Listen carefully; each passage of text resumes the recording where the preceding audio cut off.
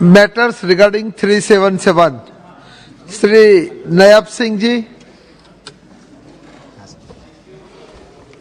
सभापति महोदय, मैं आपके माध्यम से सड़क व परिवहन मंत्री का ध्यान अपने हरियाणा की एक बहुत ही अति महत्वपूर्ण समस्या की तरफ ध्यान लगाना चाहता हूं।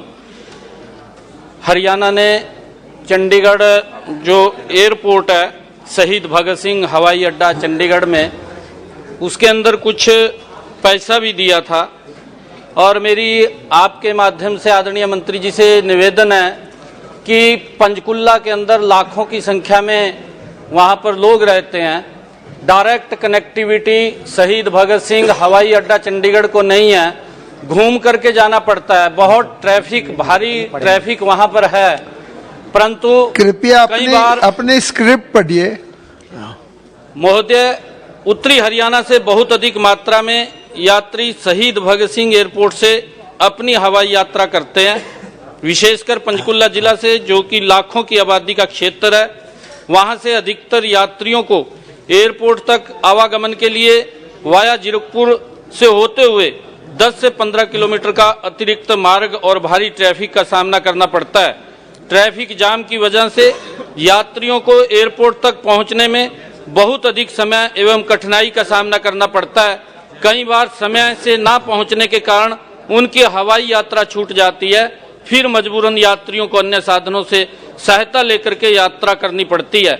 मेरा माननीय मंत्री जी से निवेदन है कि पंचकुला से शहीद भगत सिंह एयरपोर्ट चंडीगढ़ तक के लिए नए सड़क मार्ग बनाने की कृपा करें, जिससे यात्रियों को हो रही असुविधा से राहत मिले। Thank you. बहुत बहुत धन्यवाद। श्री तीरथ सिंह रावत जी। श्रीमती माला राज्या शाह लक्ष्मी जी। नमस्कार, मैं आज आपके माध्यम से सरकार का ध्यान मेरे अपने संसदीय क्षेत्र टेढ़ी गढ़वाल उत्तराखंड के देहरादून जिले की ओर दिलाना चाहती हूँ। मुरादाबाद मंडल के अंतर्गत देहरादून से कालसी तक रेल लाइन बिछाने का सर्वे 2 बार हो चुका है, जिसमें कोई भी टेक्निकल फॉल्ट नहीं है, लेकिन अभी तक देहरादून से कालसी तक रेल लाइन बिछाने के लिए व्यक्ति स्वीकृति नहीं मिली है। ये क्षेत्र पचवादून जौनसार बाबा क्षेत्र में आता है और इस क्षेत्र के बहुत सारे लोग सेना में अपनी ही सेवा देते हैं। उनको उनके घर आने जाने की में मुश्किल सुविधाएं होती है। इसके साथ ही साथ कालसी शिलालेख पर्यटन की दृष्टि से भी बहुत महत्वपूर्ण माना जाता है एवं व्यापारी दृष्टि से भी ये क्षेत्र महत्वपूर्ण है। रेल लाइन न होने के कारण यहाँ से व्यापारियों तथा यहाँ आने जाने वाले पर्यटन को अद्भुत कठिनाई का सामना करना पड़ता है। मान्यवर, देहरादून से कालसी तक रेल लाइन की मांग बहुत पुरानी है और समय समय पर मुरादाबाद मंडल के देहरादून रेलवे स्टेशन से कालसी तक रेल लाइन बिछाने की मांग होती आई है। मेरे आपके माध्यम से रेल मंत्री जी से अनुरोध है कि मुरादाबाद मंडल के देहरादून रेलवे स्टेशन के कालसी तक रेल लाइन बिछाने के लिए तत्काल स्वीकृति प्रदान करने की कृपा करें। क्षेत्र की जनता आपकी आभारी रहेंगे। धन्यवाद। धन्यवाद जी। श्री तीरथ सिंह रावत जी। धन्यवाद सभापति महोदय। माननीय अध्यक्ष जी, मैं आपके माध्यम से बच्चों पर अपराध केस पर लापरवाही और बाल सुरक्षा हेतु सारे भारत में एक अलग police cell, fast track child rescue cell active CRC की जरूरत पर सदन एवं सरकार का ध्यान आकर्षित करना चाहता हूं। संपूर्ण भारतवर्ष के पुलिस विभाग में बच्चों की सुरक्षा हेतु fast track child rescue cell का होना नितांत आवश्यक है। आज हमें भारत के 472 मिलियन बच्चों की सुरक्षा हेतु कुछ ठोस कदम उठाने चाहिए। माननीय, आज हर एक बच्चा बेशकीमती है वह न सिर्फ अपने परिवार के लिए अपितु भारत का स्वर्णिम भविष्य भी है। दिन प्रतिदिन बच्चों पर अपराध बढ़ते चले जा रहे हैं, जो कि एक विकट समस्या है और विडंबना है कि उनकी सुरक्षा के लिए कोई पुख्ता इंतजाम नहीं है।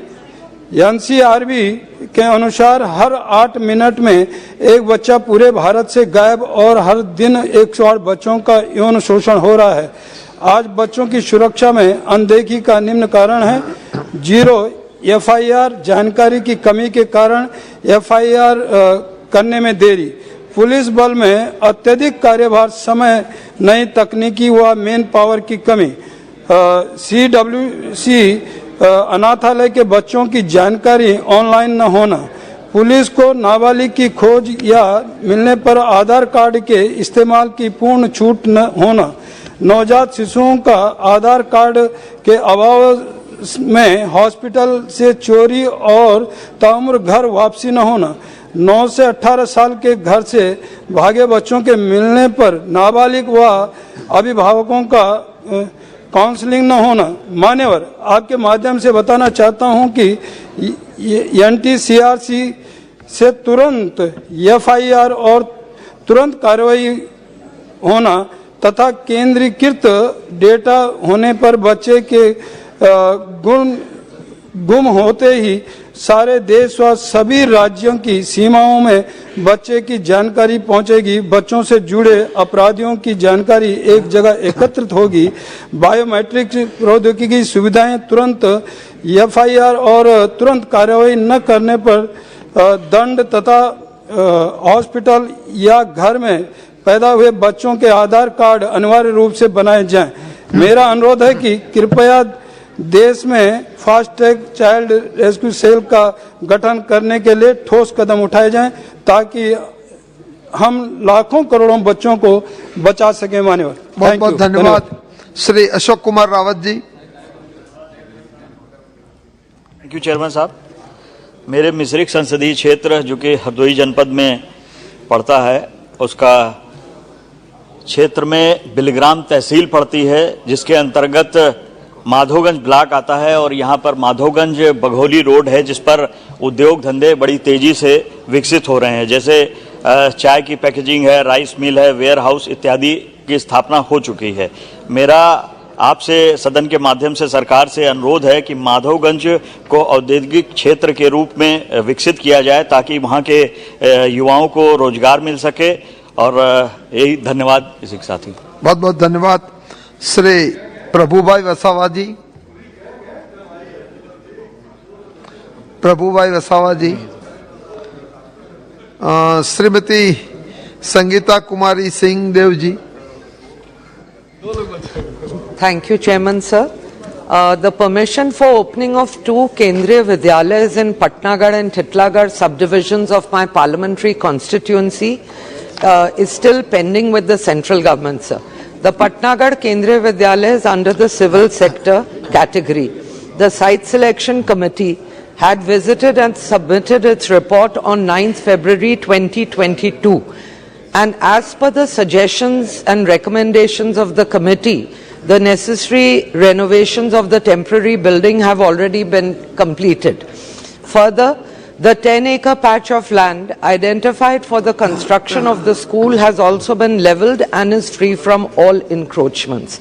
The Titlagarh Kendriya Vidyalaya is under the challenge method, sir. And the matter of the Titlagarh Kendriya Vidyalaya has been going on since 2010.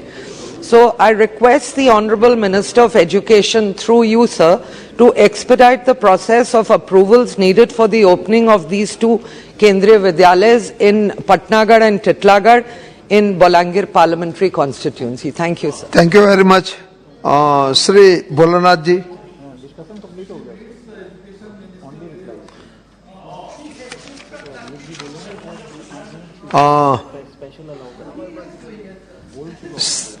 Shri संघ थारामित्रा मौर्य। बहुत बहुत धन्यवाद सभापति महोदय। शिक्षा व्यक्ति के व्यक्तित्व का ही विकास नहीं करती, बल्कि उसे पुरातन व रूढ़ मान्यताओं के गहरे भंवर से निकालकर प्रकाश की ओर भी ले जाती है। महिलाओं के संदर्भ में शिक्षा की बात हो तो माता सावित्रीबाई फुले का नाम आता है। उन्होंने न केवल महिलाओं को पुरातन रूढ़ियों की बेड़ियों से आजाद किया, वरन उन्हें एक खुला आसमान दिया जहां वह अपने सपनों की उड़ान भर सके। 19वीं सदी से पूर्व तक हमारे समाज में स्त्री शिक्षा प्रतिबंधित थी।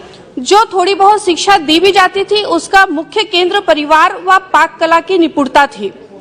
इससे अधिक समाज में स्त्री शिक्षा का कोई व्यवहार नहीं था। कहा जा सकता है कि भारतीय समाज में स्त्री चेतना का स्वर 19वीं सदी के सुधारवादी आंदोलन से आना प्रारंभ होता है। महोदय, सावित्रीबाई फुले महिलाओं के लिए आशा की किरण थी।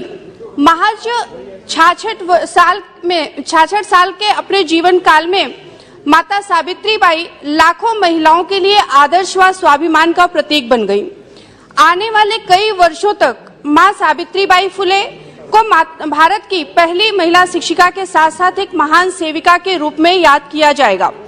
पूर्व में महोदय, मैंने माता सावित्रीबाई फुले जी की जयंती को महिला शिक्षक दिवस के रूप में मनाए जाने की मांग की थी, जिसका जवाब माननीय मंत्री जी के द्वारा लिखित रूप से दिया गया कि 5 सितंबर डॉक्टर सर्वपल्ली राधाकृष्णन की जयंती को शिक्षक दिवस के रूप में मनाया जाता है, इसलिए यह संभव नहीं है।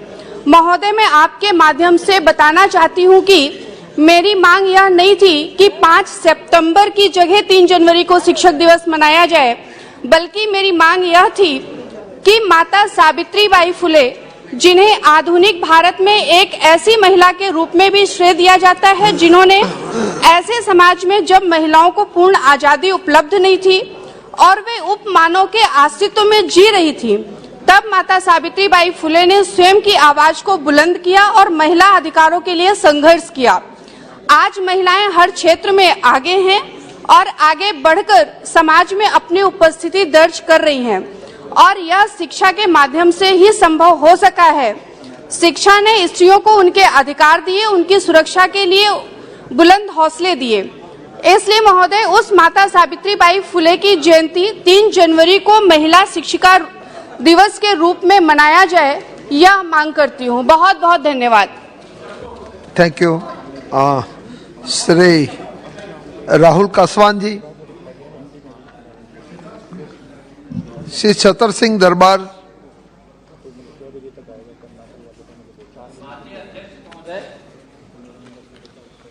मध्य प्रदेश मेरे संसदीय क्षेत्र में पुनासा डैम और नर्मदा डैम भरने से धार के अंतर्गत मालवा और निमाड़ अंचल की नर्मदा पट्टी ओंकारेश्वर डैम बनने के बाद इस पहाड़ी क्षेत्र से जंगली जानवर जैसे सुअर, नीलगाय आदि जो वहाँ रहते थे पहाड़ों में, वो सब मालवा और निमाड़ अंचल में आ गए हैं।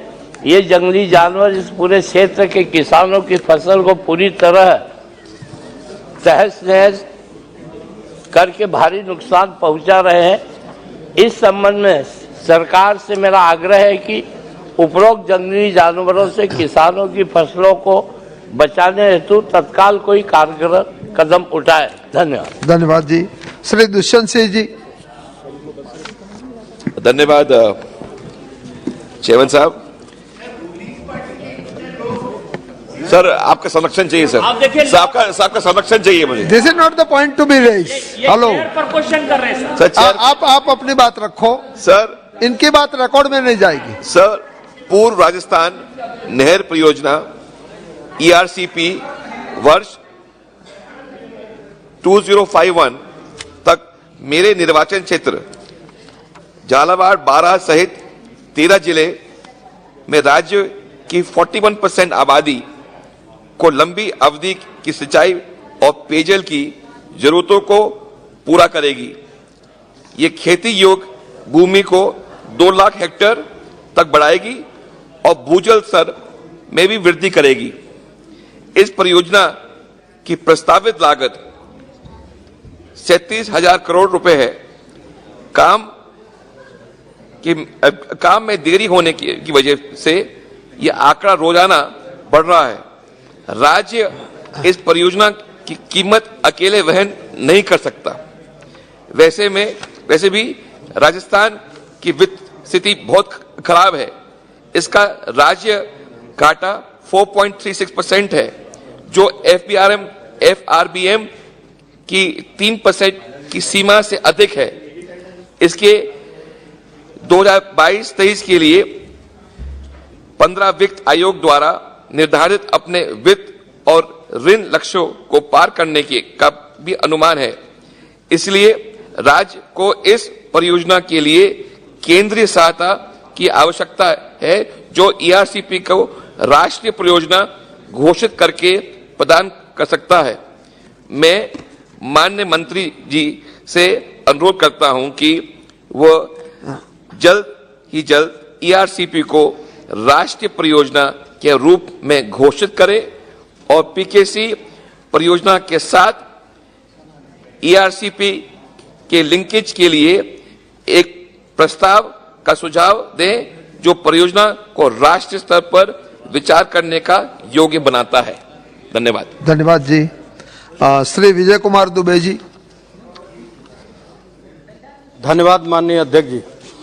कुशीनगर लोकसभा क्षेत्र बौद्ध सर्किट एरिया है। महात्मा बुद्ध का परिनिर्वाण भूमि होने के कारण प्रतिवर्ष दर्जनों देशों के बौद्ध तीर्थयात्री यहां दर्शन के लिए लाखों की संख्या में आते हैं। महोदय, कुशीनगर के बौद्ध सर्किट एरिया को दुनिया के बौद्धिस्ट देशों से जोड़ने के लिए और यहाँ के पर्यटन को अंतर्राष्ट्रीय स्तर पर विकसित करने के लिए ही हमारे यशस्वी प्रधानमंत्री माननीय मोदी जी ने यहाँ अंतर्राष्ट्रीय हवाई अड्डा का निर्माण कराया। बौद्ध सर्किट एरिया से लगे आज भी पर्यटन विकास के लिए 195 एकड़ भूमि खाली पड़ा है, जिस पर बहुत सी परियोजनाओं का प्रस्ताव आज भी केंद्रीय पर्यटन मंत्रालय में लंबित है। पर्यटन मंत्रालय भारत सरकार द्वारा स्वदेश दर्शन योजना की गाइडलाइन को रिवाइज करते हुए स्वदेश दर्शन 2.0 हेतु नई गाइडलाइन जारी की गई है।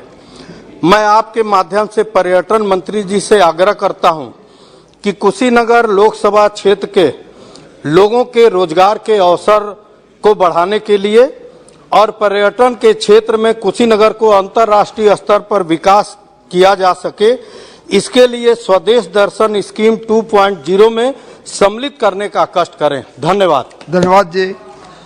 श्री राहुल कासवान जी। धन्यवाद अध्यक्ष महोदय। मेरी लोकसभा क्षेत्र चूरू राजस्थान के अत्यंत महत्वपूर्ण राजमार्ग संख्या 52 का इस समय 2 लेन से 4 लेन किए जाने का कार्य प्रगतित है।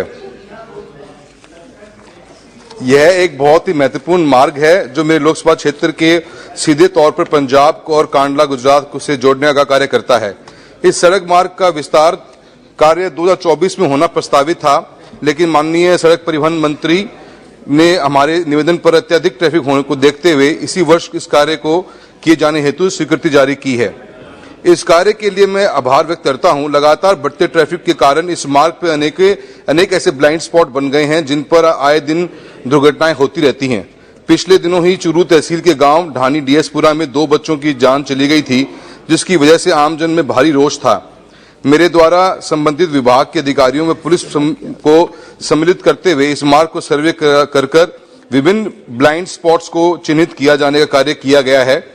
हमने पाया कि क्षेत्र में अनेक गांवों में सड़क के दोनों ओर बसावट है होने की वजह से सड़क को आर पार करना में बड़ी दुर्घटनाएं होती हैं। इसलिए जॉइंट सर्वे के दौरान हमने पाया कि गांव भांगीवाद, बागसरा, अथुना, खोटिया, ढानी डीएसपुरा, रामसरा, ढाडर, लखाऊ, सौदरपुर बाईपास और वह खेमाना, डंडाल व गुलपुरा के रास्ते पर आरओबी, वीयूपी, एससीपी बनाने जाने की अत्यंत मेहनती आवश्यकता है। अतः मेरा माननीय सड़क परिवहन मंत्री से निवेदन है कि राजमार्ग पर दुर्घटनाओं में कमी लाए जाने हेतु उपरोक्त सभी स्थानों पर आवश्यकता अनुसार आरओबी, वीयूपी या कैटल अंडरपास बनाए जाने हेतु ब्लाइंड स्पॉट रिडक्शन स्कीम के तहत निर्माण करवाया जाए। धन्यवाद सर। धन्यवाद जी। सुग्नश्री Debasree Chaudhary. Thank you, sir. I would like to draw the kind attention of the Honorable Minister of Road Transport and Highways towards the road connectivity between Raiganj, Uttar Dinajpur, West Bengal and Barshoi Katihar in Bihar by constructing a bridge at Makraghat. This work has the scope to strengthen the trade relations, provide the medical transactions to the people, and improve the business sector also between the states of West Bengal and Bihar. The road between Raiganj in West Bengal and Barshoi in Bihar is vital for the overall development of Uttar Dinajpur, Dakshin Dinajpur and Katihar districts.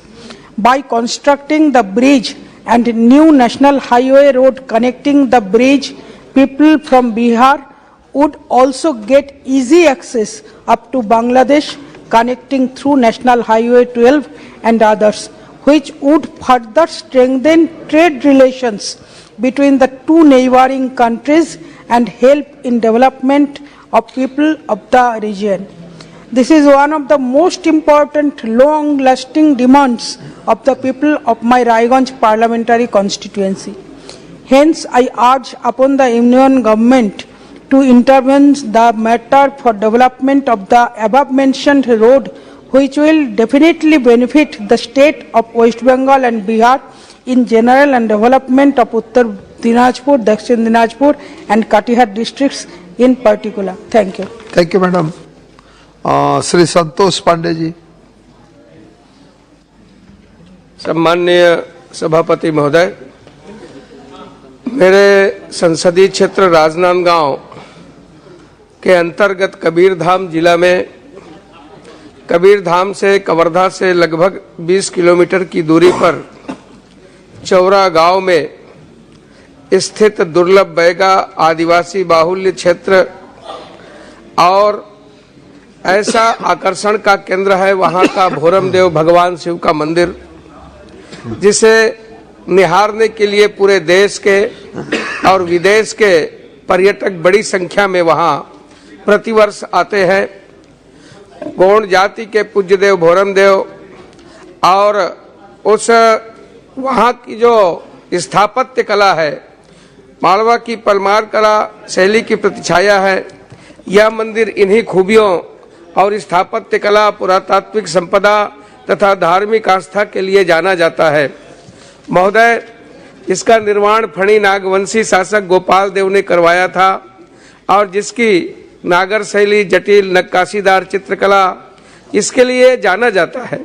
यह इन सभी खूबियों के कारण पुरातात्विक संपदा, धार्मिक आस्था के लिए और यहाँ तीर्थ यात्री, श्रद्धालुओं और विदेशी देशी पर्यटकों का और वर्ष भर यहाँ भीड़ लगा रहता है। कान्हा से भी बहुत नजदीक है, नेशनल पार्क से नर्मदा जी भी नजदीक है। मुझे यह बताते हुए प्रसन्नता हो रही है कि मेरे संसदीय क्षेत्र के जिला राजनांदगांव में मां बमलेश्वरी मंदिर, जहां प्रज्ञागिरी पर्वत में भगवान बुद्ध के स्थल पर और वहां डोंगरगढ़ मंदिर में सीढ़ी, रेलिंग, पानी, शेड, लाइट, ध्यान केंद्र, श्री यंत्र, यह सब की व्यवस्था प्रसाद योजना के अंतर्गत किया गया। इसके लिए मैं सम्माननीय प्रधानमंत्री नरेंद्र मोदी जी को आभार और धन्यवाद प्रेषित करता ही हूँ। महोदय, मेरा निवेदन है, मेरा आग्रह है कि भोरमदेव को पर्यटन मंत्रालय से प्रसाद योजना से जोड़ने की कृपा करेंगे, जिससे पूर्ण रूप से वह विकसित हो सके। माता का स्थान बमलेश्वरी, ये सब प्रकार से विकसित हुआ, भोरमदेव विकसित हो। बहुत बहुत धन्यवाद। श्री निहाल चंद चौहान जी। धन्यवाद सभापति जी। मैटर अंडर रूल्स 377 में आपने बोलने का मुझे मौका दिया, मैं आपको धन्यवाद करना चाहूँगा।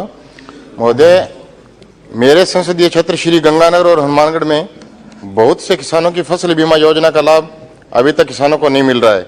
बैंक और बीमा कंपनियों द्वारा गलत डाटा अपलोड करने के कारण किसानों को प्रीमियम जमा कराने के बाद में नुकसान के हर्जाने के रूप में मिलने वाला लाभ अभी तक नहीं मिला है। वर्ष 2019 में से लेकर वर्ष 2021 तक किसानों को इस योजना का लाभ से वंचित रखा गया। हनुमानगढ़ में पीलीभंगा सहित पूरे जिले में भूमि इंश्योरेंस कंपनियों द्वारा गलत अंकित किया गया, जिस कारण स्थानीय किसान बीमा क्लेम से वंचित रह गए और पात्र होने के बाद भी उन्हें इस योजना का लाभ नहीं मिला। ऐसे ही श्री गंगानगर में पूरे जिले में हर तहसील मुख्यालय पे केवल बुआई का प्रमाण पत्र जमा नहीं करने, क्लेम में हुई त्रुटि के कारण योजना का लाभ से किसानों को वंचित रखा। राजस्थान प्रदेश में राजस्व विभाग के पटवारियों द्वारा किसानों को बुआई प्रमाण पत्र जारी नहीं किए गए। ऐसी स्थिति में किसान बुआई प्रमाण पत्र को जमा नहीं करवा सके।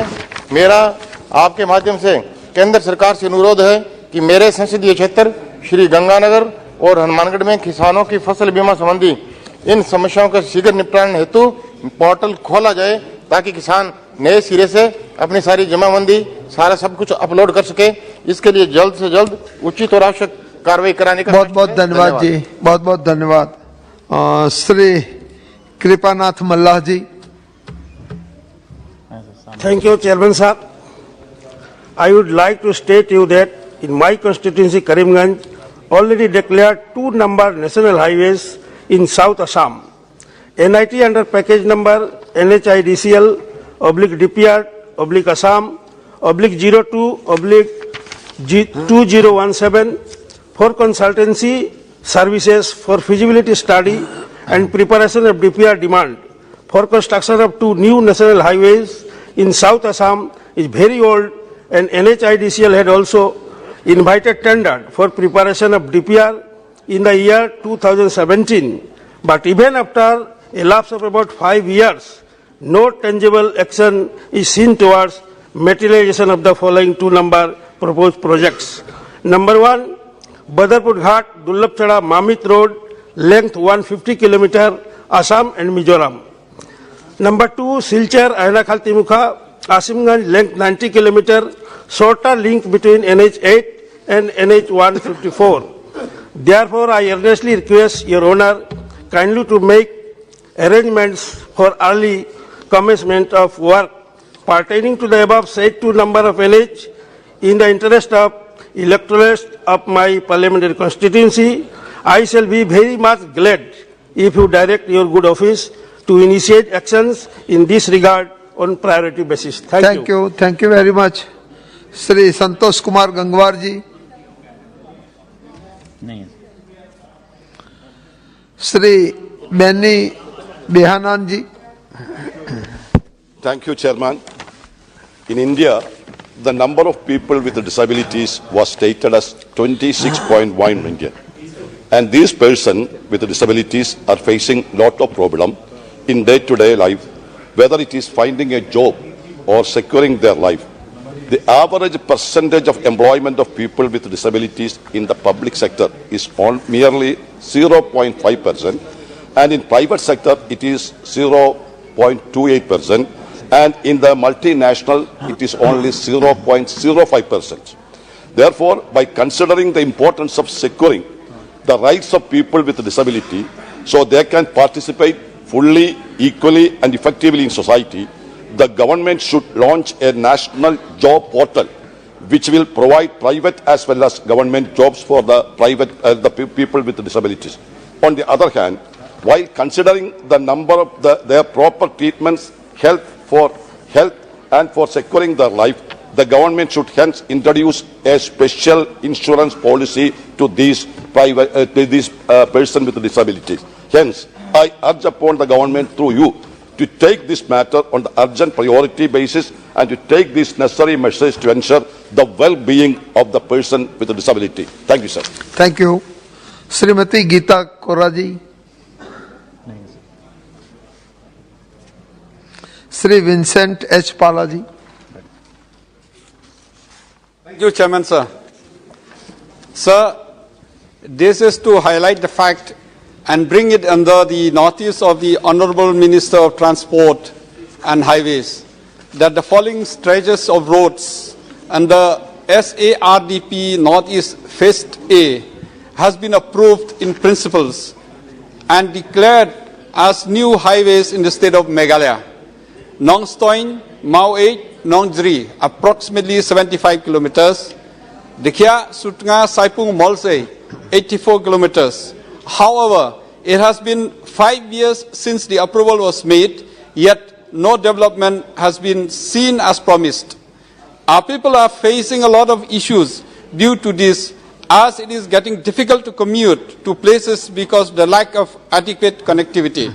Not just this, the slow progress of roads construction has also halted the economic activities around the area. I would appreciate if you could send a central team to decide on the said issues and initiate actions to improve roads in the state of Meghalaya and speed up the construction process using innovative techniques at the earliest. Thank you, sir. Thank you very much. Dr. Kalanidhi Veeraswamiji. Yes, sir. Sir, thank you very much, sir. The railways can earn additional revenue if extension of the following trains via Kadalur is made, sir. It will provide extra inter-districts rail connectivity and improve tourism. I would like to highlight the numbers and the train routes, sir. It's 06541 542, Mayiladuthurai, Thiruvarur, Mayiladuthurai up to Viluppuram Junction, 06415 416, 06873, 06874, Mayiladuthurai, Tanjavur, Mayiladuthurai up to Viluppuram Junction, and 06403 and 404, Mayiladuthurai, Mannargudi, Mayiladuthurai up to Viluppuram Junction, and 06737, 738 and 06799, Viluppuram, Puducherry, Viluppuram up to Thiruvarur Junction, and 06725, 726, Melmaruthur, Viluppuram, Melmaruthur up to Mayiladuthurai Junction, and 06689 and 690, Mayiladuthurai, Viluppuram, Mayiladuthurai up to Mannargudi Junction, and the following train numbers 06691, 692, 694, 695 and 06877 from Viluppuram, Mayiladuthurai, Thiruvarur up to Nagapattinam Junction, sir. Sir, I request the Union Government to consider this request as thousands of travellers use these trains every day and already several places the train stoppings have been stopped, sir. We would request them to consider that also. Thank you very much. Thank you very much. Sri Madila Gurumurthy ji. Thank you, Chairman, sir. Chairman, sir, Tirupati is an educational hub with institutes of national importance like IIT, IISER and International Institute of Digital Technology, 7 universities apart from having medical colleges and engineering institutes. Tirupati is strategically located and is very close to other states like Karnataka and Tamil Nadu, along with lot of industrial clusters and police training college. The establishment of the world first forensic and allied sciences university campus to meet the demands of law enforcement agencies for forensic experts at national and international level. In the process of globalization of forensic sciences, it is proposed to establish national forensic university campuses across the country for the benefit of the scientific investigative experts of the country. I request through you, sir, to the Honorable Minister of Home Affairs to initiate the process of establishment of National Forensic University campus at Tirupati, sir. Thank you, sir. Thank you very much. Professor Saugata Roy ji. Professor Saugata Roy. Yes, sir. Sir, could you attend a program at the Constitution Club yesterday? You start you read your script. Sir, please, during my presentation, please don't look at the paper. No, you have to read the script. You have to read the script. I am reading. But you don't, please. You please read the script.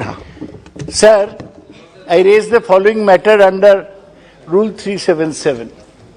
The prime accused in the Boktui arson case, where 10 people died, his name was Lalan Sheikh. ये नहीं है script में, ये record में नहीं जाएगा. This will not go. This name will not go. Whatever is. अच्छा आप बोलिए. Whatever is written, you have to speak. यही तो. सबको यही करना है. तो सर यही तो बोल रहा हूँ. दो एक omission हो गया वो बोल देता हूँ. आप बोल दो ना. Sir, he died in CBI custody in Rampurhat, Birbhum district, West Bengal, on 12 December 2022. आपकी स्क्रिप्ट के मुताबिक बोलो. You are speaking out of this. ठीक है. No, how many? 1-2 words only. आप पढ़िए. सुनिए ना. हाँ, आप तो बहुत सीनियर लीडर. हाँ, पढ़ रहा. His dead body was found in the toilet of the camp office of the Central Bureau of Investigation. Kindly read your script. I am reading it, please. But this is out of the script. You read word by word. Shall I repeat? Okay. Sir, CBI camp office of the CBI in Rampurhat on the day. The family of the deceased, including his wife, has alleged that he was killed in the CBI custody and it was not a suicide. CBI claims that he committed suicide, though they have not provided any proof. The CS, Criminal Investigation Department of the West Bengal Police, has registered a case against some officers of the CBI for causing custody death, and they have gone to the High Court against the same. We demand that there should be an inquiry by a sitting judge of the Calcutta High Court to look into the incident. Thank you. In the Dr. Srikant Eknath Shinde. Sir, CBI Dr. is killing Srikant Eknath Shinde. Next. Dr. Alok Kumar Suman. बहुत बहुत धन्यवाद सभापति महोदय।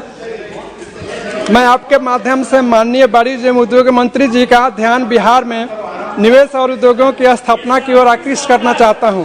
अब कृपया बैठ जाइए। बिहार राज्य का अपना विशिष्ट स्थान है।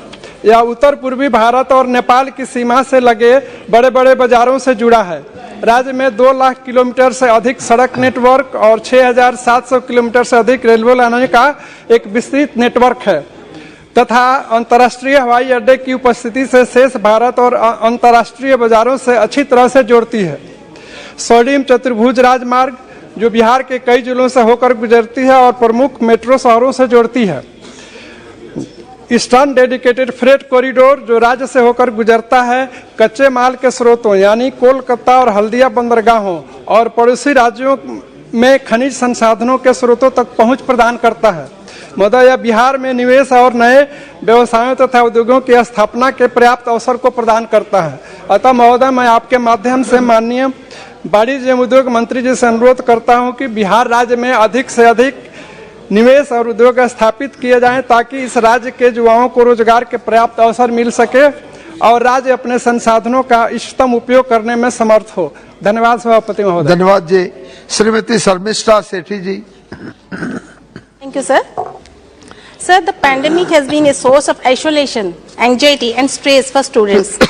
In addition, the times we live in, the students are constantly battling peer pressure, stress owing to examination and academics, parental pressure, feelings of inadequacy due to social media exposure, etc. National Crime Record Bureau's report from 2021 shows that suicides among students increased by 4.5% in 2021. It is worrying to note that student suicides increased drastically during the pandemic in 2020 and 21 and have been on the rise in the last 5 years. So, World Health Organization reported that 1 in 7 10 to 19 years old experience mental disorders which remain untreated and unrecognized. Adolescents and kids' mental health has long been ignored and stigmatized. It is necessary that we bring this issue to the forefront and address it.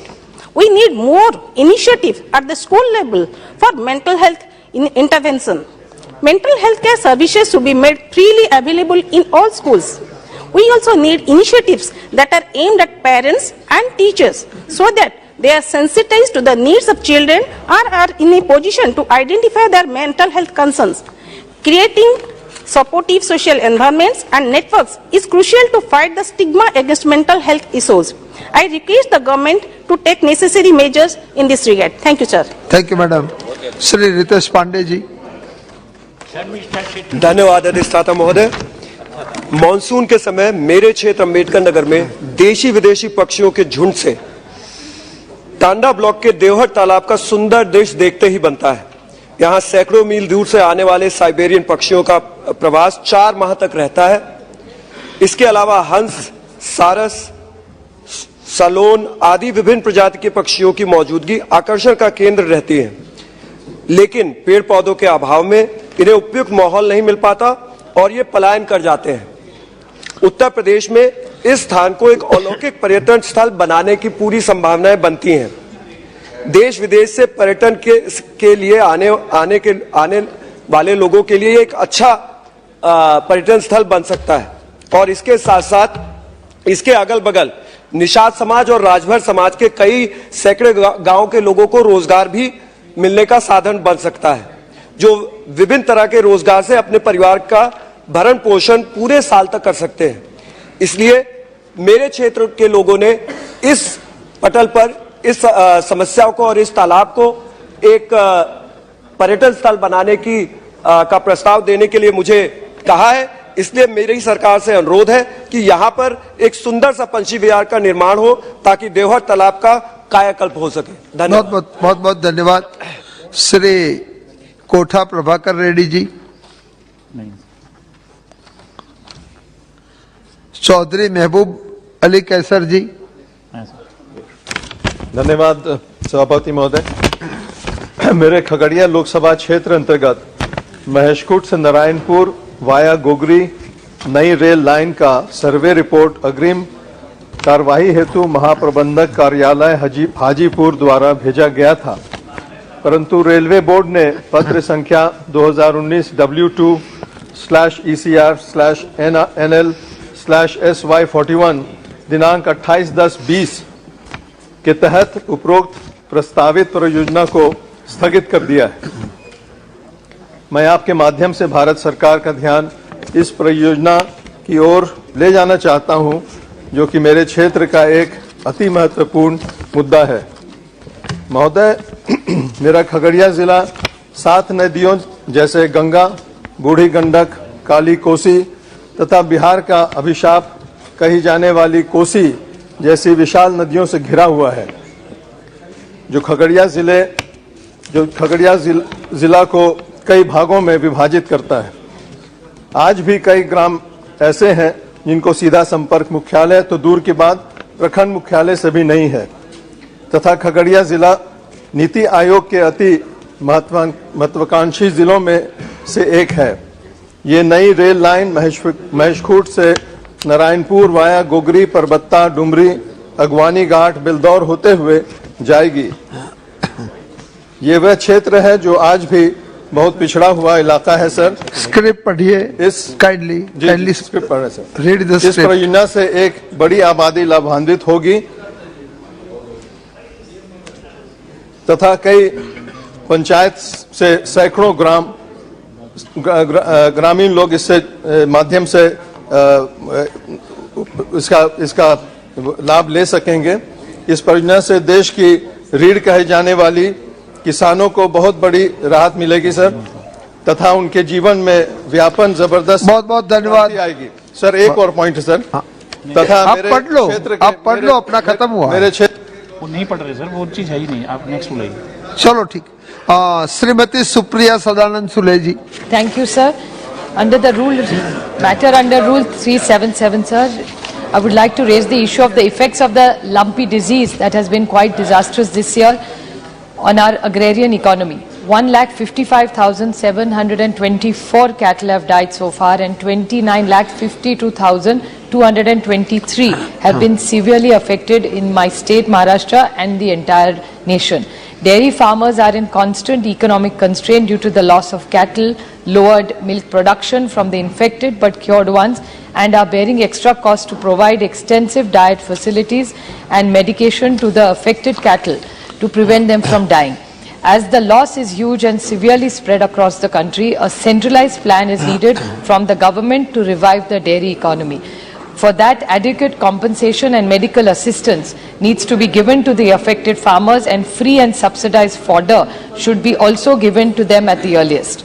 Also, several researchers have revealed that the virus, which all the time mutates inside the host and has no long-term vaccine, can be guaranteed for this. As lumpy skin disease outbreaks occur in epidemics several years apart, a comprehensive research should be carried out to study its behavior to make a vaccine, so that future we can minimize and contain the spread of this disease which is affecting the farmer. Thank you, sir. Thank you, madam.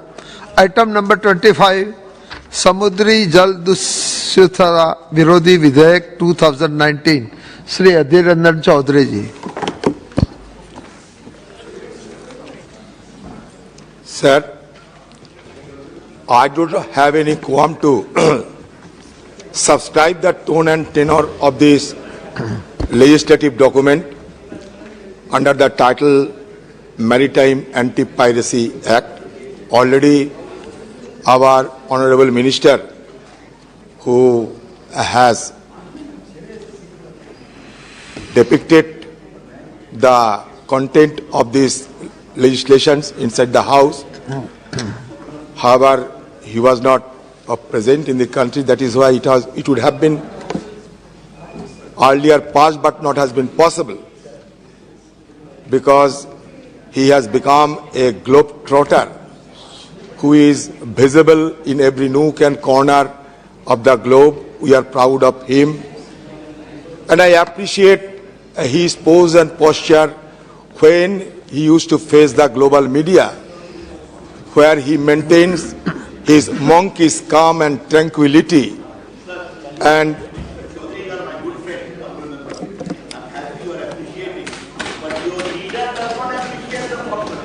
I thought I must convey that.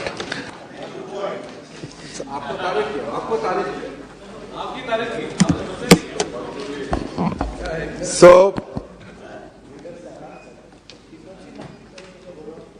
I found him never frazzled, flustered, exhausted by his activities. So certainly, not only me, my leader always appreciate the work if it is done for the sake of the country. So first of all, you should wipe out the misperception of our leader, who is, I think, more than concerned of the people like you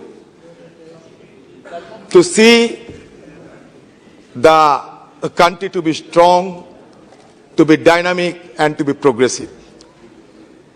So, Minister himself has already been entrusted upon other assignments also. He has become a proponent of Global South. Already G20 has been propagated in a highfalutin manner in order to glamorize an individual and a government. I do not know the significance of this kind of propaganda, because it is often said that a G20 is, long by intent, but short by actionable deeds. It certainly consists 80% of global GDP, 75% of trade, and 60% of population. But as a system of rotation, we have been entrusted to host G20 as a 17th member. And next, the job will be entrusted upon Brazil and South Africa. What I am trying to say, that certainly you should be propagating on G20 and other issues, but we cannot let ourselves to be indifferent to the other burning issues, especially in those China border conflict and relations. Because you know that given the present diplomatic cauldron, especially in the Indian subcontinent, we should put our focus on Indo-China relations. Because when we go for discussing on maritime anti-piracy law, certainly the issue will be coming up. I would suggest, Honorable Minister, आप जब बाहर जाते हैं 2x2 होते हैं, आप रहते हैं और हमारे डिफेंस मिनिस्टर रहते हैं, यहाँ क्यों 2x2 चर्चा नहीं होते, सारे एक साथ समाधान हो जाते, आप भी रहते, हमारे डिफेंस मिनिस्टर भी रहते, हम सब सारे हमारा जो सवाल आप दोनों के सामने रखते हुए सब समाधान कर लेते. Because sometime we used to ask you, but we know that some issues are related to the Ministry of Defense. Okay, let me say that the genesis of this legislative document lies in a Latin term, hostis humani generis, that is enemy of humankind. It originates in the Admiralty law. Sir, we know that the International Court of Justice has no jurisdiction to try and punish the pirates. That is why globally it was felt that a legislation should be framed up in order to punish the pirates who have been plundering, ransacking across the ocean. In the wake of fall of USSR, which necessitated the withdrawal of US forces and Russian forces from the sea, helped those pirates to carry out their nefarious and heinous tasks. And we have found the geometric rise of piracy across those regions, especially Gulf of Aden, where 20,000 of ships transit every year. From Gulf of Aden to Indonesia, to Malacca, to Hormuz, to Gibraltar, everywhere, we have to resist the pirates by ways befitting to them. So naturally, we had earlier become a signatory to the Convention of UNICLOS. Later, it was ratified in the year 1995. In the year 2012, the bill was introduced, but due to the dissolution of the House, it was not passed. Again, it has been brought up in the year 2019, and now it is going to be passed. It was the need of the hour, so there is no dispute of passing the bill. The bill was earlier called the Montagu-Beck Act, so we do not have any reservation in passing the bill. But taking advantage of this discussion, I would like to flag the attention of Honorable Minister that between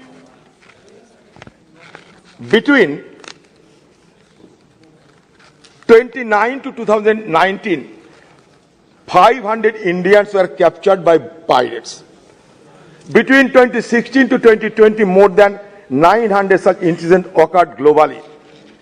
And 10% of global seafarers, you also admitted it, belongs to India. It is reported by International Chamber of Commerce that between 2019 to 2020, attacks on ships by pirates, robbers, increased by 20%. So now, the question is that we are living in the Indian Ocean region. Indian Ocean region bears the great significance because Indian Ocean region is a third ocean. It is recognized as a third ocean, 20% of water. And not only that, half of the container transit through Indian Ocean region. 2/3 of the bulk cargo traffic passes across this region, which is an area of 68.56 square kilometers. Not only that, 55% of oil reserve and 40% of gas reserve are in the Indian Ocean region. Sir, Honorable Minister, I would like to flag your attention on another information that I have gathered. The recent analysis of global conflicts by Heidelberg Institute for International Conflict Research altogether suggested that 42% of world conflicts can be associated with the Indian Ocean countries. So we can easily, assess the gravity of this particular region. And certainly, the region has become a contest between America and China. There is no denying the fact.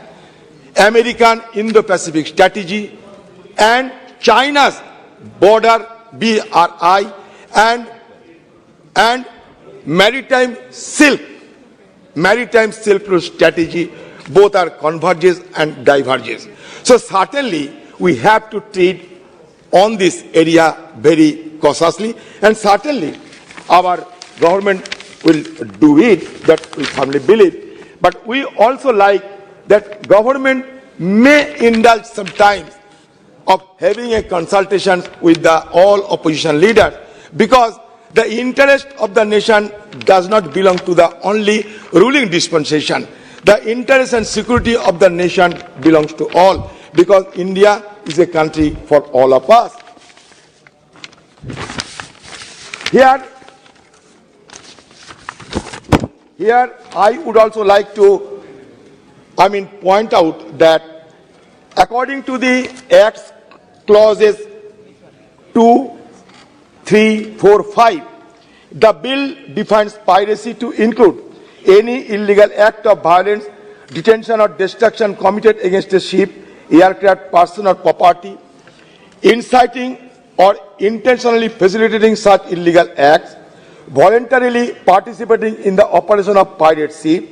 Any person who commits an act of piracy will be punished with imprisonment for life to death penalty if the act of piracy causes or attempts to cause death.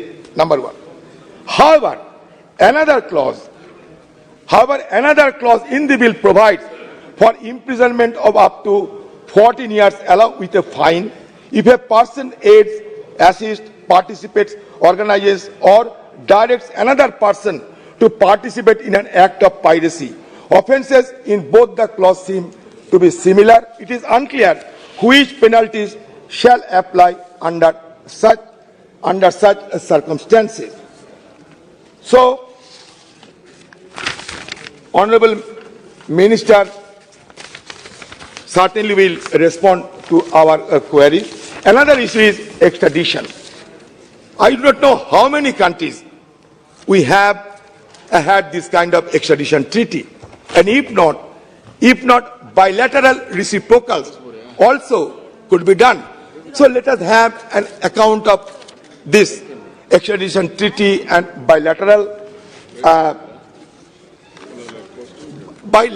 engagement with other countries, because you know that it has already assumed a global proportion. Now, that is the reason that most of the countries, especially those littoral countries who have their own interest in the oceanic region, they have been transiting even themselves also from their own thinking, from sea amnesia to sea cognizance has become a growing trend of all those countries. I would like to draw the attention of this government that Indian Ocean region is also recognized as an area of golden crescent, golden triangle. I don't know how this bill will tackle this kind of emerging menace across our oceanic region. That is why I suggested that you and Defense Minister both will be required for having the, effective discussion. Sir, United Nations drugs and crimes organizations also existed. We don't know we are also the signatory of that convention. But the issue is that we need more naval power. There is no denying in it. My colleagues Manish Tiwari also highlighted this issue, and I think government also pondering over it, because now we are being encircled. We are being encircled by China, our hostile country, China. A string of pearls concept has been applying upon us. China has been adopting a wolf warrior diplomacy, predatory diplomacy. They are, exerting their own influence upon those littoral states, namely for Maldives to Sri Lanka, Sri Lanka to Djibouti, Djibouti to Ghana, everywhere we are being gradually encircled.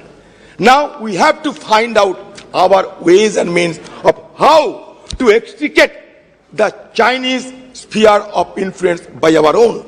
That is why we need blue water navy. I do not know whether the government has its financial sinews right now in order to counter the Chinese growing influence along this area.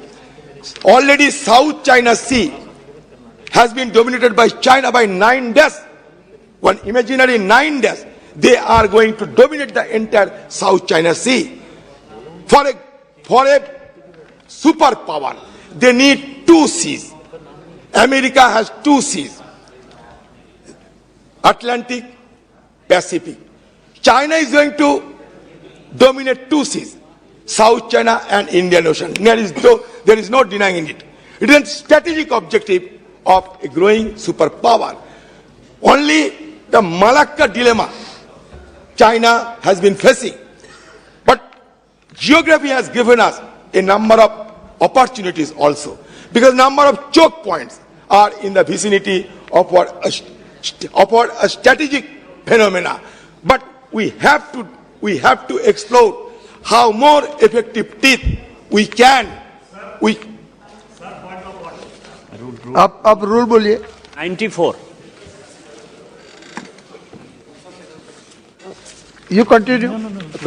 बोलने दीजिए, ज्ञानी है ना बोलने दीजिए. Sir, discussion on a motion that a bill or as the case may be, the bill as amended we pass shall support be confined to the submission of arguments either in support of the bill or the rejection of the bill. The member while making the speech shall not refer to the details of the bill further than is necessary for the purpose of arguments which shall be a general character. ये bill जो है वो piracy का bill है. South China में क्या हो रहा है, अटलांटिक में क्या हो रहा है, चाइना क्या कर रहा है, ये कोई विषय है सर? सर रूलिंग पार्टी क्या चाहता है कि हमारा फ्रीडम ऑफ स्पीच छीना जाए? ये रूल है सर. 94 और 107 दोनों एक ही है सर. 94 रूल 94 और रूल 117. दुबे साहब एक मिनट. दुबे साहब सर ये केवल बिल पर कन्फाइंड करें फुटबॉल में सब समय निकल जाएगा तो ठीक है, आप बिल पर करिए और कंक्लूड कीजिए. अच्छा बात अगर जयशंकर जी कहे कि मैं गलत बोल रहा हूं, मैं अभी बैठ जाऊंगा. मैं जयशंकर भी विचार पे छोड़ रहा हूं. चलो आप आगे बढ़. Sir yes, the South Asian countries for their energy supply depends on the maritime supply routes in the Indian Ocean. This is a region where the US-led Indo-Pacific strategy and the Chinese-led Belt Road Initiative and the maritime Silk Road converges and diverges, paving ways for these 2 countries to exercise absolute strategic advantages over one another. Sir, I would like to quote Mr. Kaplan. Once Kaplan mentioned that geopolitics is the battle for space and power played out in a geographical setting. Just as there are military geopolitics, diplomatic geopolitics, and economic geopolitics, there is also energy geopolitics. We are trying to secure our energy because Minister himself has stated that we have to secure our energy routes. That is why I am referring this. Sir, I know that the ruling regime they does not want to speak on this issue more, but it is my duty also to flag the attention of Honorable Foreign Affairs Minister, because he knows the art of diplomacy. That is why I am goaded to offer some suggestion to him. Thank you. Sir, हो गया. Sir, Jaishankar ji, according to Stalin, a diplomat's word must have no relation to actions. Otherwise, what kind of diplomacy is it? Words are one thing and actions another. Good words are a mark for the concealment of bad deeds. Sincere diplomacy is no more possible than dry water and wooden iron. Why I am saying is because before It is not Mr. Adhir Ranjan Chaudhary who is giving the speech. He is giving the point of view of the Congress party. So I would say when Congress is quoting Stalin, it should be taken note of. I am quoting Stalin only to enlighten the House that this government should not follow the path of Xi Jinping, because Xi Jinping is also a descendant of Mr. Stalin. That is why I referred it, and I thought it prudent to at least adumbrate our erudite external affairs minister. I think that external affairs minister will certainly take my views into cognizance without being provoked by those members of this house. So, sir, I am certainly supporting this bill, but the fact is that there are 2-3 caveats are there, because rarest of the rare cases has not been properly mentioned. Whether it has been wiped out, it has been abolished or not, that is not clear from this bill, because here you have mentioned that life imprisonment, death, both have been mentioned. So still some sorts of ambiguities. Thank you, ambiguities are there. Thank you. And so far as PMLA is concerned, that is presumptive clauses are concerned, I know that it is a very difficult task to clarify the issue, because according to Chief Justice Ramanna, the burden of proof was among one of the 2 prima facie issues that require consideration. When governments across the world are acquiring more extraordinary powers to govern people, it is essential to review the burden of proof, not just in the light of PMLA, but also in other laws that reverse the presumption of innocence. We are observing the assault of CBI. So this also should be reconsidered. Thank you very much. माननीय मंत्री जी. नहीं मंत्री जी बोलेंगे, record में नहीं जाएगा. मंत्री जी आप शुरू कीजिए. Sir, I rise to respond to the मंत्री जी बोल रहे. queries and concerns of the honorable members after I moved the official amendments to the Anti-Maritime Piracy Bill 2019. First of all, sir, I would like to thank all the honorable members across the House, because I think everybody has looked at this initiative very positively. There is a broad recognition that our country requires anti-piracy legislation.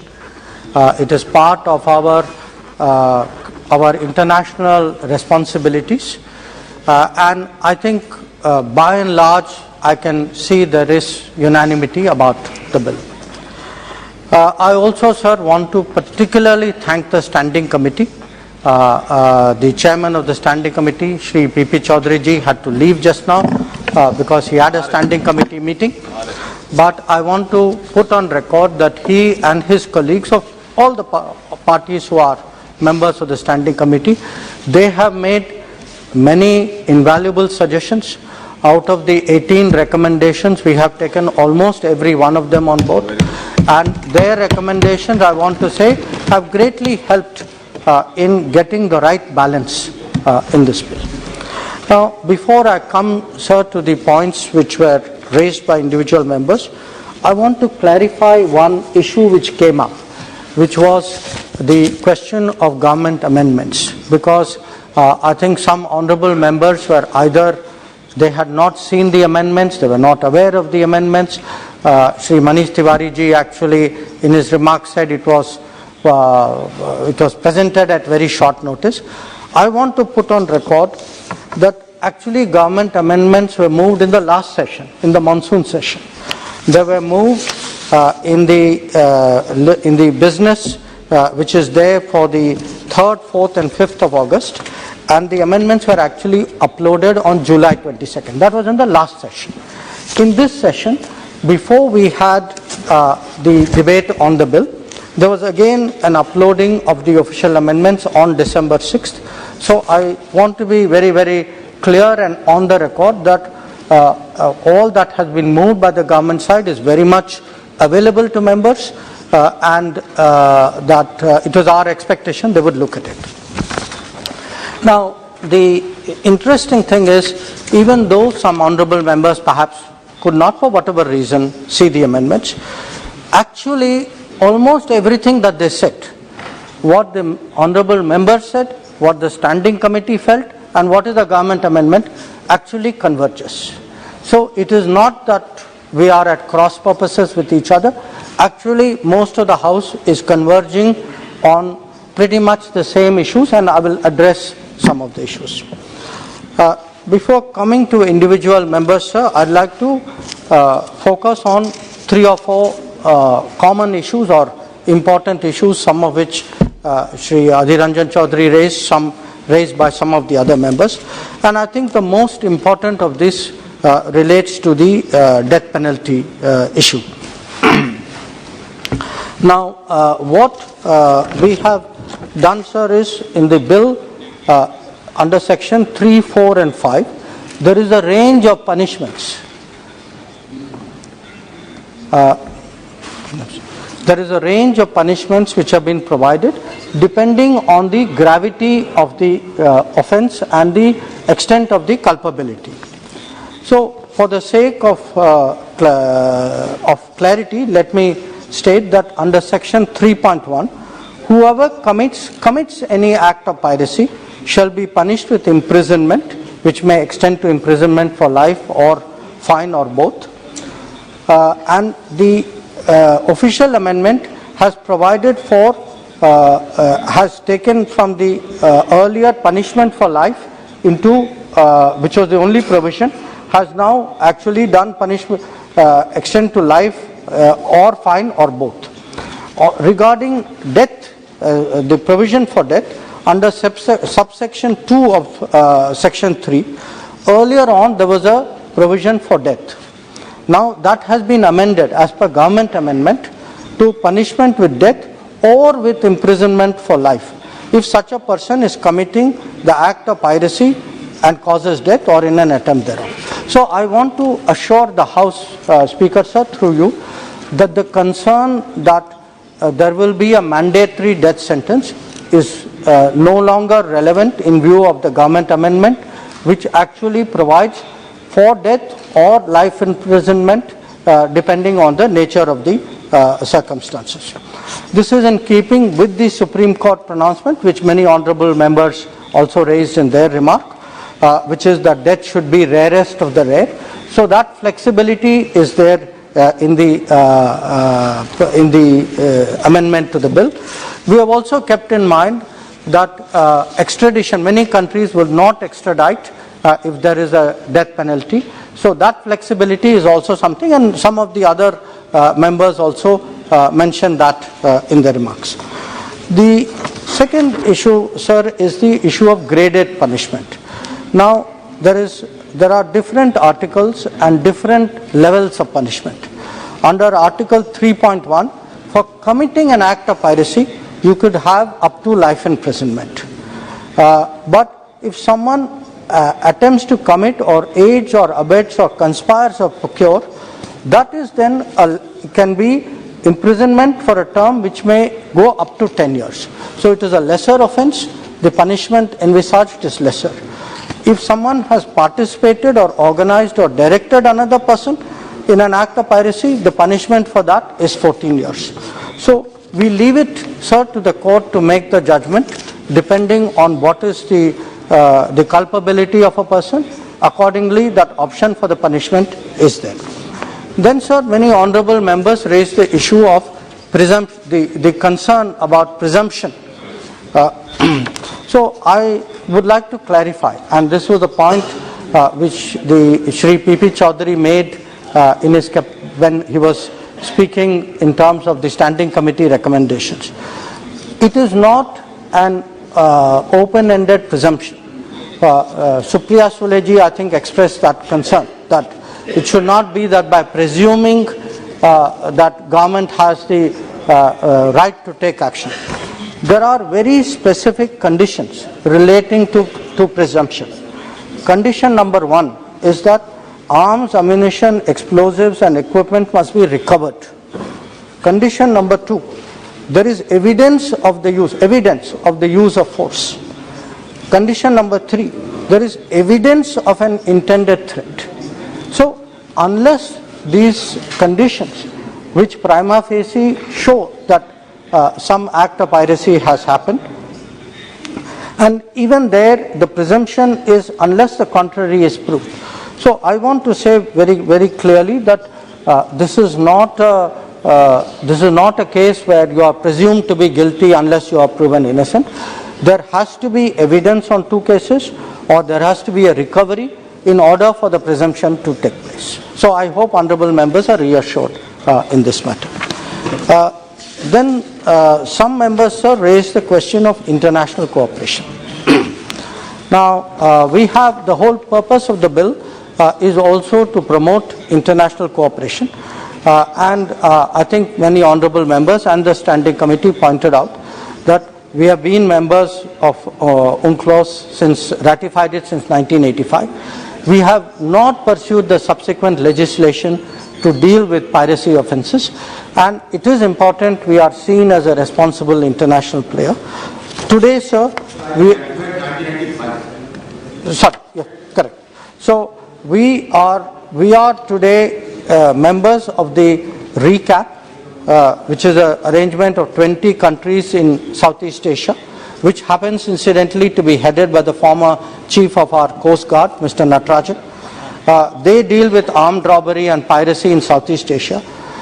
We are part of the contact group on piracy of the coast of Somalia, because there is a lot of piracy out there. We have been in the Gulf of Aden. We have deployed since 2008. We have also now joined the combined maritime force based in Bahrain. Shri Manish Tiwari ji had raised that issue.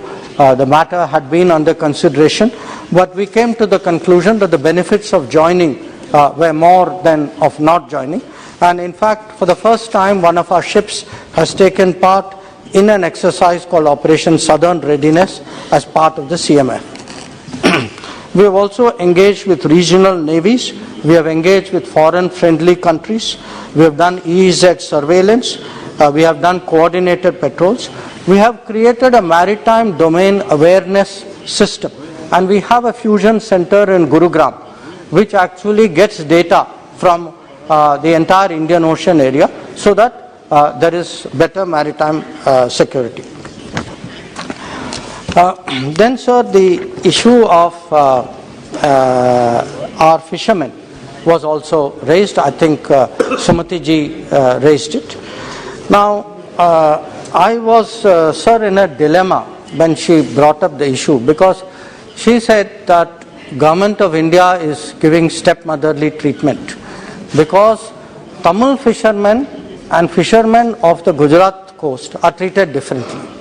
Now, I am a Tamil elected from Gujarat, and I was really not sure which side of the picture I give, because the other side would react. So I want to give a win-win answer, sir. वो तमिल के गुजरात से चुनकर आए हैं। तो sir संसद को मैं ये बताना चाहता हूँ सर, मैं खाली आंकड़े दूंगा, तो it is for the house to judge, and I am taking from 2014 because that is when the Gujarat argument started. So from 2014, the number of Indian fishermen released from Sri Lanka are 2,835. The number of Indian fishermen released from Pakistan, apprehended off Gujarat coast, is 2,165. So 670 more Tamil fishermen have been released after 2014. So I want you to, the honourable member, sir, to be very reassured. There is no stepmotherly treatment. In fact, there is very good fatherly treatment. Yes. And I sir, want to make a very serious point here. If there is any government, any leader, any prime minister who has given attention to the problems of the Tamil fishermen, it is Narendra Modi. Yes. It is Narendra Modi, because we have, during his government, set up a mechanism with the Sri Lankans to take up fishing issues. He has himself spoken to the President and Prime Minister of Sri Lanka on repeated occasions. He has asked me to deal with the Minister of Fisheries and other ministers on this matter. And the fact is, sir, that if today fishermen apprehended in Sri Lanka are being released, let us be clear, they are not released because somebody in Chennai is writing letters. They are released because somebody in Delhi is taking up the matter. So I would not like this to become for us, fishermen are fishermen, whether they are in our southern coast, whether they are a western coast, whether they are a eastern coast, we will treat them all equally as our citizens. I would like all members to be reassured on this matter. If I can move on, sir, to my... will be there. तो I can... अभी तमिल और गुजरात संगम चल रहा है, बैठ जाइए.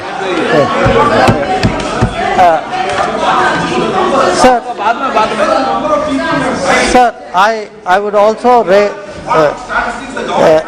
then move to the next issue, sir, which is the issue which many members raised about whether there should be the consent of or consultation with Chief Justices when specifying designated courts. In this matter, sir, we were guided by the Ministry of Law and Justice, citing precedents. And the precedents are the Prevention of Money Laundering Act 2002 and the National Investigation Act 2008. In both cases, special courts were set up. In both cases, this were done with consultation of the Chief Justice of the High Court concerned. So I want to say that we followed that particular precedent. Then we came, sir, to the issue of various ministries. I think members wanted to know, have the roles of different ministries been defined? I want to assure them that there are already standard operating procedures and contingency plans. Depending on the situation, Ministry of Shipping has its own plans and SOPs, Ministry of Defence, Navy has its own. And our effort in the Ministry of External Affairs is to coordinate it. So again, I would like the members to be assured that this is being taken care of. Then, sir, I would like to, with those broad remarks, I would like to address some specific concerns which individual members had made.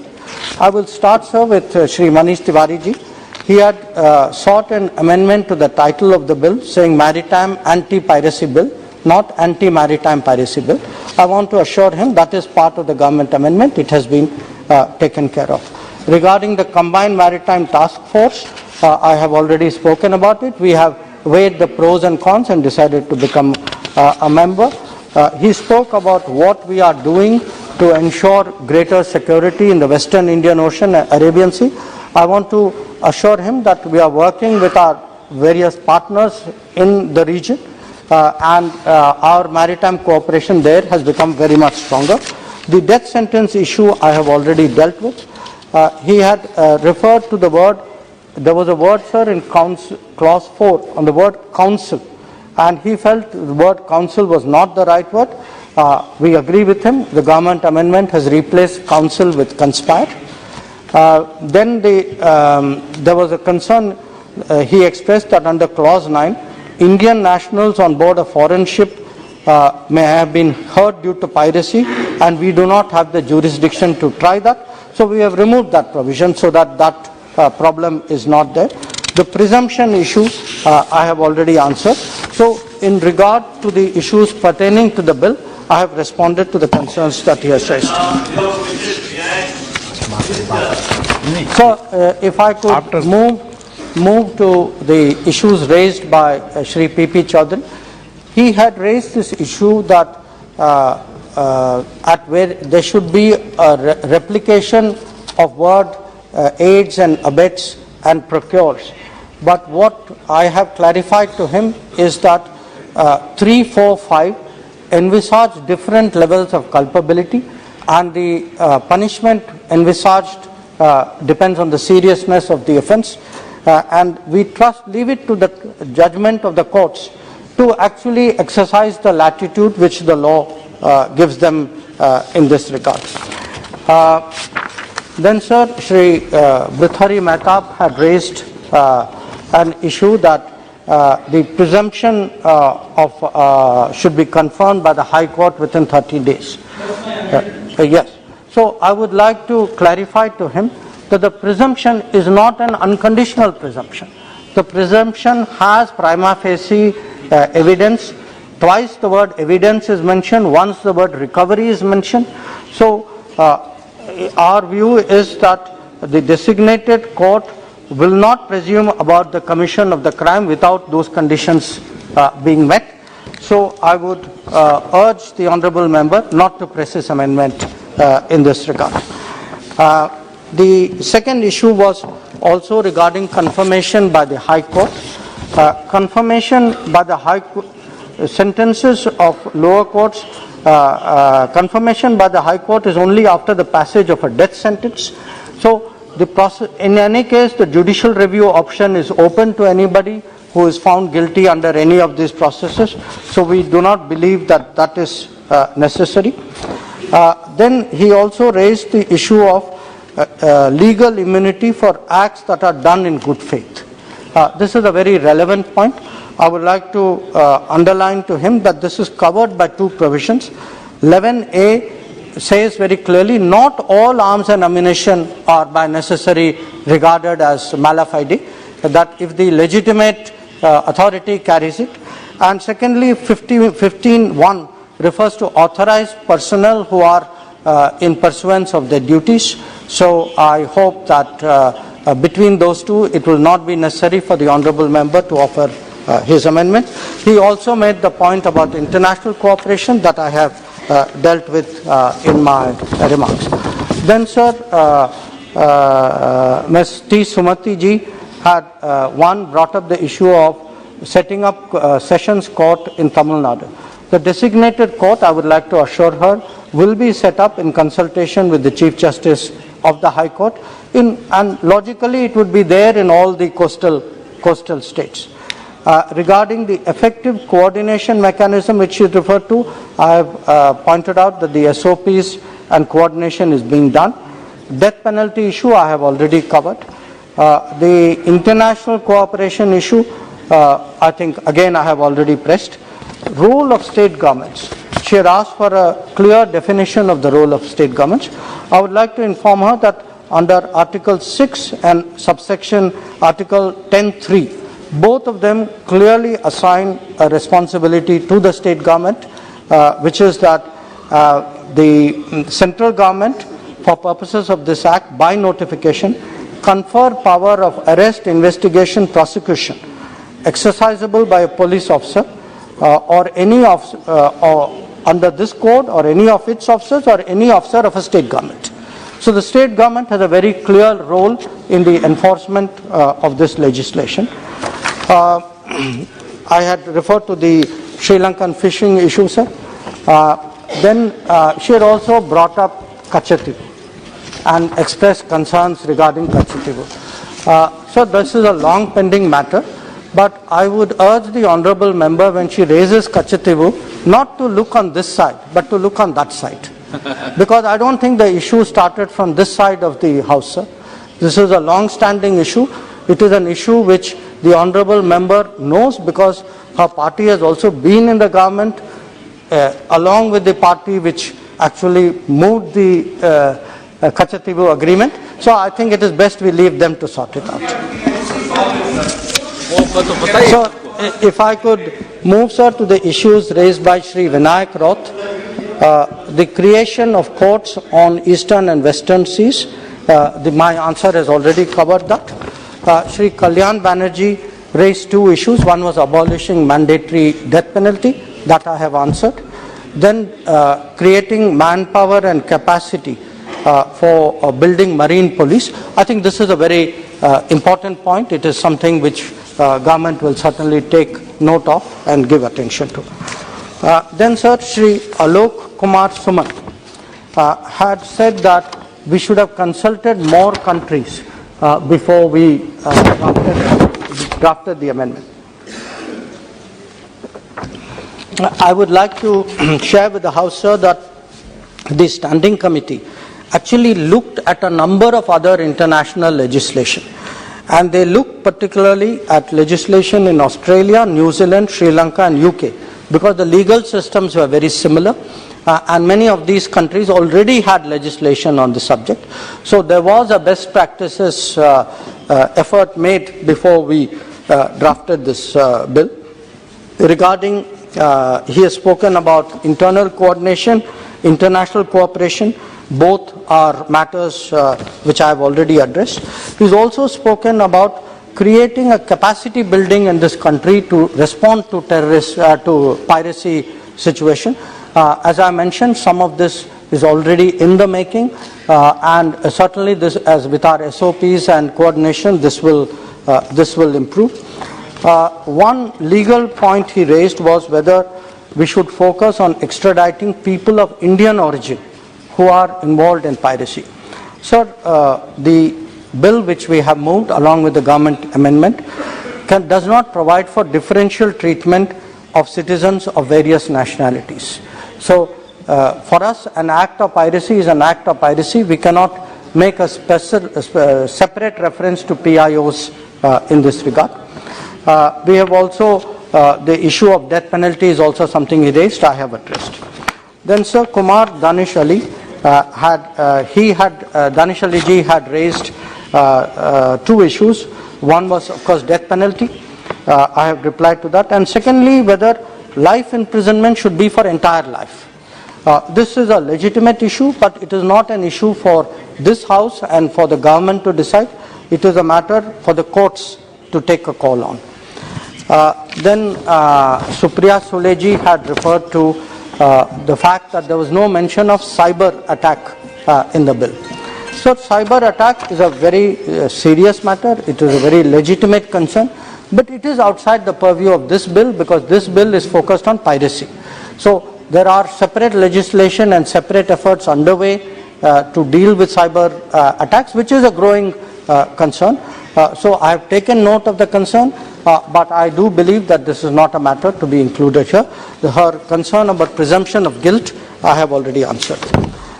Then Sir, Shri E.T. Mohammed Bashir ji had moved for one for the fact the definition of the word vessel should be expanded. I believe we have met his requirements through the government amendment. He has also referred to prosecuting pirates irrespective of their nationality. That also under Section 9 has been met. He has spoken about the costs of piracy and how we will counter it. The cost cannot be quantified, but obviously it's a very serious matter, which is why we are moving the legislation. And he has spoken about government responsibility for countering piracy. We take our responsibility very seriously. Defense and Navy have their SOPs. Shipping has its SOP, and we are moving this legislation. Then Sir, Shri N.K. Premachandran ji is, I believe, moving some amendments. His first concern was that with regard to police officer, that it should not be below the rank of a DSP. So in the CRPC, sir, a police officer, even of the rank of SHO, can make arrests. So we have gone with what is the standard CRPC definition. Similarly, the issue of gazetted officer, whether he has sought to insert the word not below the rank of under secretary. We have actually deleted the word gazetted. We have just kept officer because different states have different practices and we want to respect all of them. And the High Court issued a consulting and consent I have already dealt with. He has spoken about the need for in section 9 to insert the word in writing for a request. That entire section has been deleted in the government amendment, sir, because of the need. We feel that it will, in a piracy situation, it is difficult to communicate with a ship. So we should actually avoid that and leave it for the authorized ship to take necessary action. His point about substituting the word reasonable opportunity for opportunity, the government amendment has taken care of it. Presumption of guilt, I have already replied. Mandatory death penalty, I have already replied. And regarding a ship situation in Nigeria, sir, it's a ship called MV Heroic Idum. Idun. I want to, because a number of members raised the issue, I want to inform them that the crew members have been charged on 3 counts. Their case hearing is coming up on 10th, 11th January. We are providing them legal support, we are giving them consular support, and we will do whatever we can to help them in the circumstances. Then, sir, I come to Sri K. Suresh's concerns. One was regarding the area of jurisdiction. I think the amended definition of jurisdiction, which includes EEZ and all waters beyond the jurisdiction of other states, deals with the matter. The issue regarding the imprisonment I have dealt with as well. As regards the rarest of the rare and death matters, this too is something which I have already addressed. And regarding, he had some concerns about Indian courts not having jurisdiction in some cases. That has been deleted as part of the government amendments. And he was concerned that how does the law treat a foreign government's naval force? And what I want to clarify is that nothing in the proposed bill will apply to a warship or a government-owned ship employed for non-commercial service. So these, sir, were discussed earlier. Today Shri Adhir Ranjan Chaudhary ji also spoke on the bill, sir. One, of course, he was kind enough to note what he called my activities around the world. I appreciate that very much. I want to inform the House, sir, through you, that I was in New York to chair the UN Security Council, which is a matter of great pride for all of India. And the two issues which came up were the reformed multilateralism and counter-terrorism, both, that is UNSC reform and counter-terrorism, both of which are very, very important and subject of national consensus in this House. He referred to the G20 issue. It is outside the purview of the bill, but I want to tell him that this is a moment when the world is looking for Indian leadership. So if the world values India's leadership, I would urge all sections of India, including...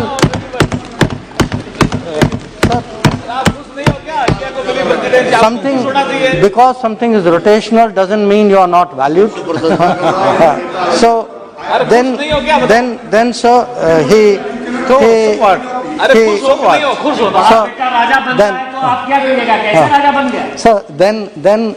sir, in passing, the honorable member also suggested government is indifferent, he used the word, indifferent to China.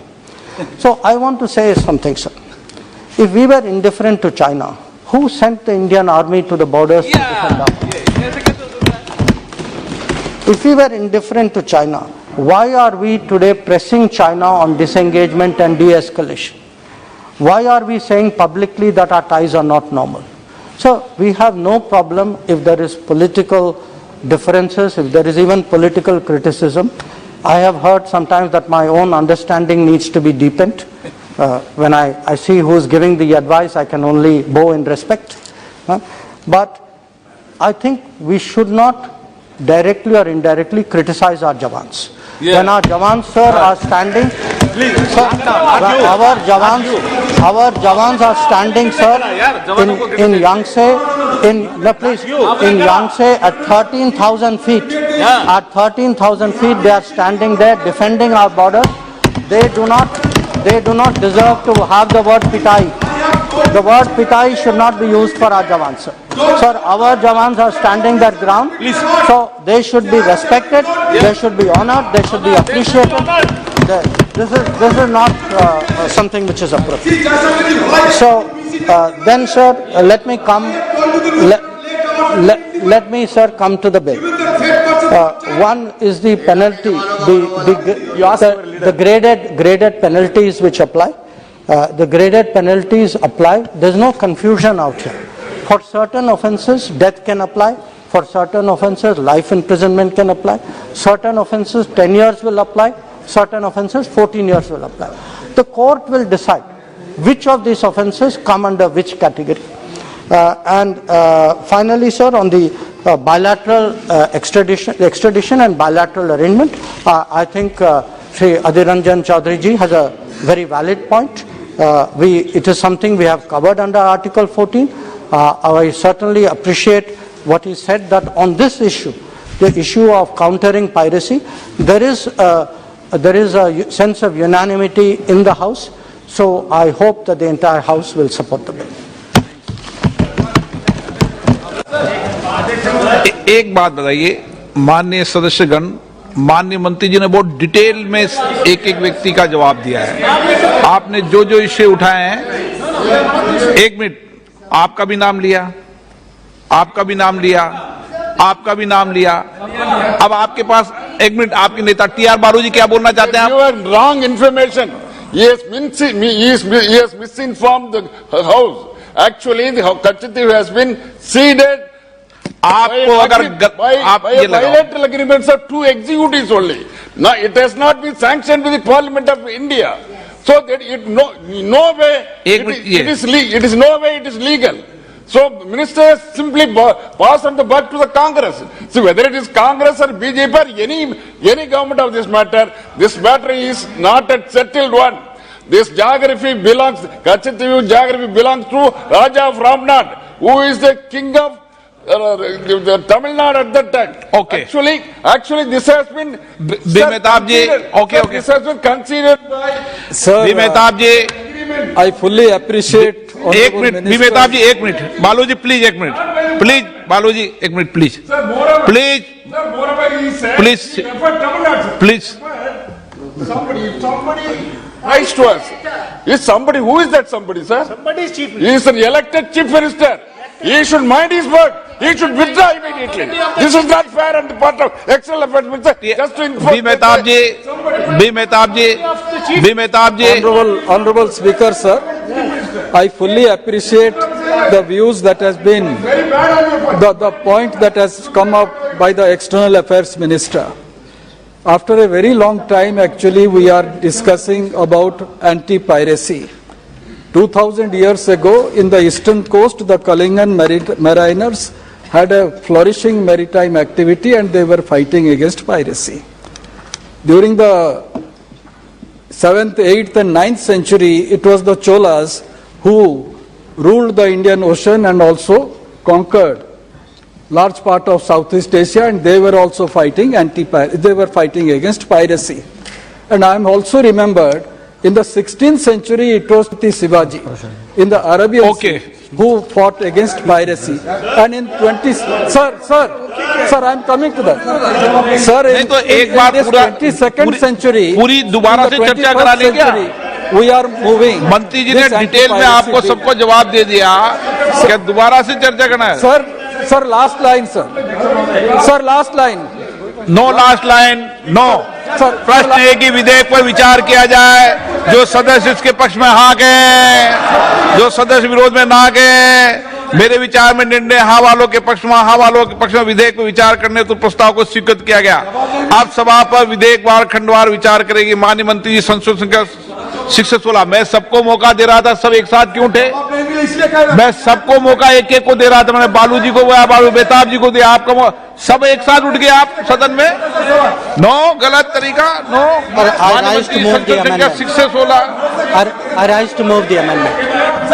प्रश्न है कि माननीय मंत्री जी द्वारा प्रस्तुत संशोधन संख्या 6 से 16 को स्वीकृत किया जाए।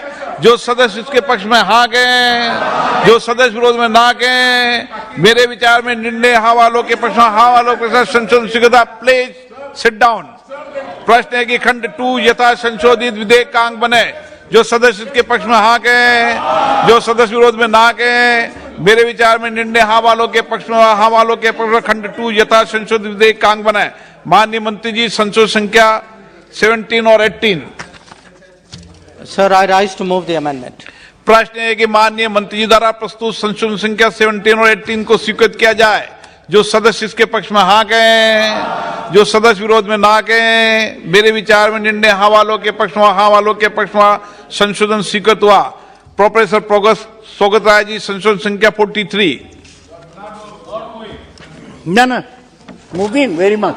ओके, प्रश्न है कि श्री सोगत राय जी द्वारा प्रस्तुत संशोधन संख्या 43 को स्वीकृत किया जाए। जो सदस्य के पक्ष में हाँ कहें, जो सदस्य विरोध में ना कहें। मेरे विचार में निर्णय ना वालों के पक्ष में, ना वालों के पक्ष में। सुन, आपने कह दिया था मुंह, तो मैंने चला दिया आगे। आपने कहा मुंह, तो मैंने चला दिया। आप पहले बोल लेते, उसके बाद मुंह बोलते तो ठीक रहता। प्रोफेसर साहब आप सीनियर होंगे, लेकिन व्यवस्था का प्रश्न है। प्रश्न है कि खंड 3 यथा संशोधित विधेयक का अंग बने। जो सदस्य इसके पक्ष में हाँ कहें, जो सदस्य विरोध में ना कहें। मेरे विचार में निर्णय हाँ वालों के पक्ष में, हाँ वालों के पक्ष। खंड 3 यथा संशोधित विधेयक का अंग बने। माननीय मंत्री जी, संशोधन संख्या 19 और 20। I rise to move the amendment. प्रश्न है कि माननीय मंत्री जी द्वारा संशोधन संख्या 19 और 20 को स्वीकृत किया जाए। जो सदस्य इसके पक्ष में हाँ कहें, जो सदस्य विरोध में ना कहें।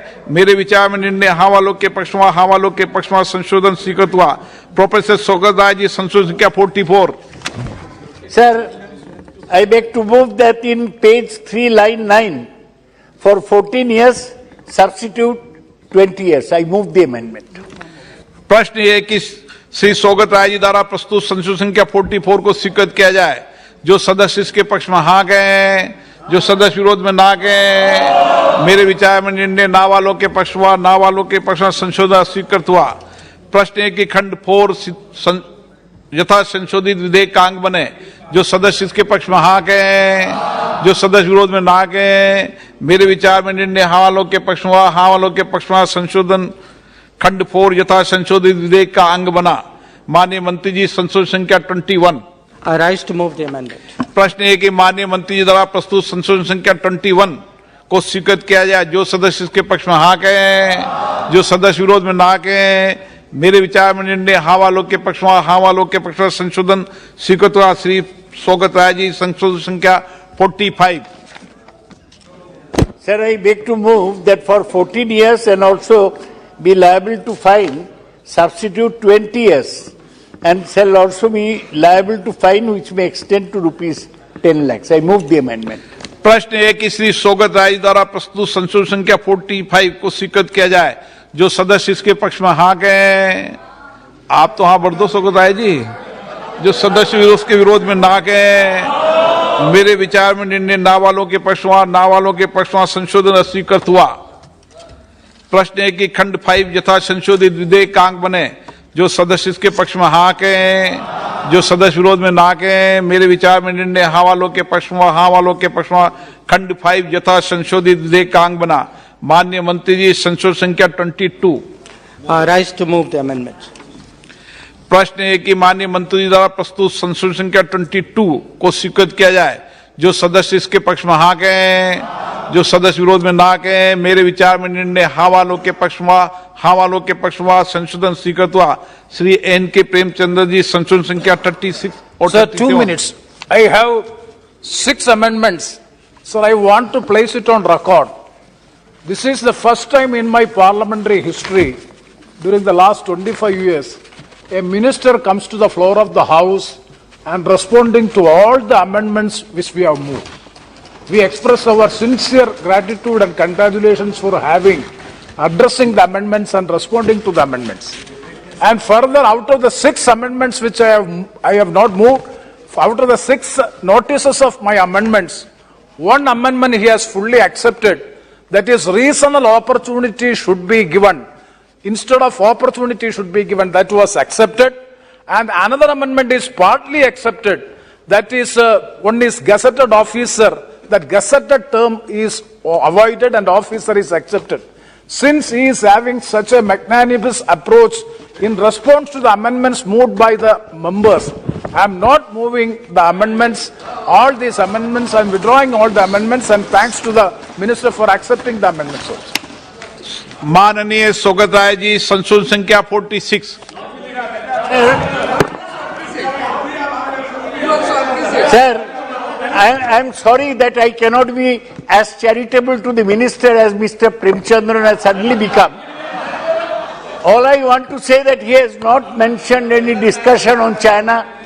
He has not mentioned what happened at the United Nations Security Council. He has started. So, sir, I move that in page 3, line 15, for police officer under the code on any of its gazetted officer or such officer of a state government, substitute police officer not below the rank of superintendent of police or any officer not below the rank of district magistrate. Without being charitable, I am moving the amendment. प्रश्न है कि श्री सौगत राय जी प्रस्तुत संशोधन संख्या 46 को स्वीकृत किया जाए। जो सदस्य इसके पक्ष में हाँ कहें, जो सदस्य विरोध में ना कहें। मेरे विचार में निर्णय ना वालों के पक्ष में, ना वालों के पक्ष में संशोधन स्वीकृत हुआ। माननीय सदस्य, हर सदस्य को अपनी बात कहने की अभिव्यक्ति है। उन्होंने अपनी बात की। आप कैसे कह सकते हो इतने वो क्यों उधार हो गए? आज उधार नहीं हुए, उन्होंने अपनी बात कही।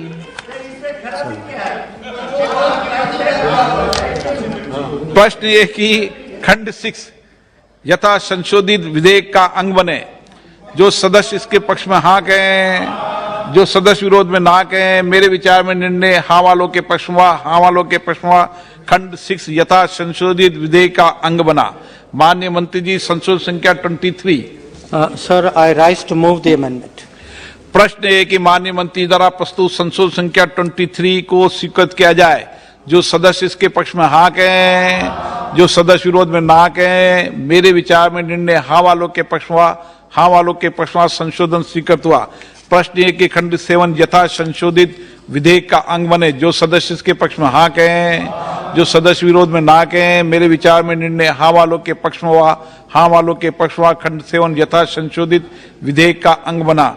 माननीय मंत्री जी, संशोधन संख्या 24। Rise to move the amendment, sir. प्रश्न है कि माननीय मंत्री द्वारा प्रस्तुत संशोधन संख्या 24 को स्वीकृत किया जाए। जो सदस्य इसके पक्ष में हाँ कहें, जो सदस्य विरोध में ना कहें। मेरे विचार में निर्णय हाँ वालों के पक्ष में, हाँ वालों के पक्ष में संशोधन स्वीकृत हुआ। श्री प्रश्न है कि खंड 8 यथा संशोधित विधेयक का अंग बने। जो सदस्य इसके पक्ष में हाँ कहें, जो सदस्य विरोध में ना कहें। मेरे विचार में निर्णय हाँ वालों के पक्ष में, हाँ वालों के पक्ष में खंड 8 यथा संशोधित विधेयक का अंग बना। माननीय मंत्री जी, संशोधन संख्या 25 से 28। Sir, I rise to move the amendment. प्रश्न है कि माननीय मंत्री जी द्वारा प्रस्तुत संशोधन संख्या 25 से 28 को स्वीकृत किया जाए। जो सदस्य इसके पक्ष में हाँ कहें, जो सदस्य के विरोध में ना कहें। मेरे विचार में निर्णय हाँ वालों के पक्ष में, हाँ वालों के पक्ष में हुआ संशोधन स्वीकृत हुआ। प्रश्न है कि खंड 9 यथा संशोधित विधेयक का अंग बने। जो सदस्य इसके पक्ष में हाँ कहें, जो सदस्य विरोध में ना कहें। मेरे विचार में निर्णय हाँ वालों के पक्ष में, हाँ वालों के पक्ष में खंड 9 यथा संशोधित विधेयक का अंग बने।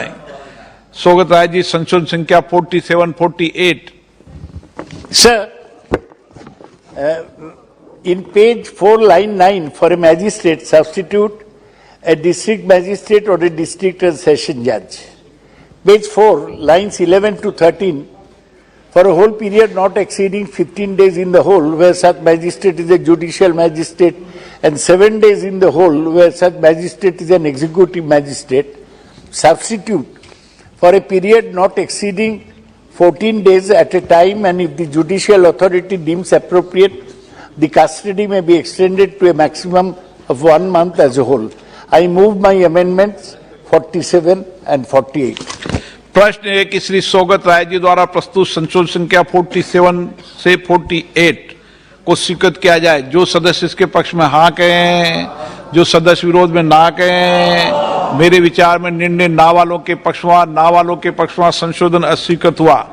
प्रश्न ये कि खंड 10 विधेयक का अंग बने। जो सदस्य इसके पक्ष में हाँ कहें, जो सदस्य विरोध में ना कहें। मेरे विचार में निर्णय हाँ वालों के पक्ष में, हाँ वालों के पक्ष में खंड 10 विधेयक का अंग बना। श्री बी मेहताब जी, संशोधन संख्या 41। Sir, I just need 2 minutes. In this parliament, we have seen French jurisprudence being implemented when this house adopted a bill relating to terrorism. That means a person who is apprehended has to prove that he is not guilty. Similar provision is now being adopted here on presumption, what the minister just now mentioned, that he has to prove that he is not guilty. But this parliament also have adopted a law had made a law that on allegation people can be apprehended and prosecuted.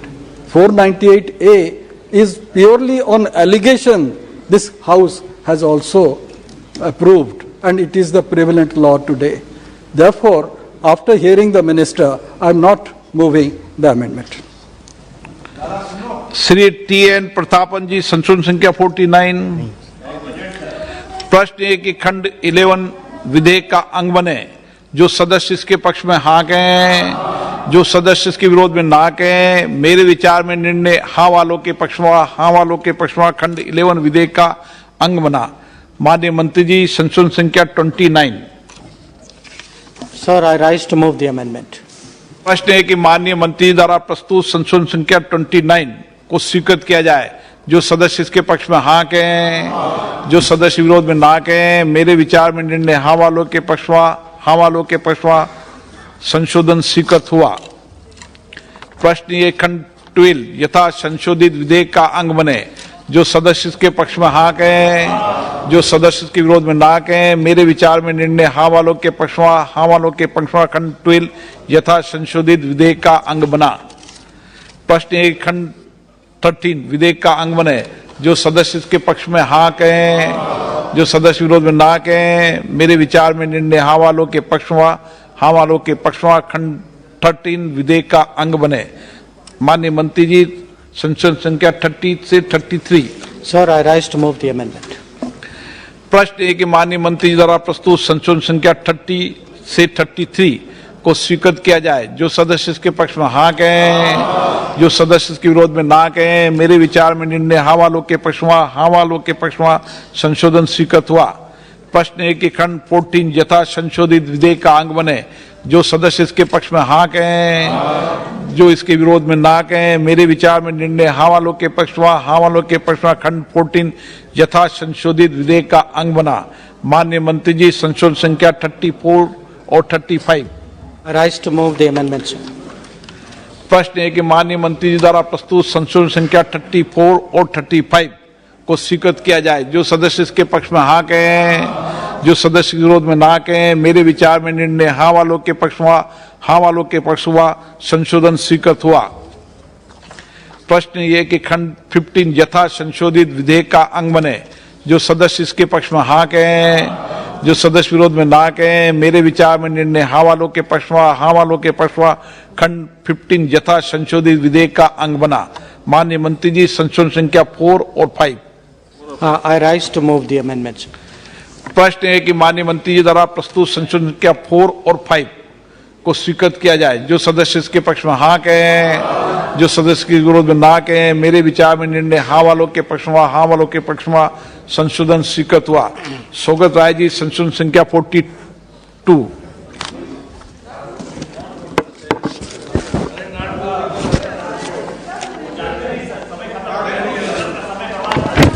Sir, मैं संशोधन move करने के पहले बताने चाहता हूं कि मैं पहले थर्ड रीडिंग में बोलने का इच्छा प्रकाश किया था, लेकिन मैं कहने चाहता हूं कि एक ही चीज, हम अहिंसा के पक्ष में हैं। ये बिल से आप डेथ पेनल्टी हटा दीजिए, आप पायरेट को पकड़िए, उसको जेल में डालिए, लोगों को हैंग मत करिए। यही मुझे सर इन क्लॉज अगर आपको हिम्मत है, ताकत है तो उसको पकड़िए, जेल में सारा जिंदगी के लिए भेज दीजिए, मत मारिए। Sir in page 2 for lines 3 and 4, please substitute the provisions of this act shall apply to the high seas, which for the purposes of this act includes exclusive economic zones EEZ of India. I move my amendment number 42. प्रश्न है कि श्री सौगत राय जी द्वारा प्रस्तुत संशोधन संख्या 42 को स्वीकृत किया जाए।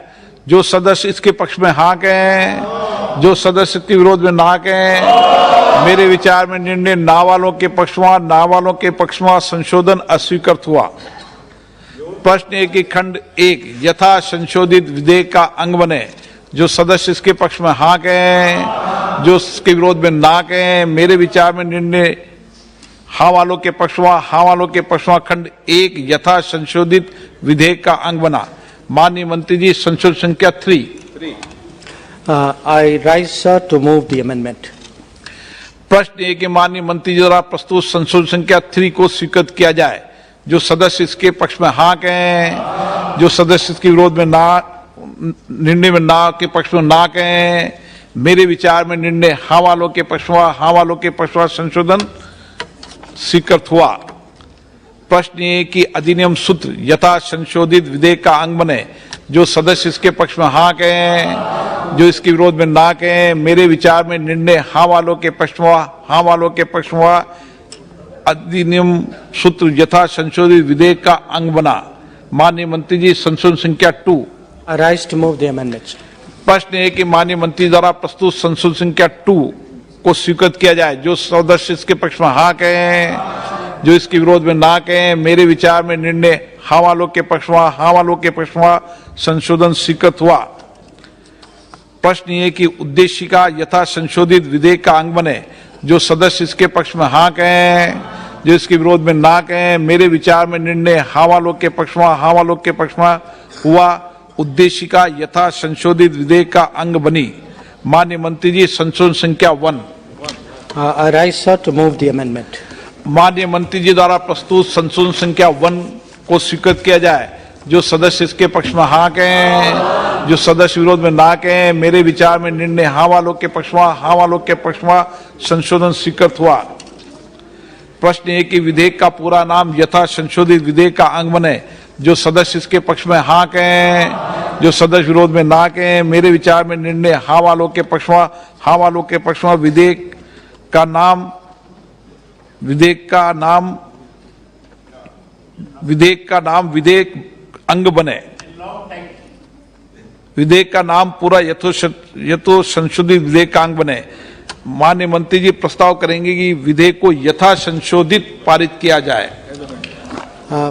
Sir, I rise to move that the bill, Anti-Maritime Piracy Bill 2019 with amendments be passed.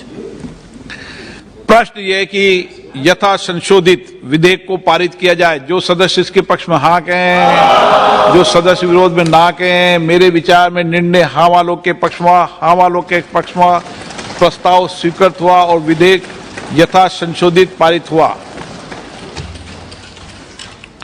Item number 26, संविधान अनुसूचित जनजाति आदेश 4था संविधान विधेयक 2022। माननीय मंत्री जी। माननीय अध्यक्ष महोदय, कर्नाटक राज्य के संबंध में अनुसूचित जनजातियों की सूची में संशोधन करने के लिए संविधान अनुसूचित जनजाति आदेश 1950 का और संशोधन करने वाले विधेयक पर विचार किया जाए।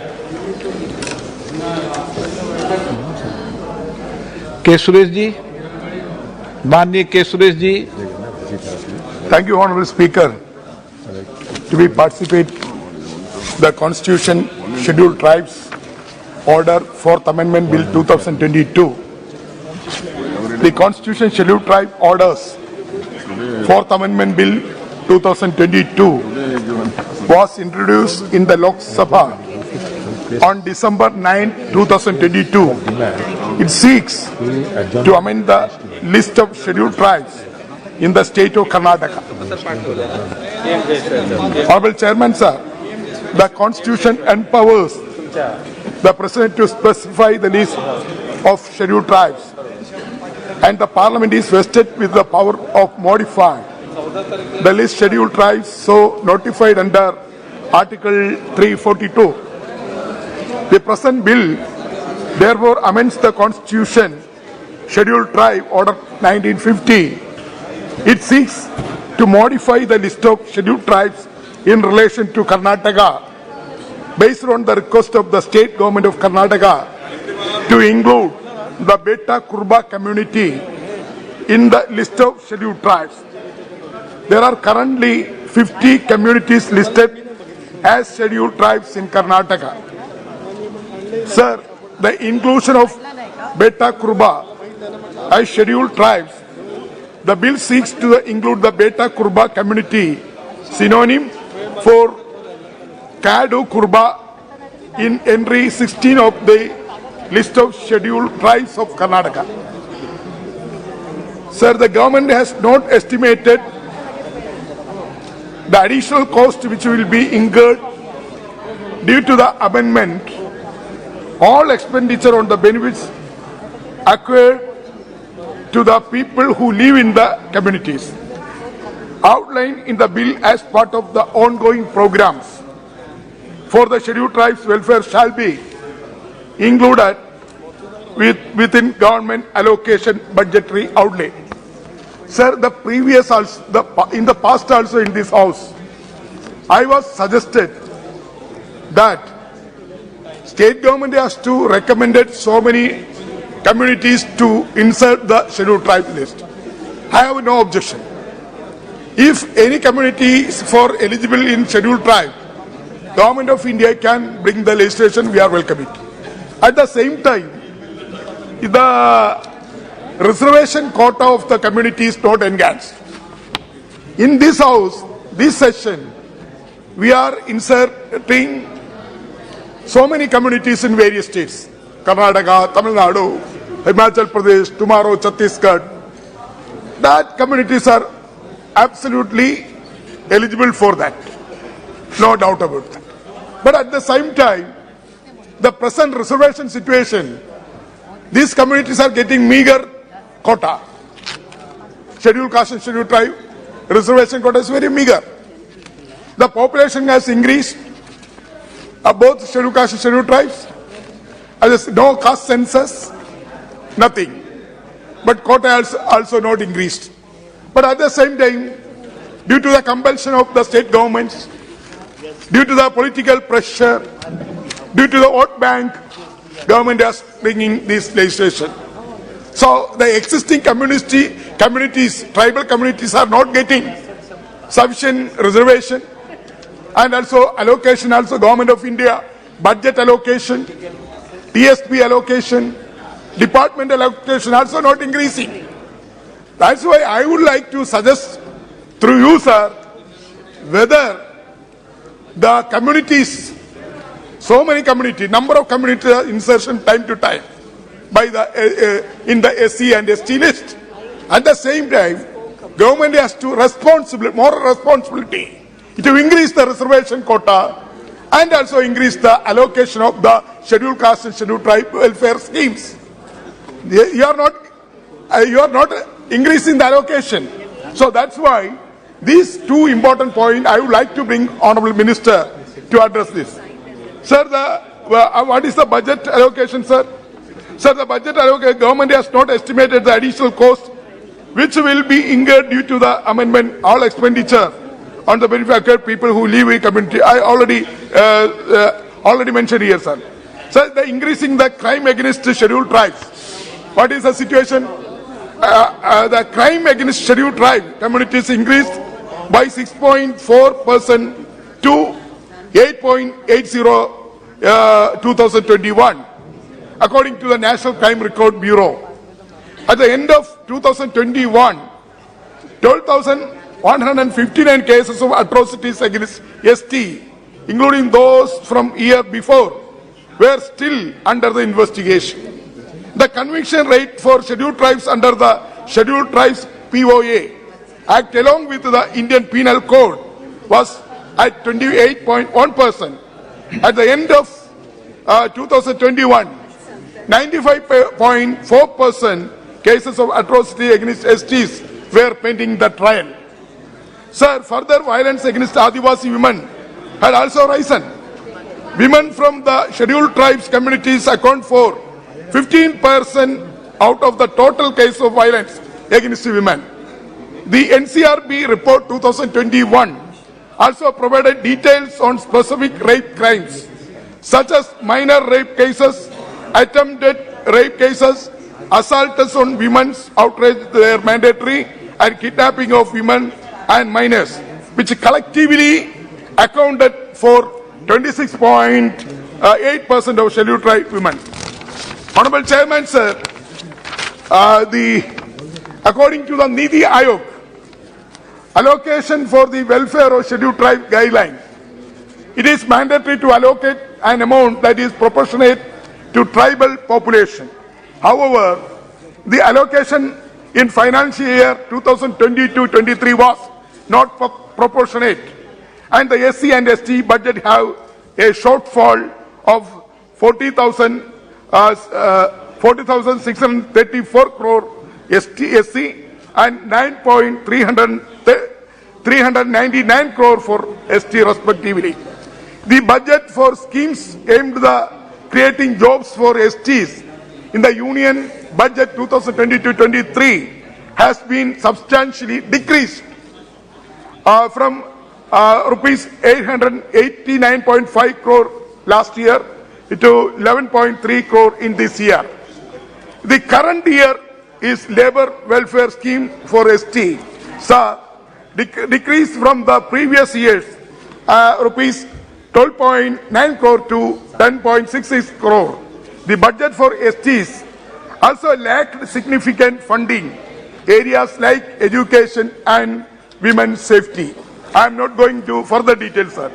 Sir, the BJP-led Karnataka government has time and again prioritized dominant caste issues, leaving many tribal communities to fight for their rights. According to the Lok Sabha response, the Ministry of Environment, Forest and Climate Change stated around 2,60,779 land titles are yet to be distributed. Out of 2,75,446 applications received until 2020, only 14,667 land titles have been distributed. Among its southern counterparts, Karnataka is the worst distributing land deeds. The long delay was also owing to the course of setting up of the cabinet under the present government. Report shows that Karnataka is the third highest state, the forest under encroachment in India. Sir, more than 83,000 hectares of the land Karnataka is under encroachment. Government disregarded for tribal concerns threatens the process of resettlement of many tribal families in Karnataka. 400 tribal families settled in Nagarhole Tiger Reserve for years. Due to the reducing forest cover, Beta Kurba, Jan Kurba, Yeravas and Soliga have been encountering nuisance by animals and experience denial basic facilities like health care, transport and connectivity of education. Please. Sir, the process of resettlement faced multiple setbacks, especially due to the mismanagement of funds. The Karnataka government increased the reservation for scheduled tribes from 3 to 7% in 2022. However, the forest dwellers in some area of the Mysore region, particularly in the district of Mysore and Kodak, tribes that live in the forest, including the Janu Kurba, Kadu Kurba, Beta Kurba, Soliga and others, do not have access to education or employment opportunity. Therefore, the forest dwelling tribes are demanding for an internal reservation among scheduled tribes to ensure representation. This is the overall situation in Karnataka state. The tribal community is facing several issues. These are the important issues. Sir, I am not going into details. This bill is related to Karnataka. Sir, throughout the country, tribal communities are facing so many serious crises. There are a number of issues, but Government of India is not addressing all the issues. Unemployment, education, and also budget allocation, and health problems. A number of issues are facing tribal community, but the government is not addressing all the issues, particularly in Karnataka. With this way, I conclude, sir. Thank you. Thank you very much. I request all the honorable members, when a member speaks on his legs, please don't cross the speaker, and the chair. That is the convention of the House. That is the role of the House, but unfortunately, even most of the senior members are crossing in between the person who is speaking, member speaking, and between the chair. Please keep it in mind. Next speaker, Sri Umesh Jadhav ji. Thank you, Speaker, sir. I rise here in support of the Constitution Order Bill 2022 pertaining to Karnataka for the inclusion of Kadu Kurba and Betta Kurba. Sir, I am very happy today because बोलते हैं जहाँ रवि न पहुंचे वहाँ कवि पहुंचे. आज जहाँ आज तक कोई न पहुंचे, आज नरेंद्र मोदी जी सरकार और हमारे बम्बई जी की सरकार पहुंच रही है. आज ये छोटे छोटे समाज जो दुख झेलते आए हैं, तकलीफ झेलते आए हैं आज तक, उनको रिकॉग्नाइज कर आइडेंटिफाई कर हमारी कर्नाटका सरकार, बम्बई सरकार ने काड कुर्बा और जनु कुर्बा को एसटी में अमेंडमेंट करके लाने के लिए रिकमेंड किया है. आज पूरे कर्नाटका की तरफ से मैं शुक्रिया अदा करता हूं, धन्यवाद करता हूं हमारे मुंडे जी को और नरेंद्र मोदी जी को. आज ये ऐतिहासिक काम हुआ है sir. Sir, I want to talk about the Kadu Kurbas. The Kadu Kurba are the tribal people who live in South India. Their names means tribal people of the forest. In the language of Kannada, since the medieval times, they served as the soldiers in the armies of South India. Up until recent times, they collected and sold honey.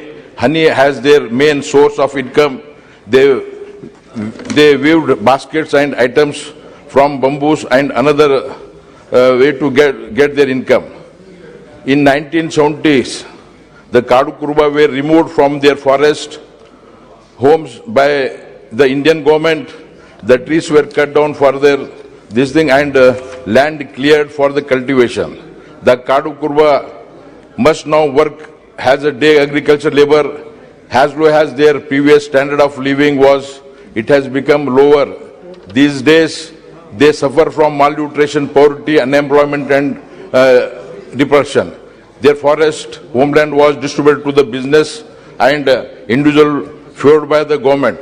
The Kadu Kurba speak Kannada as their primary language. They also speak other regional languages. Sir, Betta Kurba, the Betta Kurba community, which numbers less than 1 lakh and spread across the most backward area, remote area of Mysore, Chamarajnagar and Kodugu district, received the much awaited ST tag by the union government. Sir, today our government of Karnataka, our Bombay ji, has raised the ceiling limit of reservation for ST from 3% to 7%. Many welfare schemes are being undertaken. Sir, there are other issues in Karnataka. Scheduled tribe people are facing. Now, there is one community called as Koli community. Koli community,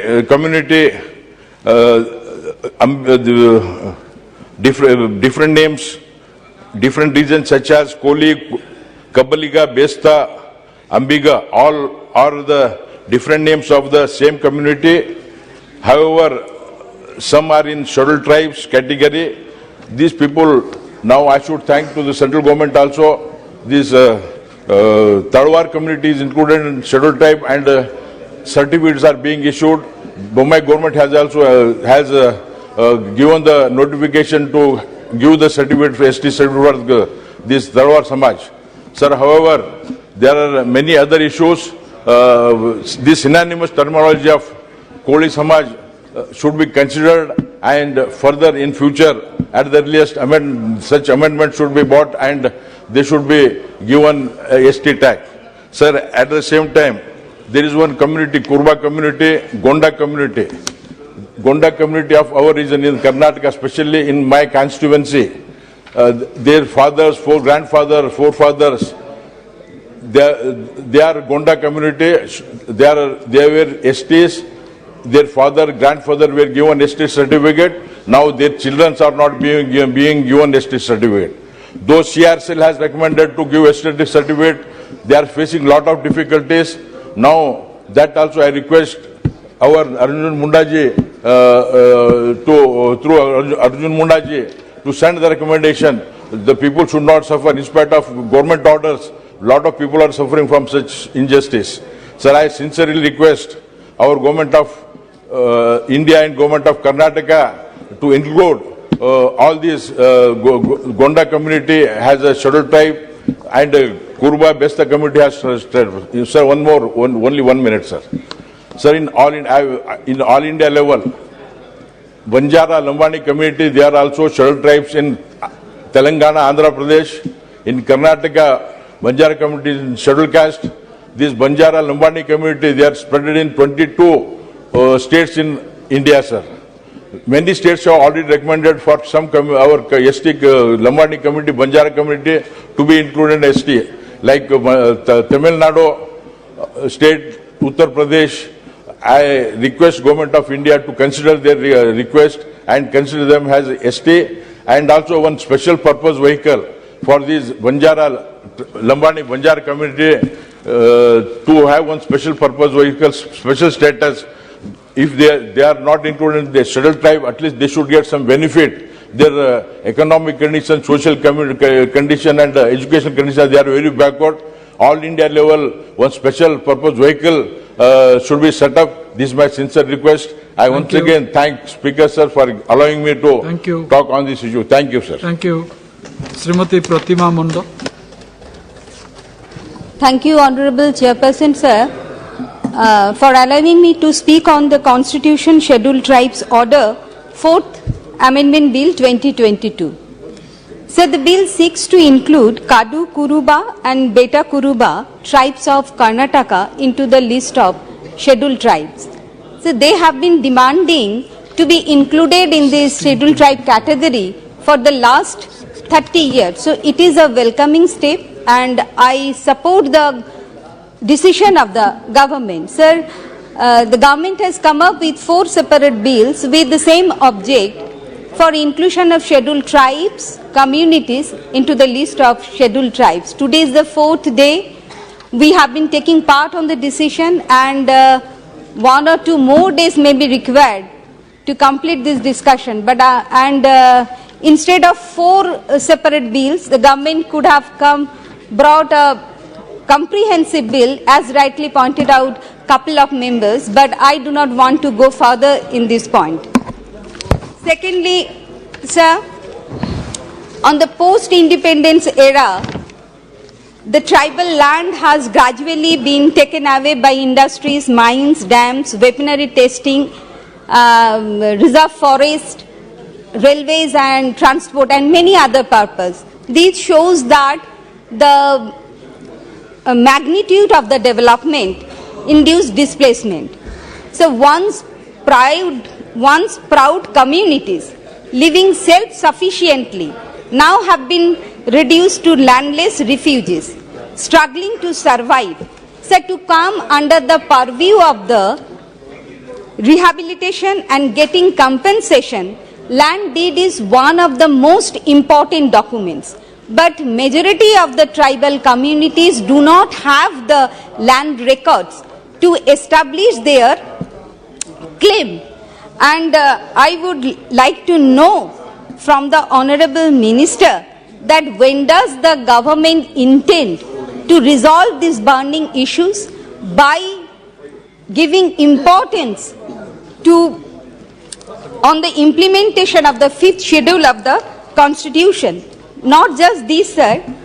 R.V. Chandrasekhar Ramina Heli of Center for Study of Social Exclusion and Inclusive Policy, National Law School of India, University, Bengaluru, who has conducted extensive studies on the rehabilitation and resettlement of tribal communities in Karnataka, informs that village forest committee or Gram Sabhas are constituted in such a manner that no one speaks about the right of the tribals in the forest. This is the scenario of our country, sir, and I request the Honorable Minister to take note on this matter.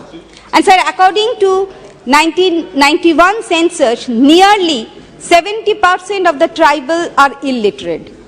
Though government had sanctioned record number of Ecolab schools, but these institutions have been suffering from severe lack of teaching faculty and the poor infrastructure. So has the ministry taken up the matter with the Ministry of HRD to fill up this vacancy as early as possible? And sir, inclusion of more tribes into the list of scheduled tribe is not is not enough. Allocation of more fund is the need of the hour for overall development in order to prevent them from becoming a Maoist, and this is possible only through developmental program. And I would like to bring to the attention of the House to mention that the government of West Bengal, under the leadership of our Honorable Chief Minister Mamata Bandyopadhyay, has proved it in Jungle Mahal through developmental schemes implementing, and the schemes are, sir, for providing education, skill development, free ration and road connectivity, supply of drinking waters and electricity, and not this. And sir, the Honorable Prime Minister called for TV Mukt Bharat by 2025. In order to achieve this target, malnutrition has to be eradicated, because malnutrition leads to secondary immunodeficiency that increase the risk of infection. In patients with tuberculosis, it leads to reduction in appetite and altered metabolism, leading to wasting. All these components, namely malnutrition, stunting and wasting, are measures of calculating global hunger index. Sir, how much ever the government says that the calculation method of global hunger index is wrong.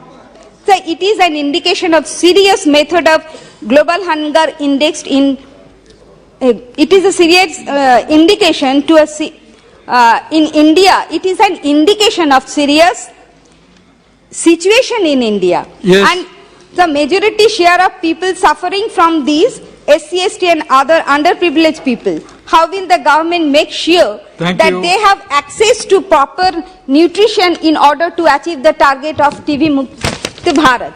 And so finally, on 28th February 2024, Government of West Bengal had sent the proposal of the central government for inclusion of 11 tribal communities, namely Khash, Rai, Bhujial, Jogi, Newar, Mangar, Thami, Sunwar, Mukhia, Gurung, Dewan, Dimal, which has already been acknowledged by the Ministry of State for Tribal Affairs in his reply on 14/12/2022 in Rajya Sabha on a answered question. Thank you. So till date the action has not been taken, so I would like to request the Honorable Minister to kindly look into the matter and take necessary steps at the earliest. Thank you, sir. Thank you very much.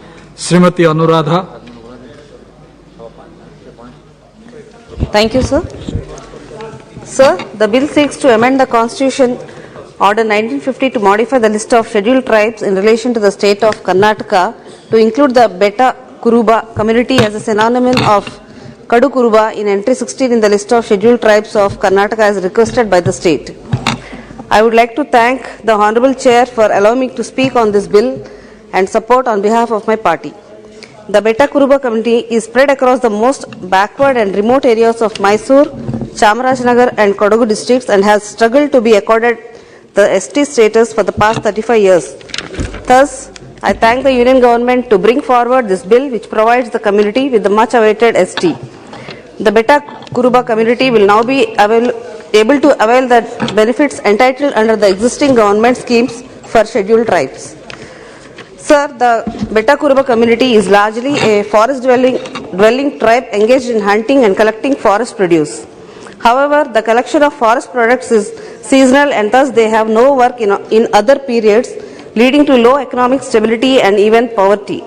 Therefore, the government must formulate schemes to provide more economic opportunities to the tribal community as well as skill development schemes to overcome poverty and unemployment in the community. So, when it comes to education, tribals struggle with the lack of transportation to their inhabited areas, making it difficult to access basic facilities such as education.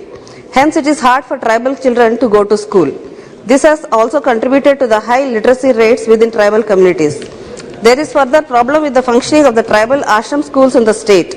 There is a high dropout rate at these schools, and even those who reach SSLC are unable to read or write properly as per findings.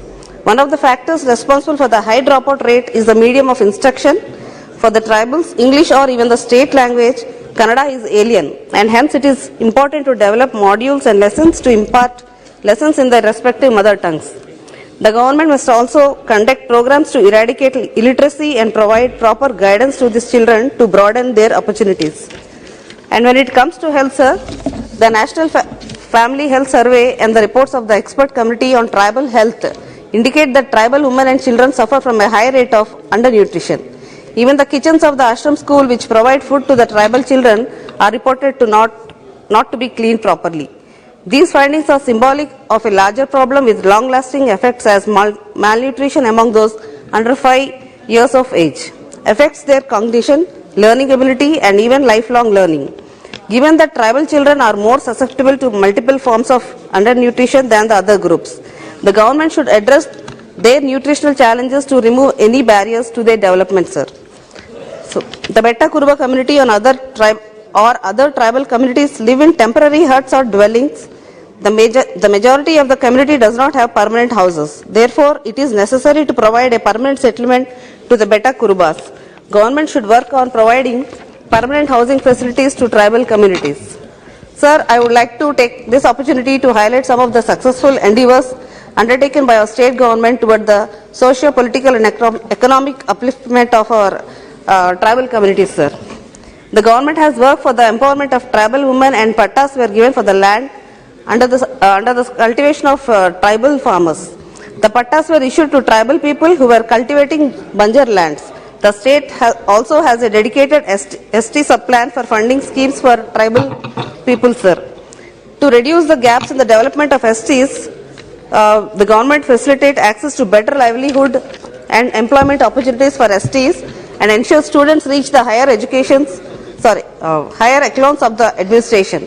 Andhra Pradesh also runs the YSR Vidyonati scheme, under which the state government provides free coaching for civil services examination for scheduled castes and scheduled tribes, sir. The state's admission into corporate colleges schemes provide admission for meritorious poor students belonging to ST into reputed private junior colleges. Under the Manabadi Nadu Nedu program, tribal ashram schools were also renovated and provided basic amenities. Under the Jagjeevan Jyoti, the state government has extended the benefit of free power of up to 100 units to ST consumers and SC households consuming 125 units per month, and would also be supplied free power, sir. The scheme has benefited thousands of ST consumers. Therefore, Andhra undertakes a lot of welfare measures to uplift its tribal community. I would request the government to extend more funds to state to help us in scaling up our efforts towards ensuring a better status for our tribal people, sir. Generations of tribal people run the risk of staying deprived of equal opportunities. If the government does not act with urgency, thus these suggestions, I support the bill, sir. Thank you. Thank you. Shri Rahul Shivale. धन्यवाद अध्यक्ष महोदय। मैं भाषण के पहले आपको एक चीज का ध्यान आकर्षित करना चाहता हूं कि ये जो वॉच है यहाँ पे 4:30 बजे और यहाँ पे 12:30 बजे हुए, तो इसके लिए आप वॉच चेंज करने के लिए please come to the bill. Yes अध्यक्ष महोदय, धन्यवाद। आपने मुझे संविधान अनुसूचित जनजातियों आदेश 4 संशोधन विधेयक 2022 पर बोलने का और मेरी पार्टी बाला साहब की शिवसेना की तरफ से पक्ष रखने का मौका दिया। इसके लिए मैं आपका आभार व्यक्त करना चाहता हूं। अध्यक्ष जी, माननीय प्रधानमंत्री जी के नेतृत्व में माननीय जनजातीय मंत्री जी अर्जुन मुंडा जी ने लाए गए इस विधेयक का मैं स्वागत करता हूं। इस विधेयक के माध्यम से कर्नाटक जनता को न्याय दिलाने का काम आदरणीय मंत्री जी कर रहे हैं, जो स्वागत योग्य है। मैं आशा करता हूं कि महाराष्ट्र राज्य की जनता को भी न्याय देंगे। अध्यक्ष महोदय, मैं सदन को बताना चाहूंगा कि इस देश में जनजातीय और आदिवासी क्षेत्र के बारे में सबसे पहले इंडिया एक्ट 1935 में यह कहा गया है कि आदिवासी क्षेत्र कौन कौन से हैं। हमारा देश जब आज़ाद हुआ और उस समय ठक्कर बापा की अध्यक्षता में कमेटी बनी और उस कमेटी के माध्यम से सारे सुझावों को ध्यान में रखते हुए संविधान सभा ने संविधान में ऐसे कई प्रावधानों को जोड़ते हुए संविधान में ऐसी जातियों के बारे में चर्चा की गई, लेकिन इसके बावजूद ऐसी कई समस्या हमारे सामने उभरती रही है। महोदय, आपके माध्यम से मैं संबंधित मंत्री जी को बताना चाहूंगा कि ऐसे कई समुदाय हैं जो आज भी सुविधा से वंचित है और वे सूचीबद्ध भी नहीं हो पाए। अध्यक्ष महोदय, मैं महाराष्ट्र के धनगढ़ समाज के बारे में कुछ कहना चाहता हूँ। धनगढ़ समाज की स्थिति काफी खराब है। धनगर समाज का मूल व्यवसाय पशुपालन जैसे भेड़ बकरी चराना है। साल के 8 महीने ये लोग पशुपालन करने के लिए जंगलों तथा गांव-गांव भटकते रहते हैं। उनकी आर्थिक स्थिति कमजोर होने से अपने बच्चों को ना अच्छी शिक्षा दे पाते हैं और ना ही उनका अच्छे से पालन पोषण कर पाते हैं। अध्यक्ष महोदय, मैं बताना चाहूंगा कि धनगर समाज के लोग सरकार द्वारा चल रही योजना से भी वंचित रह रहे, जिससे उनकी स्थिति काफी दयनीय हो गई है। अध्यक्ष महोदय, मैं संबंधित मंत्री जी को बताना चाहता हूं कि 70 वर्षों से धनगर समाज के आरक्षण का प्रश्न महाराष्ट्र में प्रलंबित है और भारतीय संविधान के अनुसार अनुसूचित जनजाति की सूची में 36 नंबर पर धनगढ़ का उल्लेख है। हिंदी भाषा के उच्चारण शास्त्र के अनुसार धनगर और धनगढ़ एक ही शब्द है। महाराष्ट्र में धनगढ़ नाम की कोई जनजाति नहीं है। महाराष्ट्र शासन के राजपत्रों में और भारत सरकार के कई पत्रों में धनगर शब्द का स्पष्ट उल्लेख है, फिर भी धनगर समाज को आरक्षण से वंचित किया जा रहा है। महाराष्ट्र में धनगर समाज की संख्या लगभग 11% से ज्यादा है और 1967 में महाराष्ट्र राज्य के सरकार के निर्णय के अनुसार धनगर जाति को महाराष्ट्र के अन्य पिछड़े वर्ग में सम्मिलित किया गया था। वर्तमान में धनगर महाराष्ट्र राज्य के एक प्रमुख जाति है और ये महाराष्ट्र की धनगर और इसी तरह की जनजातियों के लिए 35% आरक्षण दिया गया है। महाराष्ट्र में 1 करोड़ और 5 लाख जनसंख्या वाली अनुसूचित जनजातियों की सूची में 45 जनजातियों शामिल है और इन जनजातियों के लिए कुल 7% आरक्षण दिया गया है। धनगर और धांगड़ जनजातियों को अनुसूचित जाति और अनुसूचित जनजाति आदेश संशोधन अधिनियम 1976 के तहत अनुसूचित जनजातियों की सूची में सम्मिलित किया गया है। संविधान के अनुच्छेद 342(1) के तहत किसी जाति को अनुसूचित जनजाति की सूची में शामिल करने या बाहर करने का अधिकार सिर्फ और सिर्फ संसद को दिया गया है। इसलिए मैं सरकार को आग्रह करता हूं कि धनगर समुदाय को अनुसूचित जनजाति में शामिल करे और उन्हें सामाजिक आर्थिक आरक्षण दे। ये करते वक्त महाराष्ट्र में जो अनुसूचित जनजातियों का जो कोटा है वो कोटे को पर कुछ असर नहीं होना चाहिए। उनके जो अधिकार है उनके अधिकारों के ऊपर कुछ असर नहीं होना चाहिए। उसके बावजूद धनगर समाज को ये आरक्षण देना चाहिए। अध्यक्ष महोदय, मैं आपके माध्यम से महाराष्ट्र राज्य में मराठा समाज के आरक्षण के संबंध में संबंधित मंत्री जी का भी ध्यान आकर्षित करना चाहूंगा। अध्यक्ष महोदय, महाराष्ट्र राज्य में मराठा समाज के आरक्षण की मांग काफी सालों से does not fall under the bill. This issue does not come under this bill. That can be taken up later. जनजाति का, लेकिन चलो मराठा समाज नहीं, we are not discussing about नहीं reservation as such. नहीं, मराठा ओबीसी से है तो ओबीसी का विषय कहते हैं या इसको लेकर ये विषय को लेकर संक्षेप में बता दीजिए बस, but it doesn't concern this bill. इसको लेकर सुप्रीम कोर्ट ने बड़ा फैसला सुना है। सुप्रीम कोर्ट ने शिक्षा और नौकरी के क्षेत्र में मराठा आरक्षण को असंवैधानिक करार देते हुए कहा कि मराठा समुदाय को कोटा के लिए सामाजिक शैक्षणिक रूप से पिछड़ा घोषित नहीं किया जा सकता है और 2018 महाराष्ट्र राज्य कानून समानता का उल्लंघन करता है। कोर्ट ने कहा कि हम 1992 के फैसले की फिर से समीक्षा नहीं करेंगे जिसमें आरक्षण का कोटा 50% पर रोक दिया गया था। मैं आपके माध्यम से मंत्री जी को निवेदन करना चाहता हूं कि बॉम्बे हाई कोर्ट ने कानून की आपका इश्यू आ गया। दो मिनट। कानून की संवैधानिक वैधता को बरकरार रखते हुए राज्य सरकार को राज्य पिछड़ा वर्ग आयोग की सिफारिशों के अनुसार कोटा घटाकर 12% से 13% करने का निर्देश दिया गया था। न्यायालय ने यह भी कहा कि सर्वोच्च न्यायालय द्वारा कुल आरक्षण पर लगाई गई 50% की कैप असाधारण परिस्थितियों में पार की जा सकती है और 9 सितंबर को सर्वोच्च न्यायालय ने सामाजिक और शैक्षणिक रूप से पिछड़े वर्ग अधिनियम 2018 के तहत मराठा समुदाय को प्रदान किए गए शैक्षणिक संस्थानों और सरकारी नौकरियों में आरक्षण पर रोक लगाई गई थी। अध्यक्ष महोदय, मैं आपके माध्यम से संबंधित मंत्री जी को कहना चाहता हूं कि मराठा समुदाय राज्य की आबादी का लगभग 1/3 हिस्सा है। अदालत ने यह भी स्पष्ट किया है कि चिकित्सा पाठ्यक्रम में मराठा कोटा के तहत पहले से किए गए प्रवेश प्रभावित नहीं होंगे। इसमें कहा गया है कि जिन लोगों ने इसका लाभ उठाया उनकी स्थिति में खराब नहीं होंगी। महाराष्ट्र अध्यक्ष महोदय, इसके पहले भी सेम ऐसे बिल के ऊपर विभिन्न राज्यों ने उनके यहाँ के प्रॉब्लम यहाँ पे रेज किए हुए हैं, तो आप क्यों आज प्रतिबंध? Confine your discussion relating to the bill. आप and also relating to reservation for same tribal bill के नहीं अध्यक्ष महोदय, सेम इसके पहले भी जो बिल इंट्रोड्यूस हुआ था उसके बारे में धनगर समाज और मराठा समाज के लिए सेम दूसरे सदस्यों ने बात की थी, तभी कभी विरोध नहीं हुआ। नहीं, करना नहीं चाहिए। हाँ, करना नहीं चाहिए, तभी बताना चाहिए था। लेकिन हमारी महाराष्ट्र राज्य के लोगों की नहीं, महाराष्ट्र राज्य के नागरिकों की जो भावना है वो हम यहाँ पे प्रकट करेंगे, जो हमारा अधिकार है। रिकॉर्ड पे आ गया है, वो हमारा अधिकार है। संक्षिप्त में कंक्लूड कर रहा हूँ मैं। कंक्लूड करिए।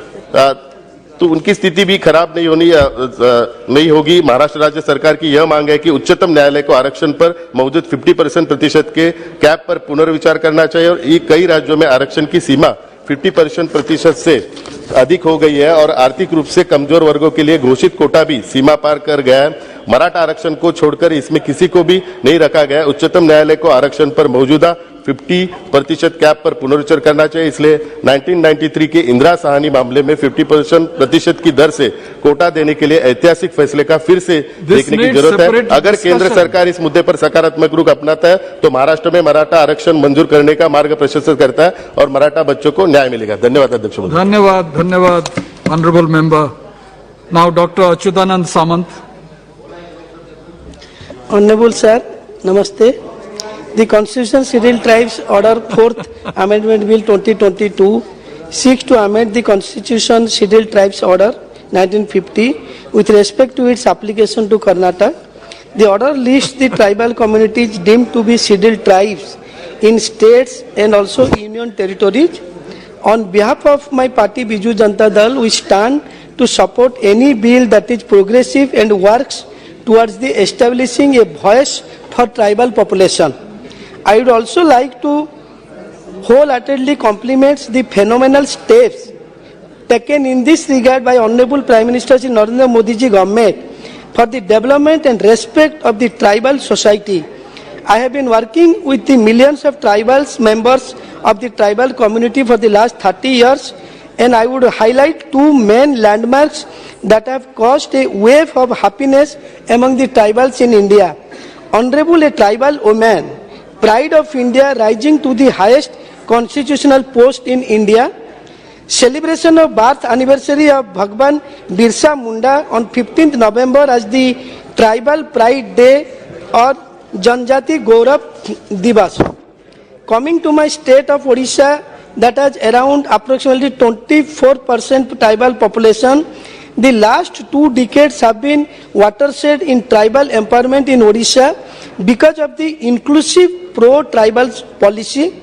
Under the Honorable Chief Minister Shri Naveen Patnaik leadership, Odisha has championed several inclusive, holistic, participatory, community-driven, gender and culture-sensitive empowerment and development initiative for tribals.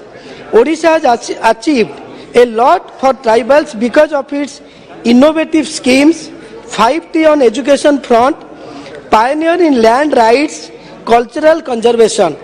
I also rise to apprise the House that Odisha is the only state to have first of its kind encyclopedia on tribes of Odisha. I would also request Honorable Minister to consider the request of our Chief Minister Naveen Patnaik ji for over 160 proposals recommended by the government for inclusion in the scheduled tribe list of Odisha. Since 1978, the state government has recommended more than 160 communities of the state to the central government for their inclusion in the ST list of the state with approval of the Tribes Advisory Council. Among these, some are new entries, some others are sub-tribes, subsets, synonymous and phonetic variation of the existing ST communities residing in different parts of the state who are being deprived of the benefits availed by ST, though they have the same tribal characteristics as their respective notified ST. One of them happens to be the Kudmi community in the state, whose population comprise 30 lakhs, live in the districts like Moyurbhanj, Keonjhar, Sundargarh, Baleswar and nearby districts. They are one of the larger groups demanding ST tag for a long time. This shall go a long way in helping these deprived communities by giving them their much needed recognition as scheduled tribes and ensure social justice. Considering these requests is our appeal to ministry, and we stand with it, and we also support this bill. Thank you very much. Thank you. Thank you. Shri Dileshwar ji. धन्यवाद सभापति महोदय। संविधान अनुसूचित जनजाति की सूची में कर्नाटक के कतिपय समुदायों को सम्मिलित किए जाने के लिए इस विधेयक का मैं समर्थन करता हूं। यह वास्तव में प्रशंसनीय विधेयक है तथा जनहित में है। इसके लिए बहुत बहुत धन्यवाद। मौजूदा समुदाय के कल्याण के लिए जब तक आवंटन नहीं बढ़ाया जाएगा तब तक इन समुदायों का कल्याण नहीं हो सकता है। इसलिए इसके साथ साथ इन समुदायों के लिए आवंटन भी बढ़ाना आवश्यक है। महोदय, बिहार राज्य में कतिपय जनजातियां अभी भी ऐसी हैं, अर्थात अमात, बींद, बेलदार, धानुक, कहार, गंगोत, गोरही, केवट, क्योट, केवर्त, मल्लाह, नुनिया तथा तुरहा, जिन्हें राज्य के अनुसूचित जनजातियों की सूची में अभी तक शामिल नहीं किया गया है। इन जनजातियों के लोग अभी भी सामाजिक, शैक्षणिक तथा आर्थिक दृष्टि से पिछड़े हैं तथा दशकों के नियोजित विकास के पश्चात भी दयनीय स्थिति में जीवन यापन कर रहे हैं।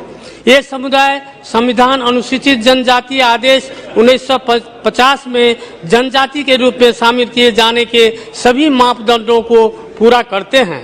इसके अलावा वे काफी समय से ऐसे दर्जे की मांग कर रहे हैं। बिहार सरकार भी इन जातियों के लिए इन जातियों को इंथोग्राफिक अध्ययन रिपोर्ट के साथ केंद्र सरकार को अनुशंसा भी प्रेषित कर चुकी है। उसी क्रम में मैं कहना चाहता हूं कि बिहार राज्य के अंतर्गत राजवंशी जाति नागर और चरोस को भी अनुसूचित जनजाति का दर्जा देना चाहिए। इन्हीं शब्दों के साथ मैं निवेदन करना चाहूंगा माननीय मंत्री जी से, जो बिहार के इन जातियों को भी अनुसूचित जनजाति समुदाय में सम्मिलित कर और इस संविधान में संशोधन कर उन्हें भी यह दर्जा दिया जाए, जिससे उनका भी विकास हो सके और वो आगे बढ़ सके। धन्यवाद। धन्यवाद श्री दानिश अली। धन्यवाद सभापति महोदय कि आपने मुझे आप काफी लेफ्ट को आ गए। जी, मैं आपने बहुत ही सर वो ड्रेस इसलिए चेंज किया कि ये निशिकांत जी का या बीजेपी भाजपा वालों का कोई पेटेंट नहीं है सैफरन कलर पहनना, इसलिए मैं ये पहन के आया हूँ, जानबूझ के पहन के आया मैं। आप लेफ्ट में थे, राइट को आ गए। आप राइटिस्ट हो रहे हैं। Thank you sir. Sir thank you sir. वो हमारे झंडे में भी है, ये जो है हरा सफेद केसरिया राष्ट्रीय ध्वज में भी है, जिस राष्ट्रीय ध्वज का ये लोग विरोध करते रहे आजादी के 50 साल से ज्यादा बाद तक भी, विधेयक के ऊपर है ना। संघ के हेडक्वार्टर पे राष्ट्रीय ध्वज नहीं फहराया इन्होंने। Please speak on the bill. Yes, धन्यवाद सभापति महोदय कि आपने मुझे एक इतने इम्पोर्टेंट बिल पर बोलने का मौका दिया। ये बिल जो है ये कर्नाटक के अंदर जो बेटा कुर्बा कम्युनिटी है उसको शेड्यूल ट्राइब की लिस्ट में शामिल करने के लिए यह बिल लाया गया। और मैं देख रहा हूं कि पिछले 4 दिन से ये अलग अलग स्टेट स्पेसिफिक बिल्स लाए गए हैं, जबकि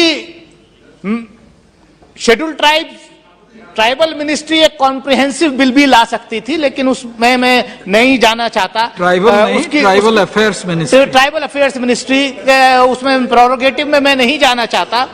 मैं इतना ही कहना चाहता हूं कि आदिवासियों का इस देश की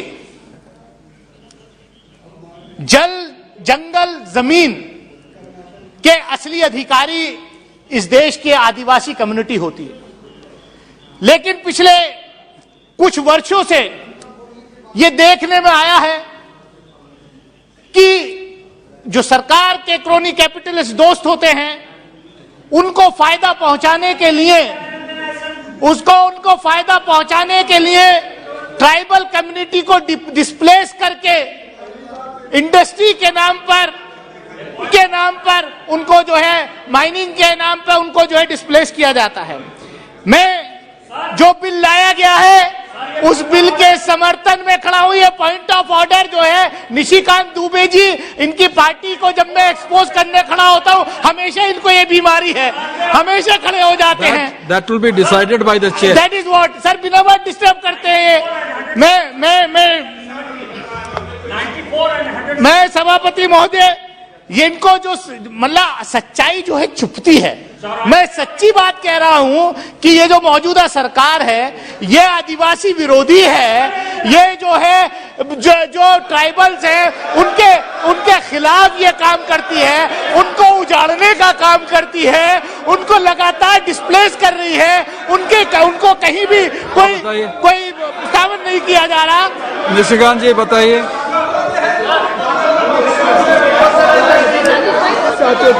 आज पहली बार ये निशिकांत जी सर 94 sir, राज्यों में लोग इंतजार कर रहे थे, उनको आज schedule tribe. the discussion on a motion that the bill or as the case may be, the bill as amended be passed shall be confined to the submission of arguments either in support of the bill or for the rejection of the bill. The member while making the speech shall not refer to the details of the bill further than is necessary for the purpose of argument, which shall be of general character. इसका इस bill से क्या लेना है sir?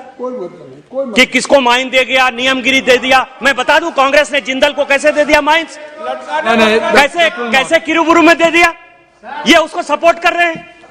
I will go through the details of this. Yes, please continue. Please. बहुत अच्छा है कि आज निशिकांत जी ने ये बात कही कि बिल पर जो बात होनी चाहिए वही होनी चाहिए। मैं चाहूंगा, चेयर से अपील करूंगा कि निशिकांत जी के जितने बिल पर भाषण आज तक इस सदन में हुए हैं, उनकी भी स्क्रूटनी होनी चाहिए कि वो बिल पर बोलते हैं या पॉलिटिकल भाषण देते हैं। मैं कहना चाहता हूं, there can be not be two yardsticks. अभी पिछले दिनों 3 दिन पहले बोल रहे थे, बिल से बिल्कुल अलग बोल रहे थे। मैं सभापति महोदय, मैं अपनी बात पर आना चाहता हूं। इनका काम डिस्टर्ब करने का था, वो इन्होंने कर दिया, लेकिन मैं डिस्टर्ब होने वाला नहीं हूं।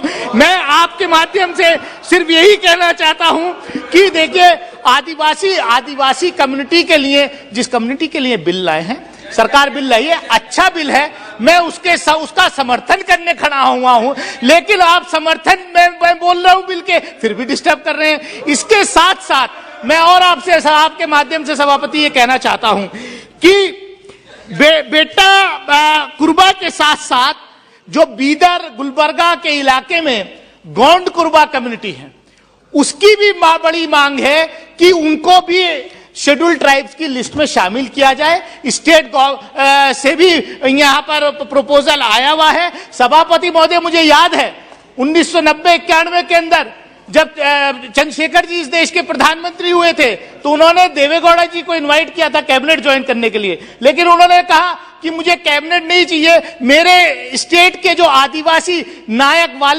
वाल्मीकि नायक कम्युनिटी के लोग हैं, उनको आप शेड्यूल ट्राइब्स का दर्जा दे दीजिए। और चंद्रशेखर जी की सरकार ने शेड्यूल ट्राइब का दर्जा उनके कहने पर दिया।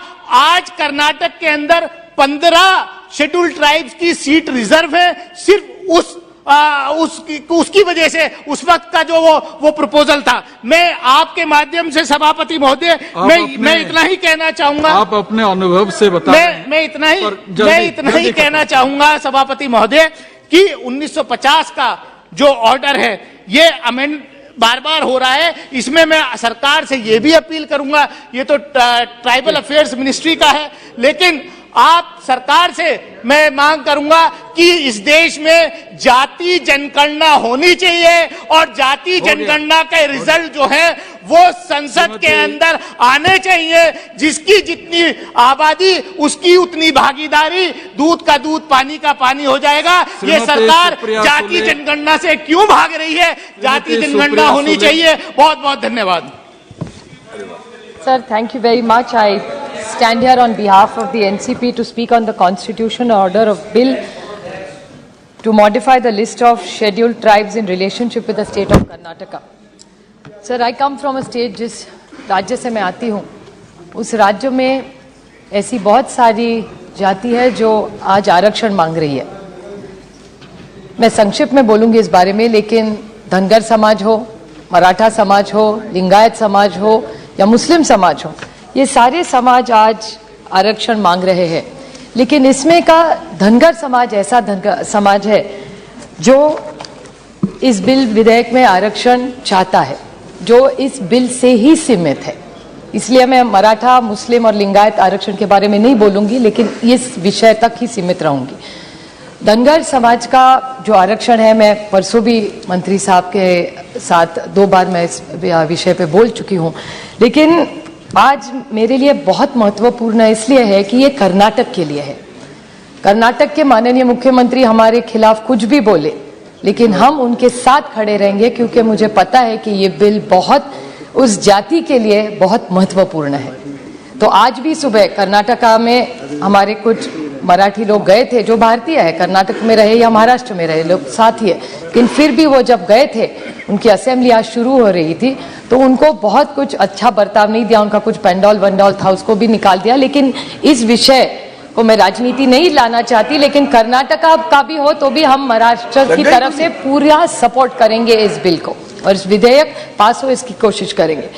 महाराष्ट्र में ये जो बिल है उसके लिए आज की जो ईडी सरकार है, वो सर खुद ईडी करते हैं, एकनाथ और देवेंद्र, ये देवेंद्र जी का ही स्टेटमेंट है, मैं मेरा खुद का नहीं, एनफोर्समेंट डायरेक्टली खुद को ईडी बोलते हैं। अच्छा।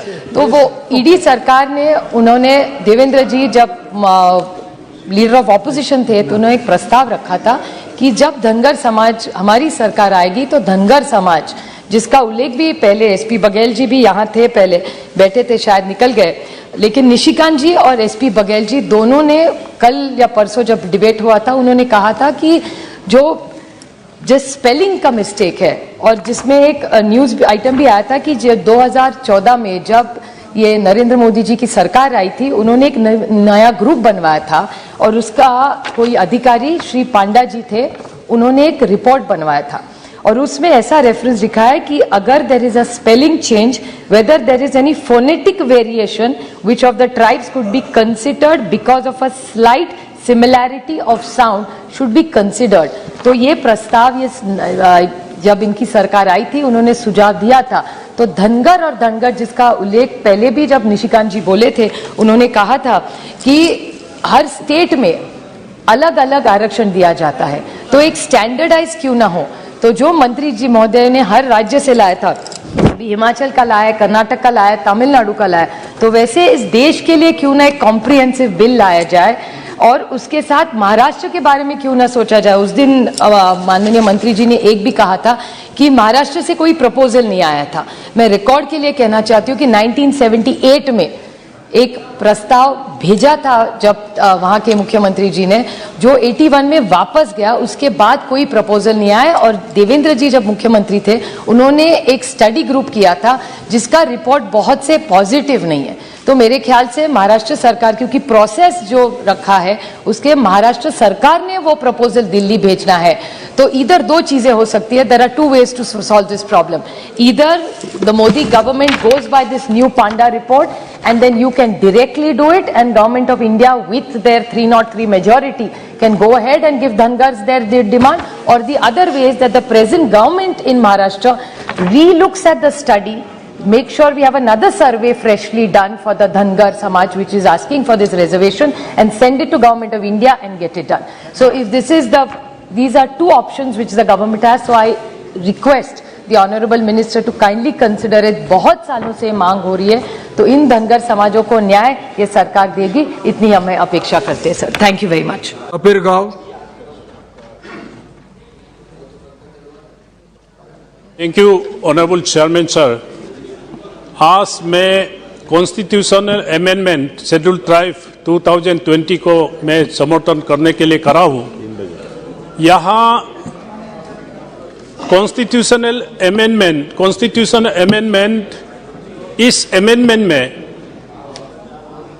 1950 clause 26 and article 366 and article 342 इसको बदलाव लाके कर्नाटका गवर्नमेंट ने जो रिकमेंड किया, हमारा अपना बेटा कुरुबा ट्राइब्स को इंक्लूजन्स के लिए जो यहाँ बिल लाए हैं, मैं tribal affairs ministry Arjun Munda बोरे भाई को भी मैं तारीफ करता हूँ। और यहाँ दानिश साहब हमारा वो जा रहे हैं बोरे भाई, इन्होंने एक बात कहा था यहाँ कि ये एंटी ट्राइबल है। चेयरमैन साहब, मैं ये कहना चाहूंगा, नरेंद्र मोदी जी का नेतृत्व में राष्ट्रपति ट्राइबल हो सकता है और जनजाति गौरव दिवस देश भर में मोदी साहब और अर्जुन मुंडा साहब करवा सकता है, तो ये एंटी ट्राइबल बिल हो नहीं सकता है और एंटी ट्राइबल हो नहीं सकता। तो मैं ये कहना चाहूंगा, ये मेरा चेयरमैन साहब, मैं ये कहना चाहूंगा, ये बेटा दानिश साहब एक मिनट, मैं चेयरमैन साहब मैं कहना चाहूंगा, आज 75 इयर्स इंडिपेंडेंस हुए हैं, उस समाज को मैं मुबारक देना चाहूंगा। आज इस बिल का माध्यम से बेटा कुरुबा ट्राइब जो है, आज 75 इयर्स का बाद ही एसटी स्टेटस मिलेंगे, ये कितना दुख भरी कहानी है। आज देश भर में हर प्रदेश में ऐसे ट्राइबल है जिसको अभी तक कॉन्स्टिट्यूशनली हमने रिकॉग्नाइज नहीं दिया गया था, लेकिन मोदी जी का नेतृत्व में, अर्जुन मुंडा साहब का नेतृत्व में आज देश भर में अरुणाचल से लेके यूपी होते हुए आप कर्नाटका, तमिलनाडु, हिमाचल, छत्तीसगढ़, सारा प्रदेशों में उन ट्राइबल लोगों को राइट मिलेगा जिसको कॉन्स्टिट्यूशनली मिलना चाहिए था। लेकिन it is not too late to start a good beginning. Modi सरकार ने और हमारा अर्जुन मुंडा साहब ने जिन जनजातियों को स्टेटस दिया जा रहा है, इसमें मैं मंत्री जी को भी मैं मुबारक देना चाहूंगा। साथ में मैं ऑनरेबल चेयरमैन सर, स्टेटस देने से नहीं होता है, उसका पहचान भी होना पड़ेगा, उसको देख रेख भी करना पड़ेगा, उसका सुविधा भी देना पड़ेगा। कॉन्स्टिट्यूशन में हमको पूरा राइट दिया गया है, तो इसलिए मैं मंत्री जी का अटेंशन ये ड्रॉ करना चाहूंगा। चेयरमैन साहब, फॉर योर इंफॉर्मेशन, वाजपेयी साहब का सरकार में मैं अनुसूचित जनजाति और अनुसूचित जाति में मैं member and I am the first vice chairman in tribal commission in government of India. मैंने सारा देश भर में टूर किया हूं और कहाँ कमी है, कहाँ हम सुधर सकता है, इसमें मैंने ये बिंदु पकड़ा है। हर स्टेट में एसटीज एंड एचसीज का एक ऑफिसर होता है, इसको ड्यूटी बाउंड करना पड़ेगा हर डिस्ट्रिक्ट लेवल तक। उसका ड्यूटी ये हो कि उसका एट्रोसिटी, उसका बेनिफिशियरीज, उसका सारा सब हम सुविधा देखने के लिए स्टेट लेवल से डिस्ट्रिक्ट लेवल तक हम ट्राइबल ऑफिसर्स बनाना पड़ेगा, dedicated to the tribal communities. Tribal affairs ministry से इतना स्कीम्स है, ट्राइबल एफोर्ड कर नहीं पा रहा है कि कौन सा ले लूं, कौन सा। प्रधानमंत्री का इतना पीएमए हुआ है, हर ट्राइबल घर को बिल्डिंग बना रहा है, लेकिन डेडिकेटेड ऑफिसर ना होने के कारण बहुत सा स्कीम्स ट्राइबल को पता नहीं है, क्योंकि जो जंगल में है उसको गवर्नमेंट का सुविधा भी पता नहीं है कि हमको क्या बेनिफिट है। तो इसलिए आज हमारा मोदी जी के नेतृत्व में education, health and drinking water तक, एजुकेशन के लिए एकलव्य मॉडल स्कूल हर ट्राइबल बेल्ट में, हर ट्राइबल डिस्ट्रिक्ट्स में इतना सुविधा, इतना बिल्डिंग्स और इंफ्रास्ट्रक्चर का साथ एजुकेशन ट्राइबल मिल रहा है। और आयुष्मान भारत मोदी जी के हेल्थ कार्ड हर ट्राइबल घर में पहुंच रहा है और हर घर में नल, हर नल में जल, ये सुविधाएं मिल रहा है। तो इसलिए मैं इस चीज को 100% हो रहा है। तो इसलिए मैं ये कहना चाहूंगा चेयरमैन साहब, इस चीज को मॉनिटरिंग करने के लिए, देख रेख करने के लिए जो स्टेट लेवल में ट्राइबल ऑफिसर है, इसको it should be decentralized up to the district level and the block level dedicated to scheduled castes and scheduled tribes so that the implementations of government policies and programs can be done in accordingly.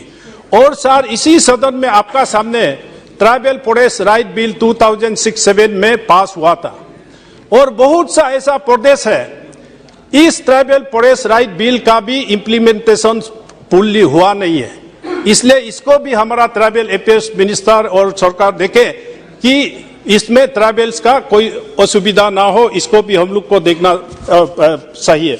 और साथ में मैं nutrition से लेके pack ST certificate, माल nutrition बच्चों में जो जंगल में है उसको न्यूट्रिशन दे नहीं पा रहा है कहीं कहीं, और साथ में पेक सर्टिफिकेट, जैसे मैं अभी parliamentary standing consultative committee schedule caste schedule tribe में है, शेड्यूल ट्राइब का फेक सर्टिफिकेट, शेड्यूल कास्ट का fake certificate, legal implications, legal complications बहुत है और इसमें ध्यान देना हम लोग को जरूरी है कि उस ब्लॉक लेवल का उस पंचायत लीडर को अवार्ड देना पड़ेगा कि किस किस लोगों को एसटी सर्टिफिकेट देना चाहिए, किन किन लोगों को एससी सर्टिफिकेट देना चाहिए, ये भी उस ब्लॉक लेवल तक जब एसटी एससी का ऑफिसर्स बैठेंगे उसमें होगा। और मैं कंक्लूड करूंगा, ऑनरेबल चेयरमैन सर, अभी असम में और पूर्वोत्तर राज्यों में आपको पूरा पता है वो ट्राइबल बेल्ट है। असम में भी हमारा 6 ट्राइब्स है जिसको शेड्यूल ट्राइब देना चाहिए, जिसमें ताई, आहूम, मोरान, मोतोक, टी कम्युनिटी, कोस, राजवंशी, सुटिया। असम में भी ये गवर्नमेंट ऑफ इंडिया का मेरा बड़े भाई ऑनरेबल ट्राइबल अफेयर्स मिनिस्टर का इस चीज को नॉलेज में है। और मेरा पार्लियामेंट्री कॉन्स्टिट्यूएंसी में योबिन जो विजयनगर में 75 इयर्स के बाद इस साल ही गाड़ी पहुंचा है जो border to Myanmar. Chairman sir, Vijaynagar एक ऐसा जगह है पूरा इस साल ही सड़क पहुंचा है विजयनगर में, वहां का निवासी योबिन अरुणाचल प्रदेश का ट्राइबल लिस्ट में है। लेकिन जब तक कॉन्स्टिट्यूशनल अमेंडमेंट में नहीं लाएंगे वो नेशनल लेवल का ट्राइबल लिस्ट में नहीं आएंगे। ऐसे नागालैंड में भी, मणिपुर में भी ऐसे बहुत सा ट्राइब्स है। तो इसलिए मैं ऑनरेबल ट्राइबल अफेयर्स मिनिस्टर को इस बिल को समर्थन करते हुए मैं रिमाइंड करूंगा कि अगर हम मोदी जी के नेतृत्व में और आपका नेतृत्व में ट्राइबल को जस्टिस देना हो तो सारा देश भर में एक सेंसस हो जहां रियली ट्राइबल जंगलों में रह रहे हैं, इसको ट्राइबल स्टेटस दिया जाने का प्रोविजन करें। Thank you sir. धन्यवाद। Arif, honorable member. You speak, sir. Before entering into the discussion on the bill, I wish to draw your attention, please. Honorable Speaker, sir. The wall clock is misleading all the speakers and the August House. You may please give direction to correct it.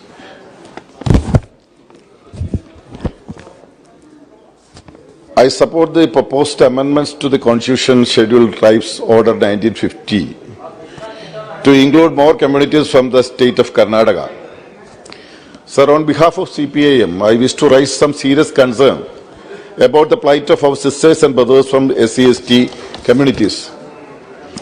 What is the status of scheduled caste and scheduled tribe in our country even after 75 years of our independence? the government would boast of our country having 2 presidents from scheduled caste and scheduled tribes communities consecutively. Sir, is it reflects on the life and livelihood of people belongs to SC/ST? Sir, I am going to elaborate it. One and each and every issues will. First of all, discrimination. Every day we happen to read from the newspapers that in our or other part of country, people from SC or ST communities facing discrimination in sharing communities resources or excluded only because of their SC/ST status. So 2 replies I got from this government in this session reveal their true status. First, the atrocities against SC/ST are increasing across the country, and the most number of cases were registered last year in BJP ruled state of Uttar Pradesh and Madhya Pradesh. So second, even the public institution where reservation for SC/ST communities is mandated by the constitution, they are not getting their due shares.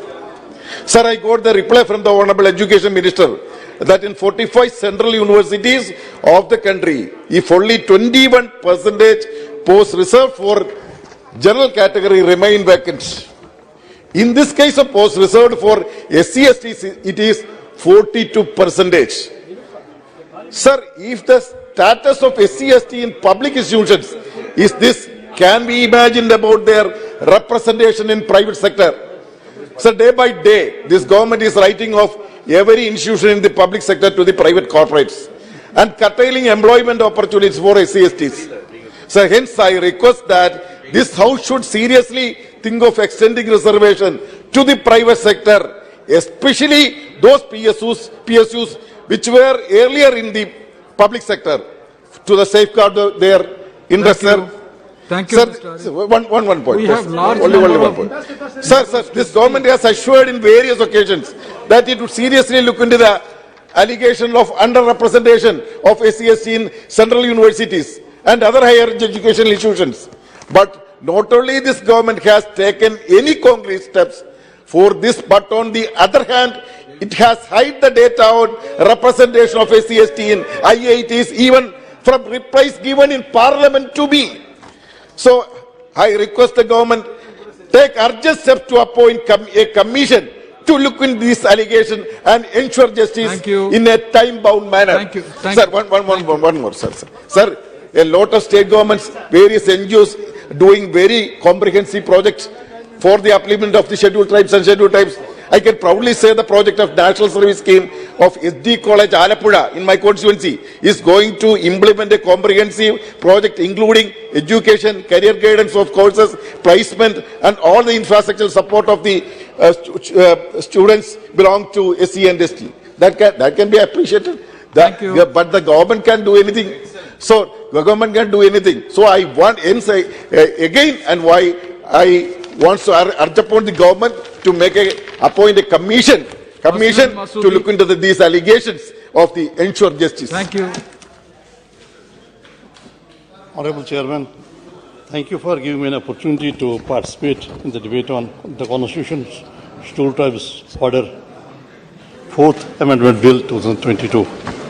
Sir, there can be no disagreement with the proposition that wherever government finds a community to be similarly circumstances as a scheduled tribe community, to enlist that community in the category of scheduled tribe.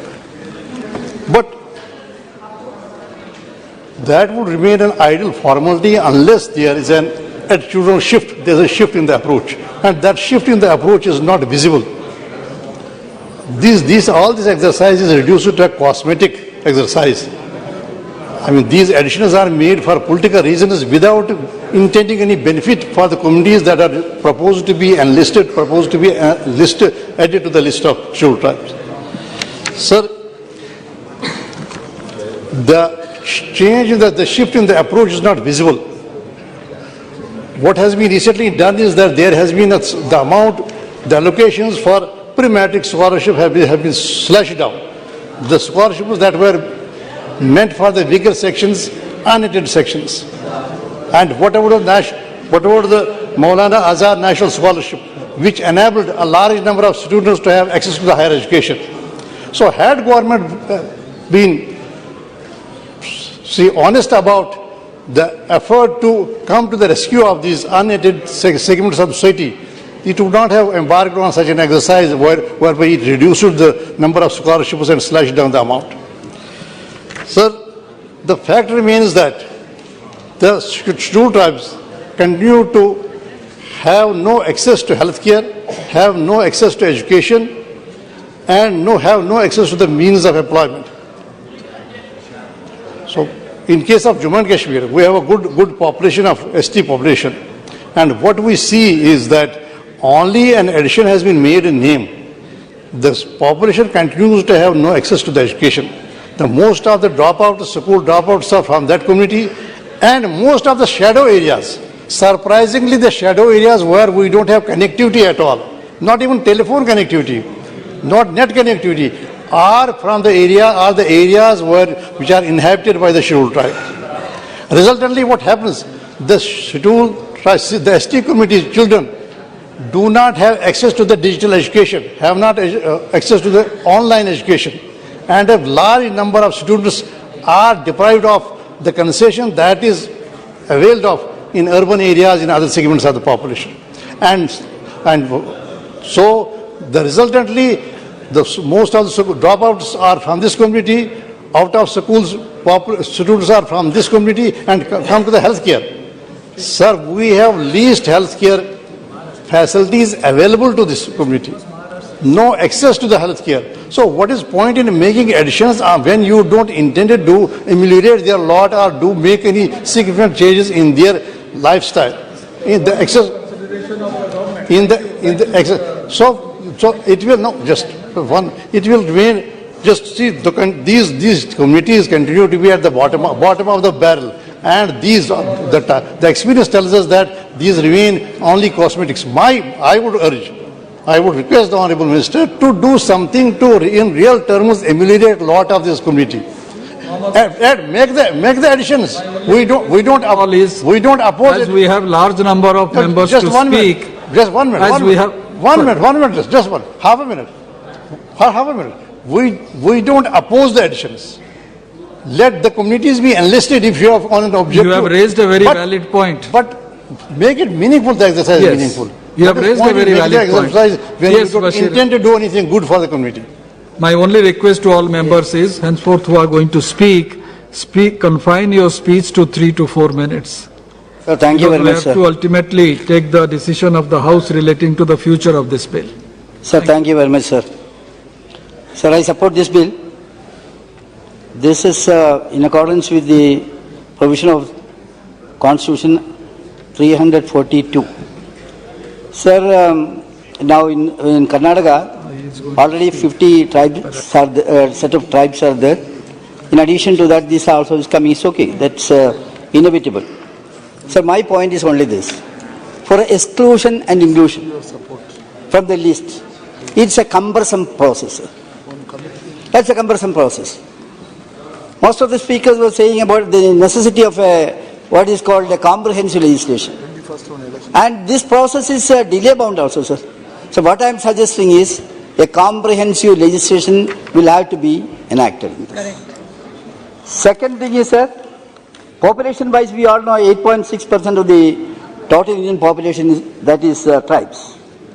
Sir, we were discussing what exactly is their problem. This list, of course, okay. By just getting an entry in the list won't serve the issues. Backwardness, that is the geographical kind of isolation, literacy, health-related activities, all these things are, if you verify all the yardsticks, they are in a very poor condition. So government have come forward to have some welfare measures for them. Good, that is up to an extent it is very good. They have formulated various welfare schemes for the upliftment of these STs. Post-matric scholarship, our scholarship in the national level, and fellowship, and subsidy, concession for loan for the students. These kinds of things are there. But we have to verify, sir. whether all these schemes are effectively working or not. In the record it may be okay, but whether they are enjoying that, whether there are any middlemen in between that, all these points will have to be discussed in details. So what I am saying is, we have to ensure that all these welfare schemes are properly done.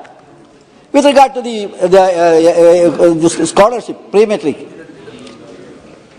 scholarship was given by Ministry for Social Justice and Empowerment plus Ministry for Tribal Affairs. Why you have stopped it? What benefit you are going to get out of it? See, they were all worried about that. Still, I request you, you must rethink this kind of thing. Don't disturb that kind of a backward section of the society. That is my humble submission. Then, sir, other thing, they are exploited. In many ways, sir, because they have no education. That is there. So, I am coming, sir. I am coming, sir.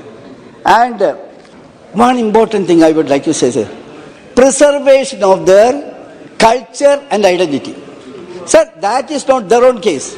That is the asset of the nation. So what I am strongly appealing is to preserve the cultural and identity kind of things. There are also some kind of adulterations going on. Government should be very clear.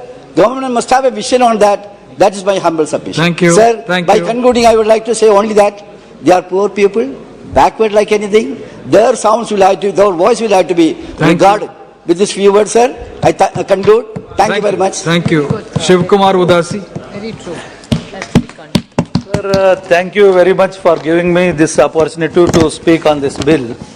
A bill, namely the Constitution Scheduled Tribes Order 4th Amendment Bill 2022, to further amend the Constitution Scheduled Tribe Order 1950 in relation to the state of Karnataka to include Betta Kuruba community as synonym of Kadu Kuruba at serial number 16 in the list of STs of Karnataka was introduced in Lok Sabha on 9/12/22, sir. Now it has come up for the consideration in the Lok Sabha today, sir. I, on behalf of people of Karnataka, I thank Honorable Prime Minister Narendra Modi ji and Arjun Munda ji, and also the Chief Minister Basuraj Bommai ji for having this bill passed in this Parliament today, sir. Sir, I will be very brief because the constraint of the time. The first list of STs in respect of Karnataka was notified on 6/9/1950 with further amendments on 19/3/2020, sir. The list of ST communities in the state of Karnataka at Annexure P10 of the Cabinet Note. A brief history is as follows, sir.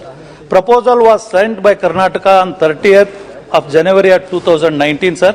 Supported by ORSGI by 23/7/19, sir.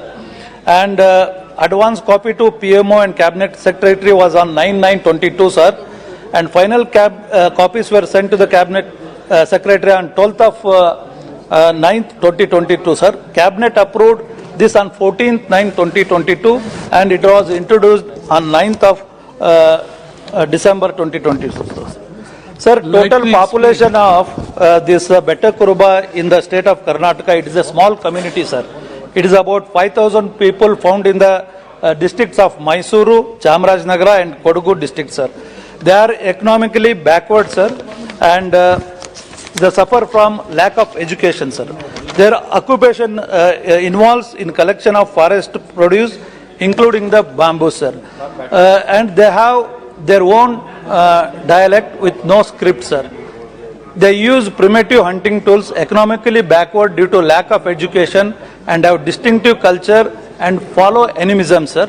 They go to forest to collect bamboo, forest products, firewood, etc. And before going, they seek permission from Betta Devaru to protect them from the attack of the wild animals.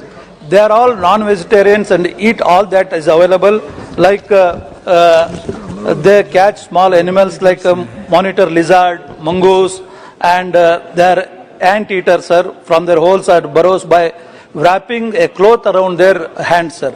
And as I said earlier, they follow animism and are worships of Panchabhutas of sun, moon, air, water, plant, trees and animals. They worship earth, and they also celebrate the fairs like Suggi Habba and Ugadi, sir. They have their own ethno-medical practices, sir. So their census in India states that the Kadu Kurbas of Mysore are divided into Betta or Hilla Kurbas and Jainu Kurbas, sir. So in this regard, the Honorable Prime Minister and under the CM Chief Minister Basuraj Bommai has given this opportunity for them to be inclusive.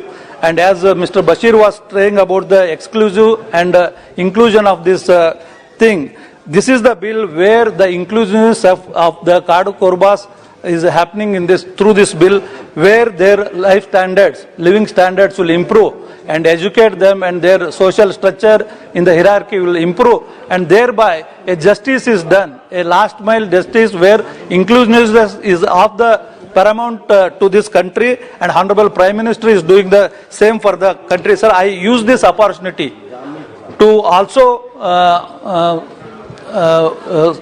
the support given by the Honorable Chief Minister CM Basuraj Bommai to increase the scheduled tribe from 3% to 7% and scheduled caste from 15 to 17%, which was welcomed by all of the state in the Karnataka, sir. And also I in the angle of reservation, which is having a lot of discussion nowadays in the whole of the country, a holistic approach should be done so that the communities which are asking for this reservation should be considered as a holistic approach, which will be done in the future times, sir.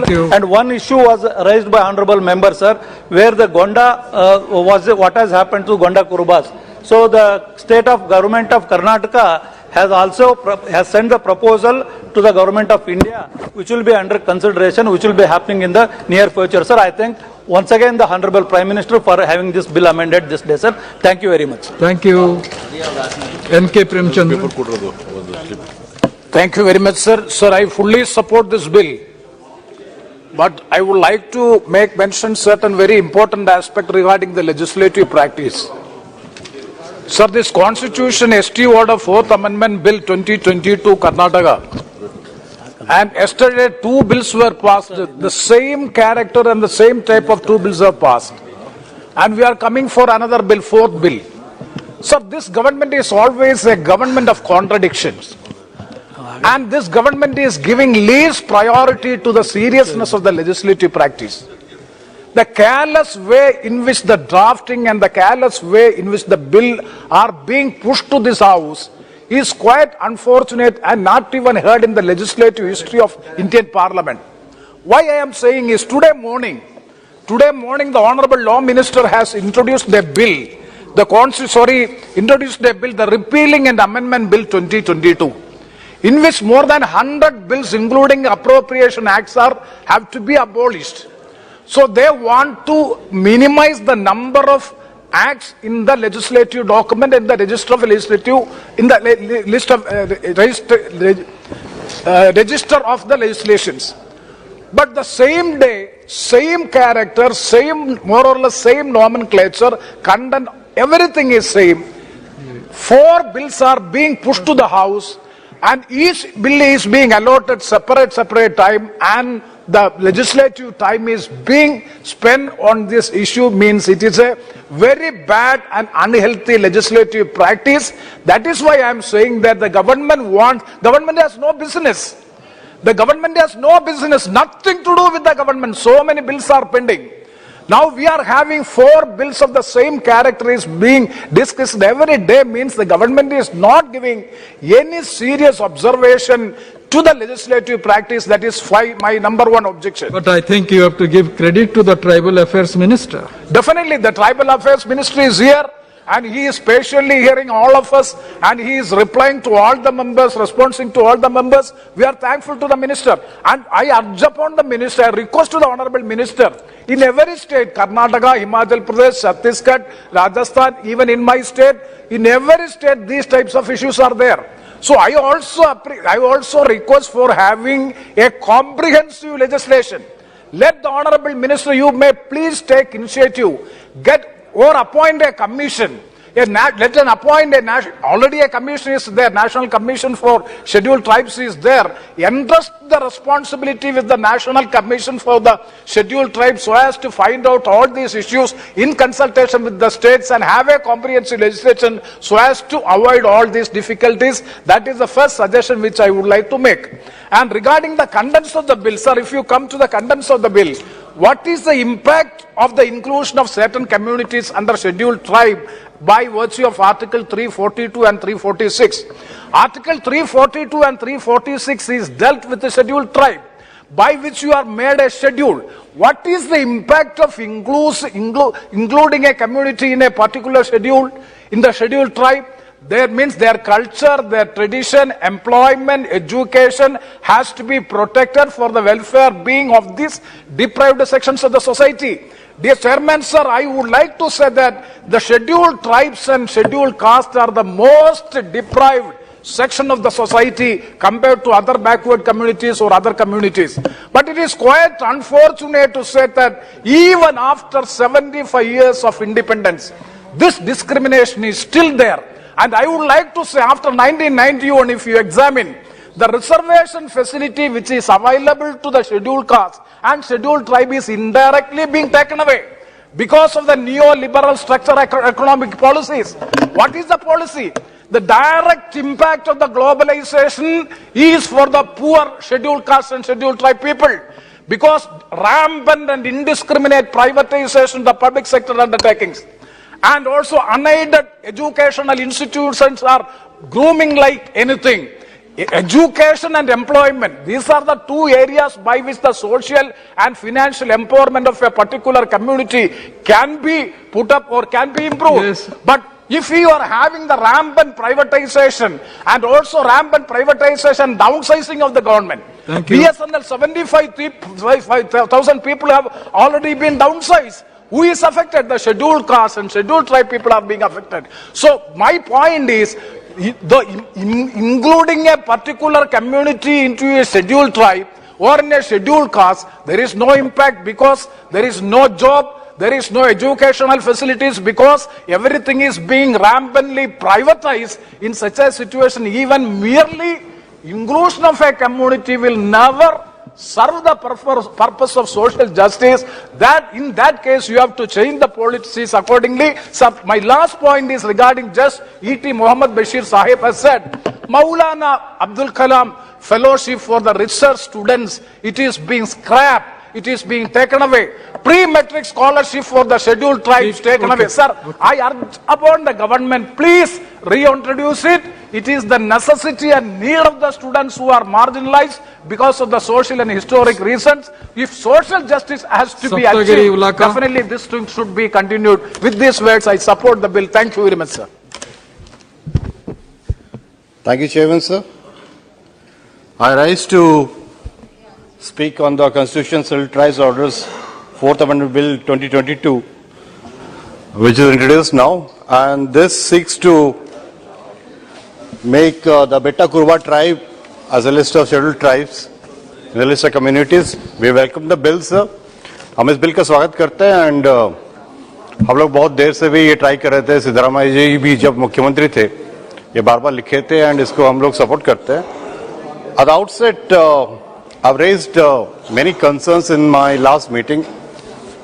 पिछले bill में चर्चा हो रही थी तो मैं कई सारे बात उठाया था एंड मैं इस पर्टिकुलर चीज को I want to read a few lines from one of my heroes who I think represented the tribals in the Constituent Assemblies. Jaipal Singh Munda ji जो झारखंड से आते थे, वो आप हम सब के प्यारे थे and I read his speeches in the Constituent Assembly and I was always inspired by him.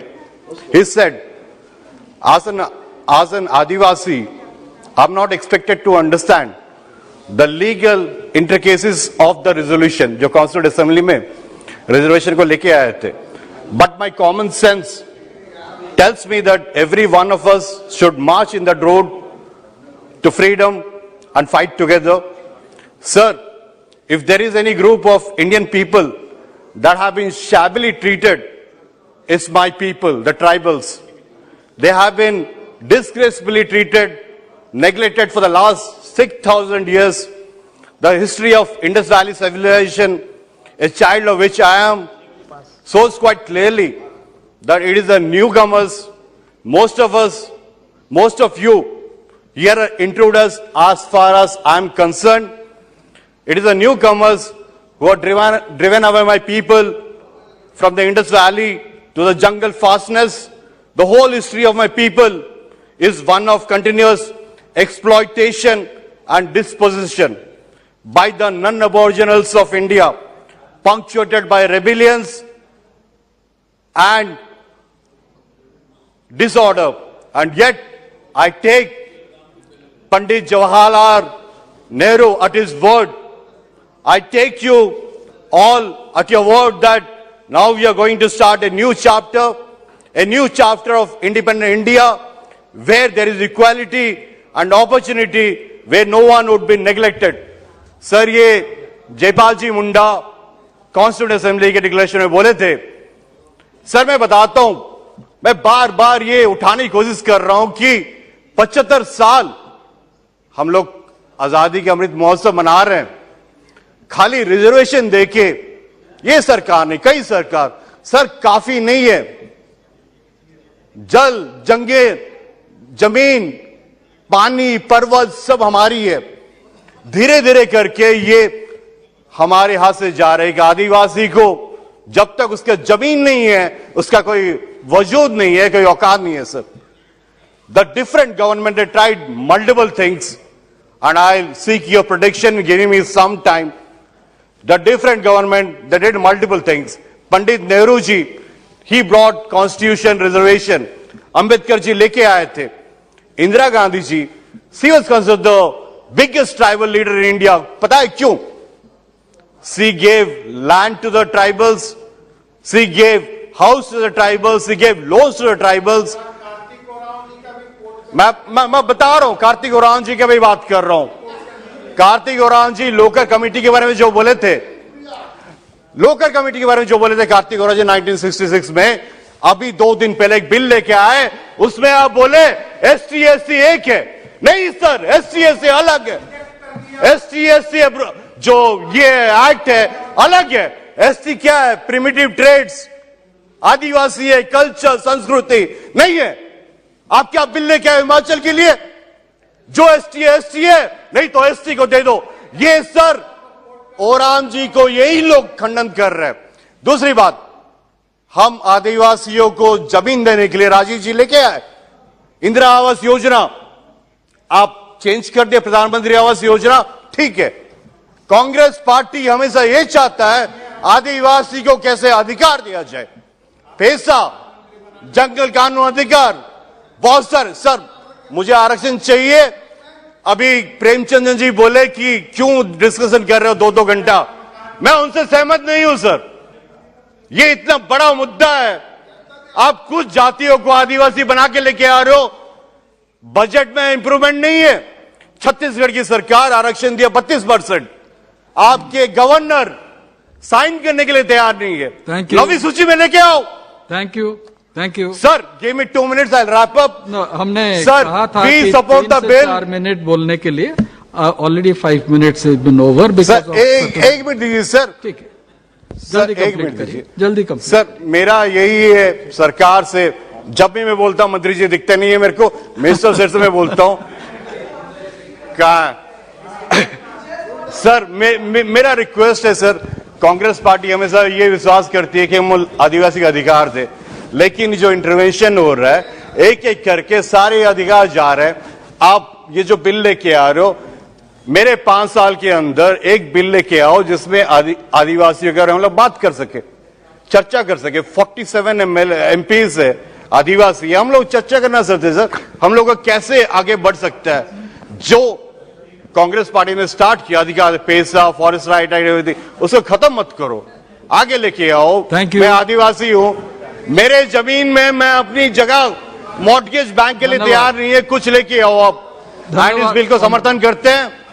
अपने जो पूर्वतन मुख्यमंत्री सिद्धरामैया जी को बहुत बहुत समर्थन करते हैं, राहुल जी को, सोनिया गांधी को, इस ट्राइब को आदिवासी मान्यता देने के लिए बहुत बहुत धन्यवाद। The point that you have raised, that you have to discuss relating to tribal affairs issues, I think your leader is very much present here. During the budget session, it's a good subject which can be deliberated when you will be taking up demand for grants.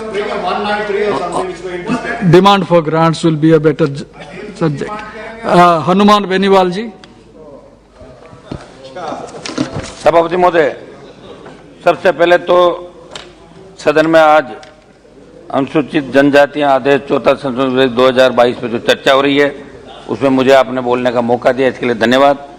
ये बेटा कुर्बा कर्नाटक के अंदर जिसको अनुसूचित जनजाति की सूची में लेने का बिल है, और सभापति महोदय ये खुशी की बात है कि लगातार ये तीसरा ट्राइबल का बिल है जिसमें अलग अलग राज्य के बिल आए, और उसमें मेरे से पूर्व कई विद्वान सांसदों ने अपनी बात भी रखी। निश्चित रूप से आज देश के अंदर ट्राइबल, SC, ST, OBC को जो अधिकार दिए हैं और ट्राइबल को विशेष रूप से जिन परिस्थितियों के अंदर ट्राइबल, चाहे आदिवासी, वनवासी की बात दोनों तरफ से उठी और इनके अधिकारों की बात भी उठी। आज दुर्भाग्य इस बात का है कि आज़ादी के 75वें वर्ष जो अपना महोत्सव मना रहे हैं, आज़ादी का 75वां अमृत महोत्सव मना रहे हैं, लेकिन आज भी कई जो ट्राइबल की नौकरियां हैं वो खाली है। केंद्र की सेवाओं के अंदर स्टेट जो हमारे राजस्थान से जहाँ से हम आते हैं, दुर्भाग्य इस बात का बड़ी आदिवासियों की संख्या है, बड़े इलाके हैं, लेकिन फिर भी उनको उनके हक और अधिकार नहीं मिलते। कई जगह तो देश में ऐसी स्थिति है कि किसी एक जाति ने जो आदिवासी ट्राइबल के अंदर आ गई वो कई दूसरी जातियों का आरक्षण खा गई, उनको आगे ही नहीं आने दिया। ये भी एक दुर्भाग्यपूर्ण बात है, इस देश में कई जगह देखने को मिला।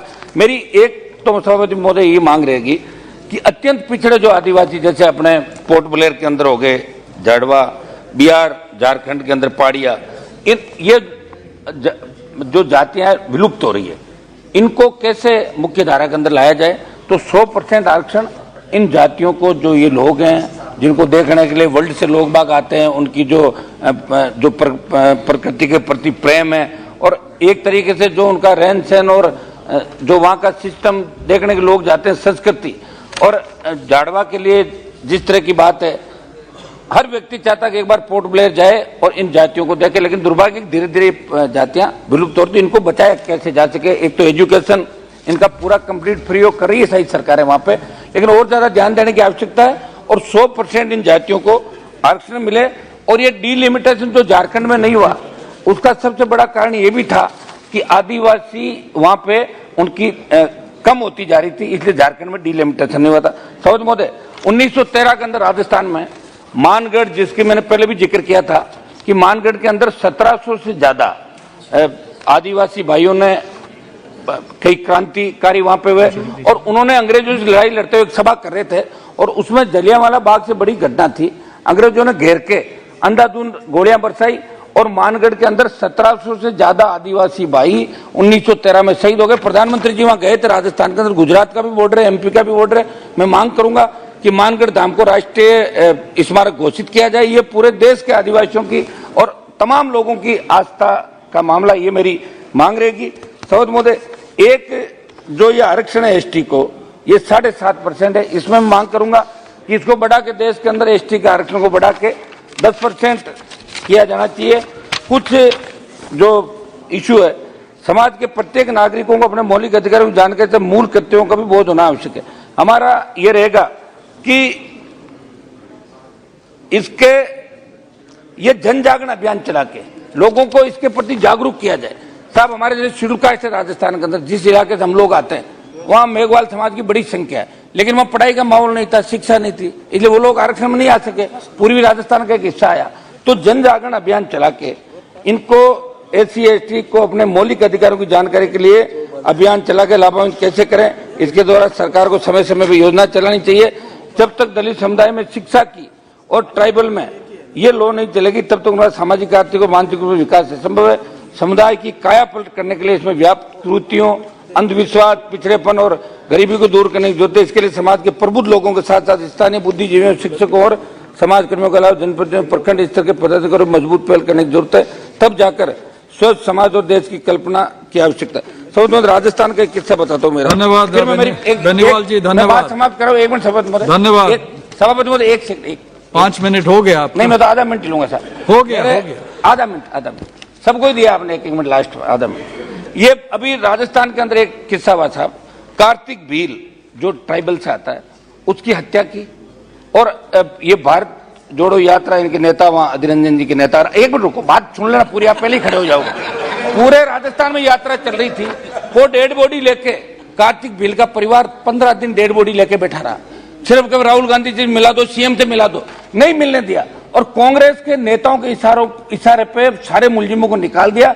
जब आजादी के 75 साल बाद ये आदिवासियों की ये स्थिति है, और आप बात कर रहे हो, मेरी बात सुनो, आदिवासियों के हितों के संरक्षण की, तो कार्तिक भील के परिवार को न्याय मिले, ये मैं मांग करता हूँ देश राम जी। और मैं बिल का 1 मिनट साहब समर्थन तो करने दें। हो गया समर्थन, आपने समर्थन दे दिया, हो गया। Deleted sir please, state subject रहेगा नहीं रिकॉर्ड में। यस, आपको धन्यवाद देता हूं कि आपने मेरे को बोलने के लिए बुलाया।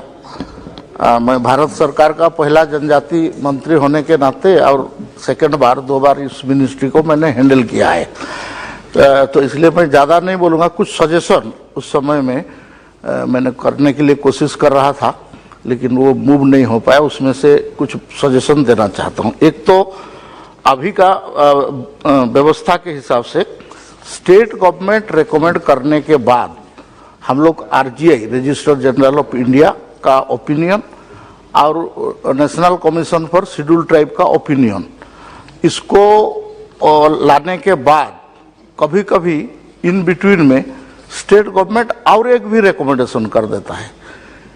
ऐसा देखने आया है महाराष्ट्र में, तो एक स्टेट गवर्नमेंट ने रेकमेंड कर दिया था एक कम्युनिटी को, फिर बीच में वो विथड्रॉ भी कर दिया, तो इसलिए आगे बढ़ नहीं पाया है। तो इसलिए मेरा सजेशन रहेगा माननीय मंत्री जी को कि एक बार स्टेट गवर्नमेंट अगर रेकमेंड कर दिया है तो स्टेट गवर्नमेंट का रेकमेंडेशन को फाइनल माना जाए, और केवल हमारा 2 organisation like register general of India, census commission जिसको हम बोलते हैं, उसका opinion and national commission for schedule tribe, ये दोनों का ओपिनियन पाने के बाद स्टेट गवर्नमेंट का मिनिस्ट्री ओपिनियन दे या फाइनल डिसीजन ले। पॉजिटिव हो सकता है, नेगेटिव। अगर पॉजिटिव हो तो ये कैबिनेट में जाता है, कैबिनेट पास होने के बाद फिर बिल ड्राफ्ट होके आपके यहाँ आता है, फिर पास होने के बाद राष्ट्रपति जी का इसमें दस्तखत होता है।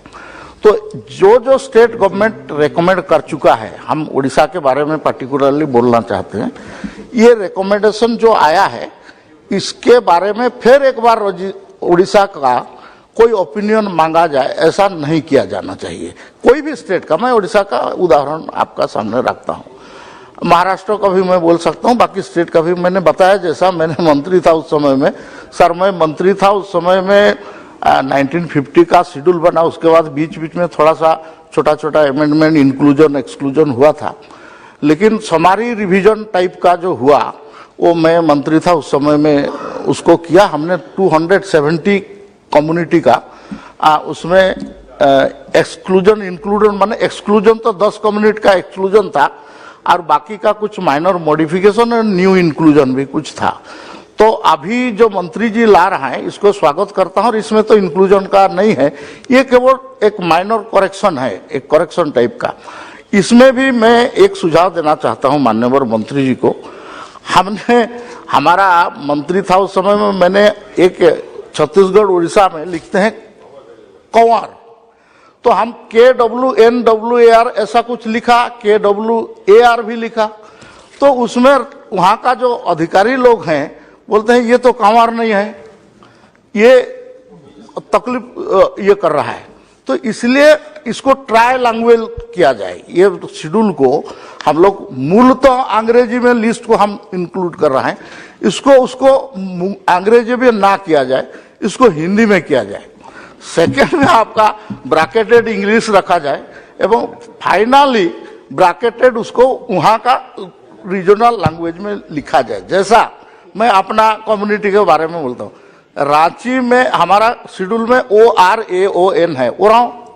तो ओराव हम लोग उड़िया में नहीं लिख सकते, हम लोग ओरामो लिखते हैं, तो ORAM होता है। अच्छा, हमारा आपका शास्त्रों में बोलता है कि मया सृष्टम चतुर्वर्ण गुण कर्म विभागेषु, तो हम जो जैसा टाइप का कर्म करते थे उस टाइप का होता था। तो हमारा ओराव लोग कभी कभी हम लोहरा काम भी करते थे, आप जानते हैं, हम उसको लोहरा का भी काम करते हैं। धांगर रहते हैं, मतलब दूसरा का घर में जो काम करता है उसको धांगर बोलते हैं। तो धांगर ओराव भी है, जो धनगढ़ और धांगर का बीच में जो लड़ाई चल रहा है आपका महाराष्ट्र का, तो ये टाइप का है। ऐसा हमारा इलाका जी अभी उस एरिया में हम लोग का बोले कि सबर लांजिया सौरा, सबर बने सौरा भी है, लांजिया सौरा भी है, बहुत सारे मैंने करेक्शन कर दिया उस समय में।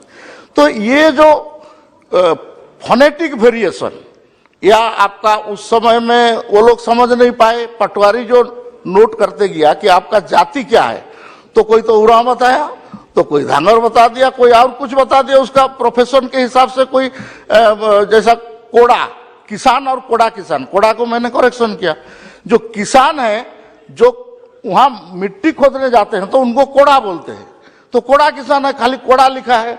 इस टाइप का जो फोनेटिक वेरिएशन है, इसका निजात पाने के लिए ये ट्राइलैंग्युअल होना चाहिए, ये मेरा सजेशन है। मैंने एक बार शायद फाइल में ये ऑर्डर भी किया था, इसको देख सकते हैं मंत्री जी, मैं मंत्री था उस समय में, ताकि ये जो हमारा फोनेटिक वेरिएशन या स्पेलिंग का वेरिएशन हो रहा है, आप हिंदी में जो लिखेंगे और अंग्रेजी में लिखेंगे तो उसमें वेरिएशन होगा ही होगा। तो इसको सही करने के लिए एक बार सोचा जाए, और इसके लिए कमिटी भी आवश्यक पड़े तो करके एक्सपर्ट कमिटी बना के इसको ट्राइलैंग्युअल अगर किया जाए तो ठीक होगा। ये मेरा 3 सजेशन था सर। नंबर 1 की स्टेट गवर्नमेंट एक बार रेकमेंड करने के बाद और एक बार स्टेट गवर्नमेंट को नहीं पूछना चाहिए, आपका RGI का और कमीशन का रेकमेंड के साथ ही मिनिस्ट्री का ओपिनियन देके करना चाहिए।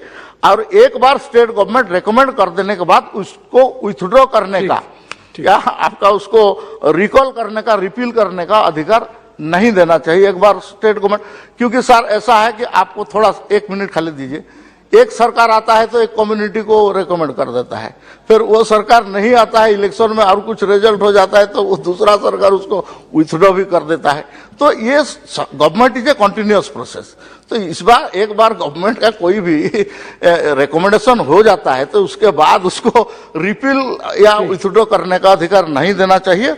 ये मेरा सुझाव था, माननीय मंत्री इसको देखेंगे। सर हमारा उलाका जी बोल रहे थे, 1 मिनट में मैं बताऊं सर, एक समय था कांग्रेस पार्टी में सबसे टॉलेस्ट लीडर, मैं 10 का नाम खाली बता देता हूं उनका जानकारी के लिए। PS संगमा थे, अरविंद नेतम जी थे, कार्तिक उरांव थे, दिलीप सिंह भुरिया थे और बहुत सारे लीडर थे सर।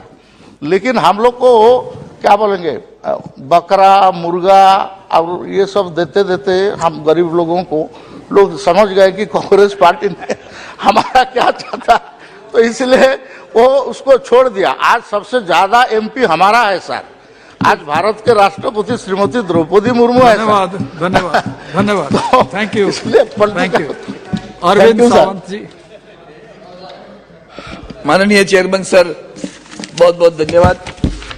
मैं बिल का तो स्वागत करता हूं, the constitution scheduled tribe order 4th amendment bill 2022। बस एक ही कहूंगा कि सरकार जो नीति अपना रही है वो स्वागतार्ह है, लेकिन ये आरक्षण देने के बाद में उसका जो इम्पैक्ट हमें महसूस होना चाहिए वो होगा क्या।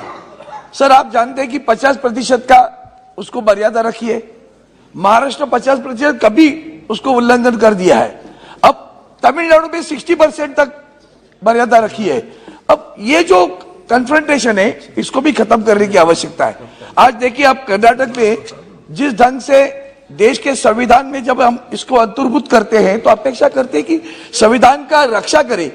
आज कर्नाटक में क्या हुआ, वहां भी जो माइनॉरिटी कमीशन है तो वहां के जो मराठी लोग बने वो माइनॉरिटी कमीशन है, उसका रिपोर्ट आते रहता है कैसे अन्याय हो रहा है। आज भी कल बात हुई, माननीय गृह मंत्री जी ने दोनों को साथ में लाया, चर्चा की, शांतता बरकरार करने के लिए कहा, सुप्रीम कोर्ट में जो मसला चल रहा है वो चलने तो बोला, आज वहां जब जैसे यहाँ भी जंतर मंतर पर लोग बैठे वैसे वहां बैठे थे लोग, तो उनका पैंडल भी तोड़ दिया, उनको अरेस्ट भी कर दिया।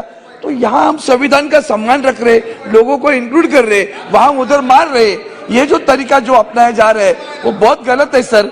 मैं अपने लिए इतना ही कहता हूँ कि ये सारी चीजों में जब करते हो तो अपेक्षा ये है कि इसका शिक्षा, अन्न, वस्त्र, निवारा, शिक्षा और स्वास्थ्य, ये 5 मूलभूत जरूरतें लोगों की होती है।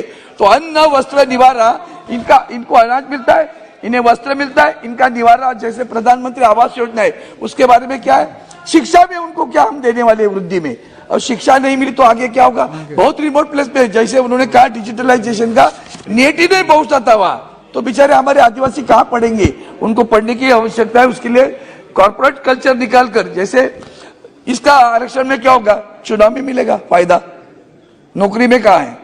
आप तो सारी कंपनियां बेच रहे हो तो नौकरी कहाँ मिलने वाली है, प्राइवेटाइजेशन पूरा आ रहा है। और इसीलिए मेरा दर्द है, ये व्यथा है। स्वागत करता हूं क्योंकि वो हमारे भाई है, लेकिन उन भाइयों को आगे चलकर क्या देने वाली हो। विधानसभा का चुनाव ध्यान में है क्या कर्नाटका का, अरविंद जी, उसके बावजूद भी ये देखो उसकी आगे क्या हालत होगी। Thank you very much. इसके लिए मच। मैं आपसे बात करता हूँ कि सर ये मर्यादा की जो बात है वो मर्यादा जो 50% का है उसका उल्लंघन होगा, उसके बारे में भी माननीय मंत्री महोदय खास करके हमारे आदिवासियों को आरक्षण देते समय इसकी मर्यादा भी आगे अगर बढ़ाए तो उसका उनको लाभ होगा, ऐसा मुझे लगता है। धन्यवाद। थैंक यू चेयरमैन सर, आपने मुझे बोलने का मौका दिया। सर मैं ये बिल का सपोर्ट करता हूँ और इसके साथ ही मैं हमारा भारत सरकार से असम के बारे में थोड़ा आग्रह है। जो असम का जो केवट लोग है वो लगभग जालोय केवट, माली केवट, वो लोग तो अभी एससी में आते हैं, लेकिन उसका एक ग्रुप है हालोय केवट, वो लोग अभी भी एससी में नहीं है। उनका मांग है उसको भी एससी में किया जाए। और दूसरा है उधर का जो गोरिया मुरिया देसी जनगोष्ठी है वो भी चाह रहे हैं वो भी ओबीसी में आए।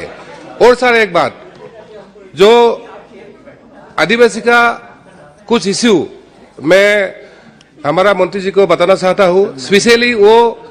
स्पेशली अपने के लिए अलग से धर्मकट मांग कर रहे हैं। ये चाहे गौन समाज हो, चाहे स्वर्णा समाज हो, चाहे हमारा बठो समाज हो, उन लोगों का मांग है या उनको अलग से धर्मकट दिया जाए। इन मुद्दों को भी मैं हमारा मिनिस्टर और सरकार को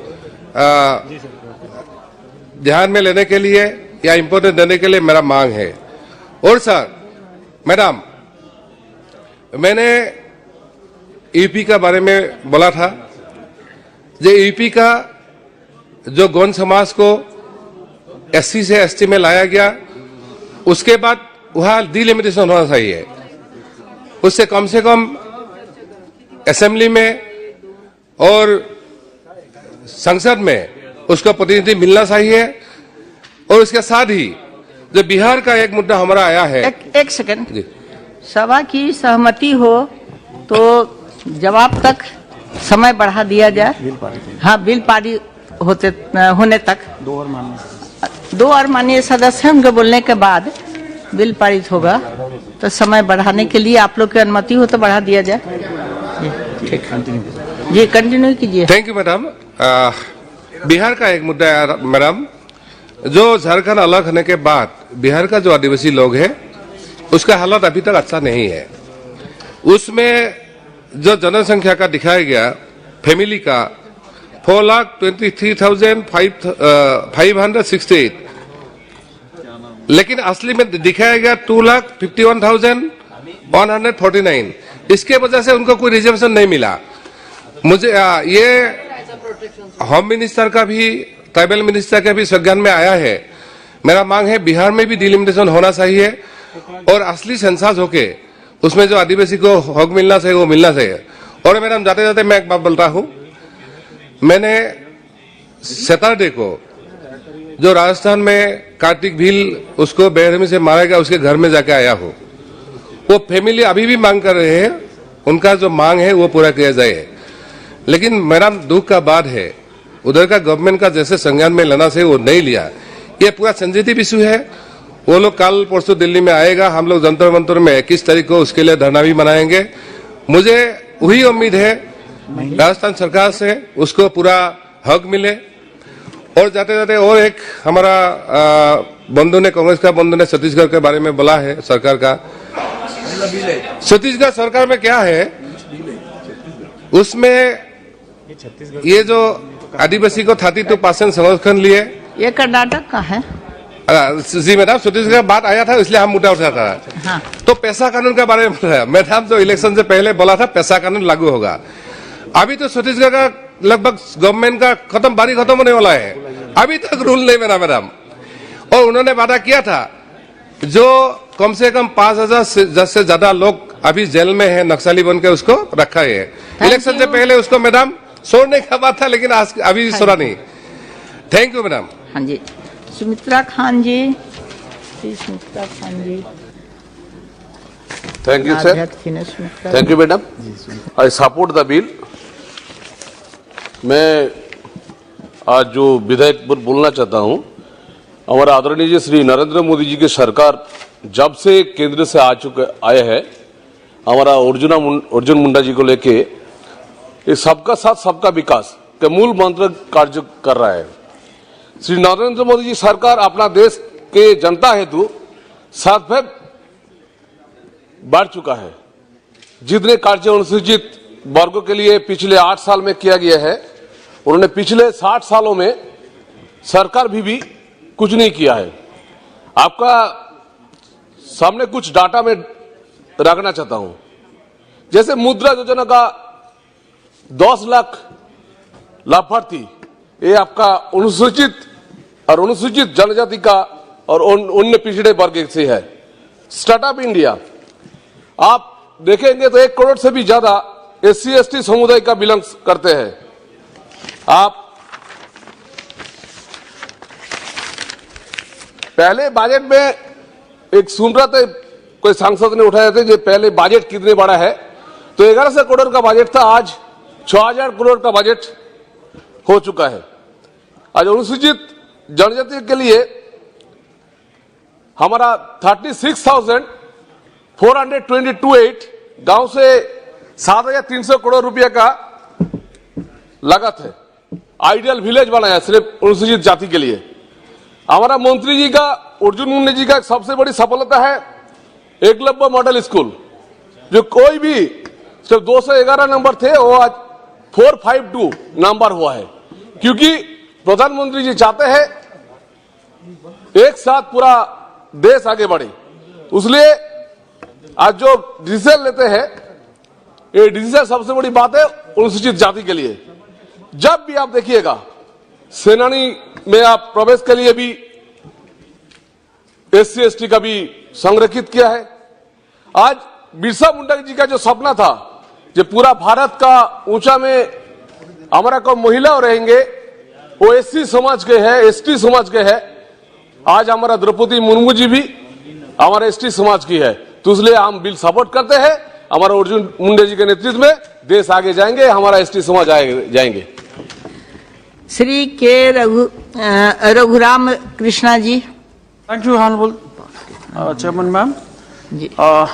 Thanks for the opportunity. After a long time, I got an opportunity, and I'm supporting the bill. And at the same time, I congratulate Honorable Prime Minister for selecting a learned woman from Scheduled Tribe community, Murmuji, as the Honorable President. And I have a very small request. I'll take only less than a minute, ma'am. In this list, which has been come for the approval, in Karnataka, a community by name Valmiki has been added in the Scheduled Tribe list, and in Andhra Pradesh, that same Boya Valmiki community is there in the OBC list. Actually, when the state got separated as Karnataka and Andhra Pradesh in 56, people who were in Ballari side, the other part of Kurnool district, the same family with the same family, if brother are settled in Karnataka, they have been given Scheduled Tribe, and here it is under OBC. So our state assembly has already recommended to consider that as Scheduled Tribe like Karnataka. So at the earliest, I am requesting the Honorable Minister Arjun Munda ji to consider it at the earliest, and I hope that bill will also come soon to correct the anomaly. Thank you, sir. Thank you, ma'am. माननीय मंत्री जी। महोदया, कर्नाटका से संबंधित जो विधेयक सदन में लाया गया है और उस पर काफी विस्तृत चर्चा हुई है। माननीय सदस्य कोडिकुन्नल सुरेश से लेकर रघुराम जी तक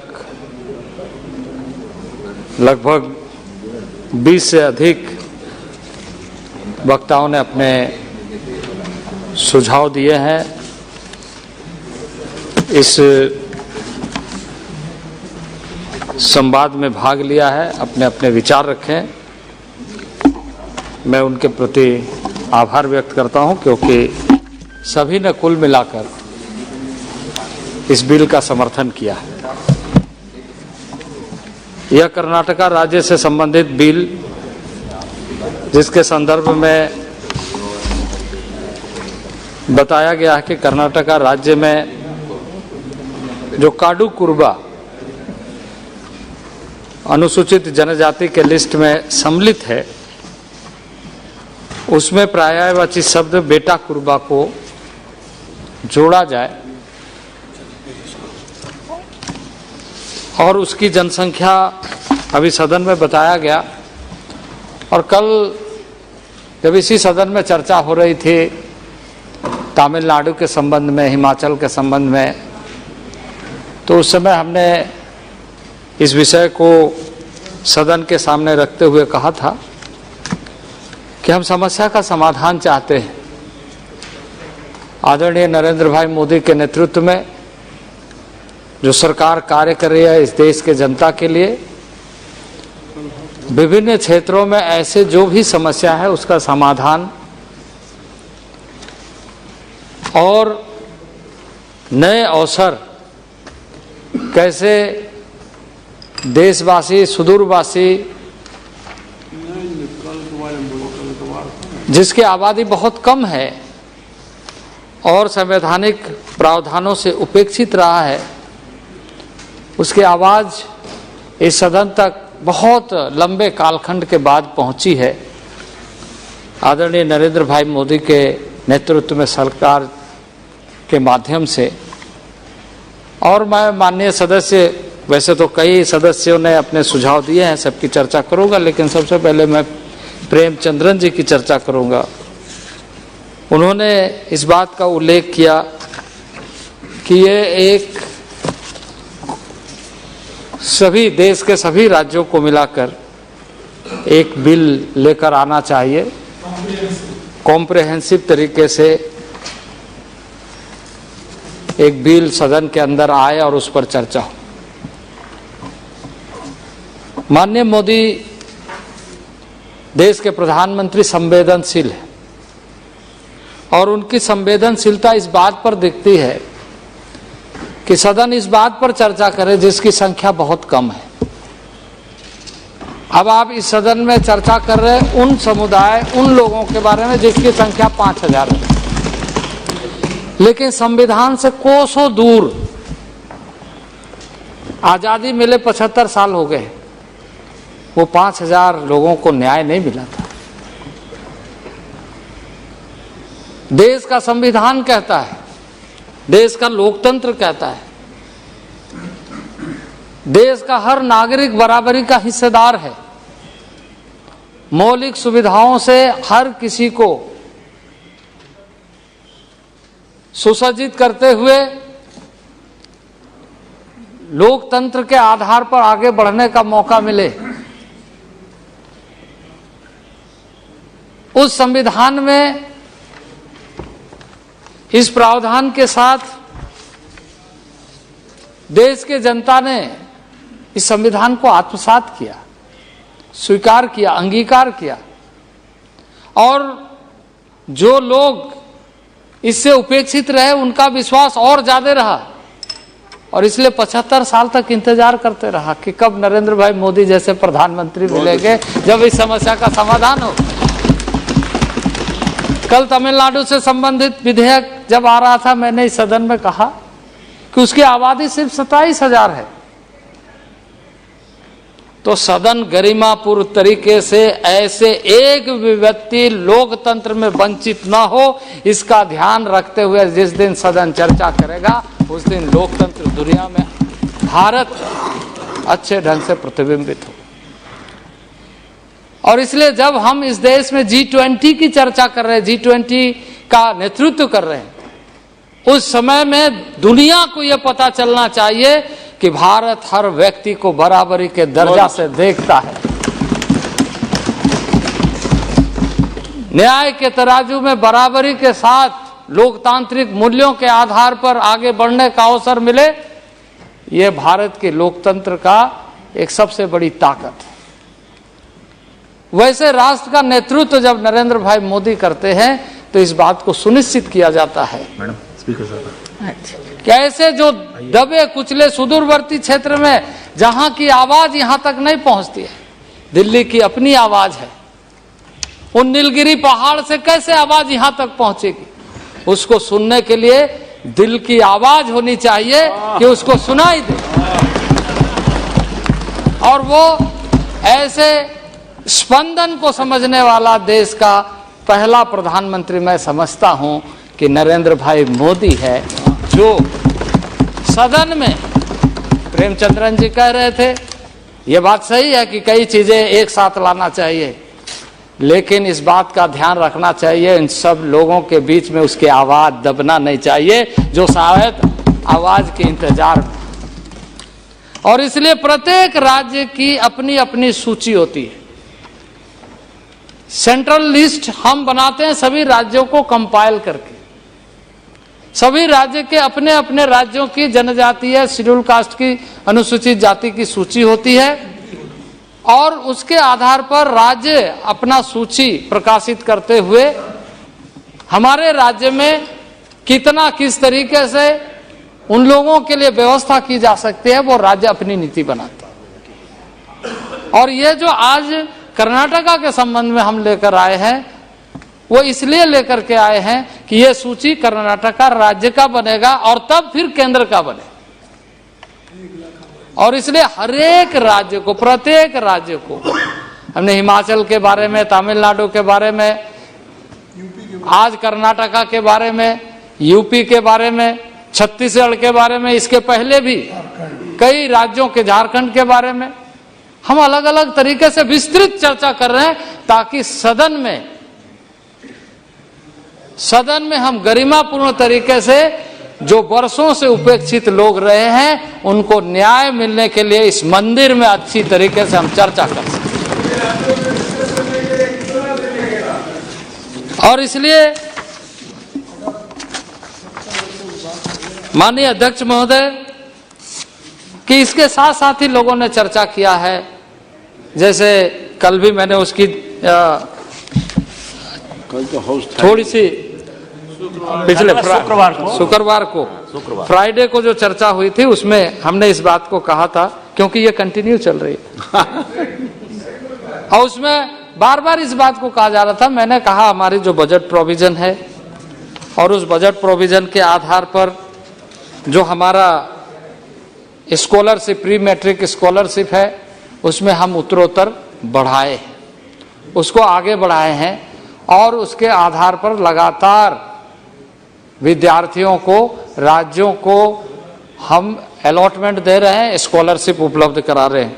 और आप यदि देखें तो बजट एस्टिमेट को अगर देखें तो जब 2014 में लगभग 4,500 करोड़ रुपया की व्यवस्था थी, आज वह 8,500 करोड़ से अधिक बजट की व्यवस्था हमने उसमें किया है। यदि आप स्कॉलरशिप को ही देखें तो 21-22 में 400 करोड़, जिसमें फाइनल एलोकेशन 394 करोड़ और बेनिफिशरीज जो पहले 10 लाख थे वो 15 लाख हो गए। ये डेटा हमारा सार्वजनिक तौर से, क्योंकि हम अभी इन सारी चीजों को स्कॉलरशिप पोर्टल में डाल देते हैं, डीबीटी के माध्यम से राशि देते हैं, अलॉटमेंट देते हैं। तो इस तरीके से जो सुरेश जी ने कहा, आप इस बात से अंदाजा लगा सकते हैं कि यह वोट बैंक की पॉलिसी नहीं है, लोकतंत्र की मर्यादा और ताकत है, वो इस सदन में चर्चा के माध्यम से दिखे। ये आदरणीय प्रधानमंत्री जी का मूल उद्देश्य है। और जैसे सुरेश जी ने एक और बात कहा कि आप एक तरफ सूची बढ़ा रहे हैं और दूसरे तरफ बजट एलोकेशन घटा रहे हैं। आपको मैं बताना चाहता हूं अध्यक्ष महोदय, आपके माध्यम से सदन को, कि जब 2013-14 का बजट एलोकेशन को देखें और 2021-22, 22-23 का बजट एलोकेशन को देखें, इससे आप अंदाजा लगा सकते हैं कि प्रधानमंत्री नरेंद्र भाई मोदी के नेतृत्व में ट्राइबल डेवलपमेंट का अप्रोच क्या है, ट्राइबल डेवलपमेंट का अप्रोच क्या है, आप इसे अंदाजा लगा सकते हैं। उस समय में 19,000 करोड़ का प्रावधान था, आज 87,000 करोड़ का प्रावधान। ये मंत्रालय ही हमने बनाया अधीर जी, आपके जानकारी के लिए, अटल जी ने बनाया। पहले मंत्रालय नहीं था ट्राइबल का, अटल जी ने बनाया। मंत्री बैठे हैं पीछे।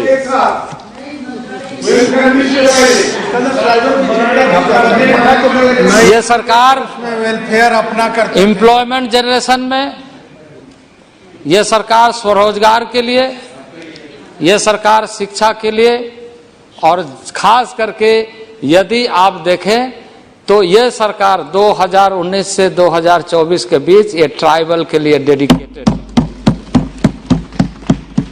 अब ये हमारे जो सबसे पुरानी दल कांग्रेस के माननीय सदस्य बातें कर रहे हैं। यदि आपको ट्राइबल के बारे में इतनी ही चिंता थी तो आपको इस बात का ध्यान रखना चाहिए कि जब एक राष्ट्रपति महिला जनजाति वर्ग से प्रत्याशी के रूप में आ रही है तो कम से कम अपना नाम विड्रॉ करा लेते। उस समय आपने उनको हराने के लिए जितना कोशिश करना चाहिए,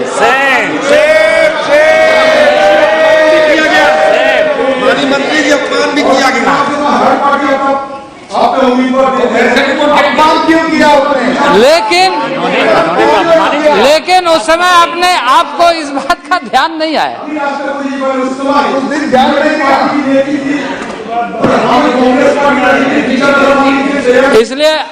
इसलिए अध्यक्ष महोदय, तो पहले आपने जो इनके कहने और कथने में कितना अंतर है आप इसका अंदाजा लगा सकते हैं।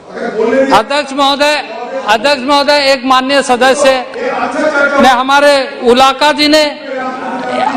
जी ने चर्चा किया स्वर्गीय जयपाल सिंह का।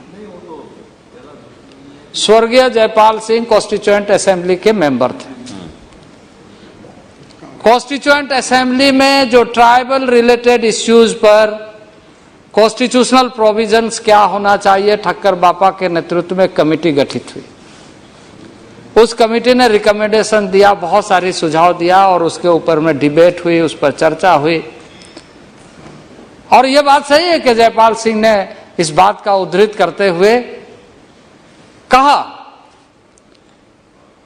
कि इस देश में ट्राइबल को किस तरीके से देखा जाना चाहिए, लेकिन आपको इस बात को स्वीकार करना चाहिए कि ट्राइबल को आपने किस ढंग से देखा।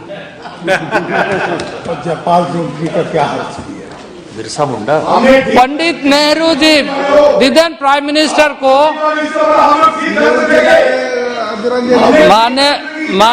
मान्य अध्यक्ष महोदय, निकल गया समय, अधिरंजन जी निकल गया अधिरंजन जी। अध्यक्ष महोदय, माननीय the then prime minister Pandit Nehru को जयपाल सिंह ने कहा कि partially I am agree with Pandit Nehru, but you learn from the tribal who are the most democratic people in the country. आप डेमोक्रेसी उनसे सीखिए। लोकतंत्र अगर सीखना हो तो उससे सिखाइए, उनको सिखाने की कोशिश मत करिए, क्योंकि उसका सहचर लाइफ है। आदमी के साथ तो रिलेशन रखता है, पेड़ पौधों के साथ भी रिलेशन रखता है, जीव जंतु के साथ भी रिलेशन रखता है। लेकिन आपने क्या किया? संविधान सभा में उन्होंने एक बात को कहा, वो कैसे आए थे संविधान सभा में? क्योंकि 1950 में उन्होंने झारखंड राज्य के बारे में झारखंड महासभा का गठन किया था, झारखंड पार्टी का गठन किया। झारखंड पार्टी का गठन करने के बाद उनके साथ कैसा व्यवहार किया? 1952 में फर्स्ट इलेक्शन हुआ। फर्स्ट इलेक्शन में झारखंड पार्टी के बिहार में सबसे अधिक सदस्य चुनाव जीत करके आए। 1957 में पहली बार जब लीडर ऑपोजिशन बना तो वो झारखंड पार्टी का बना। लेकिन 1962 में पंडित नेहरू कहते हैं कि आप झारखंड बनाना चाहते हैं तो कांग्रेस में आ जाइए, और उसको कांग्रेस में सम्मिलित कराते हैं और झारखंड का बंटाधार कर देते हैं। और वो सपना यदि पूरा हुआ तो अटल बिहारी वाजपेयी जी के समय में हुआ। आपने किस तरीके से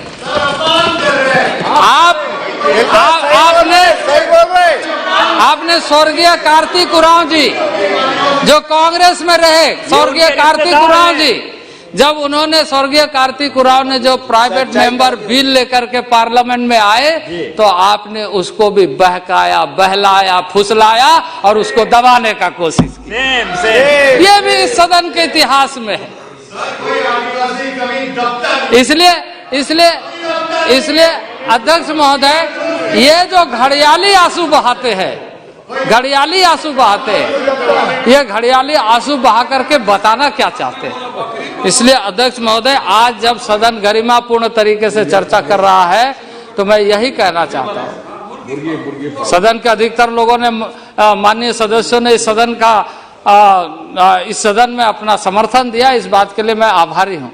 लेकिन सत्य से मुकरना नहीं चाहिए और इस बात का ध्यान रखना चाहिए कि जो आदिवासी है वो हमेशा याद रखता है। बहुत बहुत धन्यवाद। मैं आग्रह करता हूं कि सदन में इस विधेयक को पारित किया जाए। वाह।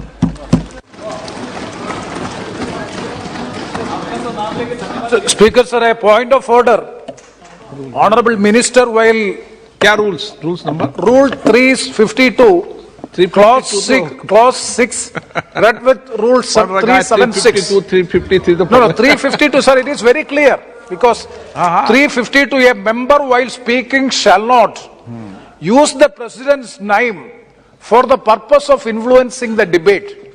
The Honorable Minister, while responding to this debate, he has used the name of the President of India, that the opposition parties have opposed the candidature of Draupadi Murmu, the Honorable President. That cannot be. अब सुनो, एक minute सुनो। Let me. फिर आगे उसको नियम 353 भी पढ़ लें साथ में। या अब रूल पे बस हो आज। आप विद्वान हैं। Sir, my submission is Rule 352, Clause 6, read with Rule 376. That observation or the reference made by the Honorable Minister may be expunged from the record. अब इन्होंने, इसमें विषय था कि आपने जो व्याख्या की उस व्याख्या के तहत कि राष्ट्रपति जी का नाम नहीं ले सकते, यह आपने व्याख्या की। लेकिन उसके साथ ये भी इसमें है कि कोई संदर्भ हो तो वो ले सकते हैं। संदर्भ पे बात की उन्होंने। चलिए, प्रश्न ये है कि विधेयक पर पारित किया जाए। जो सदस्य इसके पक्ष में हाँ कहें, जो सदस्य विरोध में ना कहें। मेरे विचार में निर्णय हाँ वालों के पक्ष में विधेयक पर विचार करने हेतु प्रस्ताव को स्वीकृत किया गया। अब सभा विधेयक पर खंडवार विचार करेगी। प्रश्न है कि खंड 2 विधेयक का अंग बने। जो सदस्य इसके पक्ष में हाँ कहें, जो सदस्य विरोध में ना कहें। मेरे विचार में निर्णय हाँ वालों के पक्ष में खंड 2 विधेयक का अंग बना। प्रश्न ये है कि खंड 1 अधिनियम सूत्र विधेयक का पूरा नाम विधेयक का अंग बने। जो सदस्य इसके पक्ष में हाँ कहें, जो सदस्य विरोध में ना कहें। मेरे विचार में निर्णय हाँ वालों के पक्ष में खंड 1 अधिनियम सूत्र विधेयक का पूरा नाम विधेयक का अंग बने। मंत्री जी अब प्रस्ताव करें कि विधेयक को पारित किया जाए। माननीय अध्यक्ष महोदय, मैं प्रस्ताव करता हूं कि विधेयक को पारित किया जाए। प्रश्न ये कि विधेयक को पारित किया जाए। जो सदस्य इसके पक्ष में हाँ कहें, जो सदस्य विरोध में ना कहें। मेरे विचार में निर्णय हाँ वालों के पक्ष में हुआ, हाँ वालों के पक्ष में प्रस्ताव स्वीकृत हुआ, विधेयक पारित हुआ। सभा की कार्रवाई मंगलवार दिनांक 20 दिसंबर 2022 को प्राप्त 11 बजे तक के लिए स्थगित की जाती है।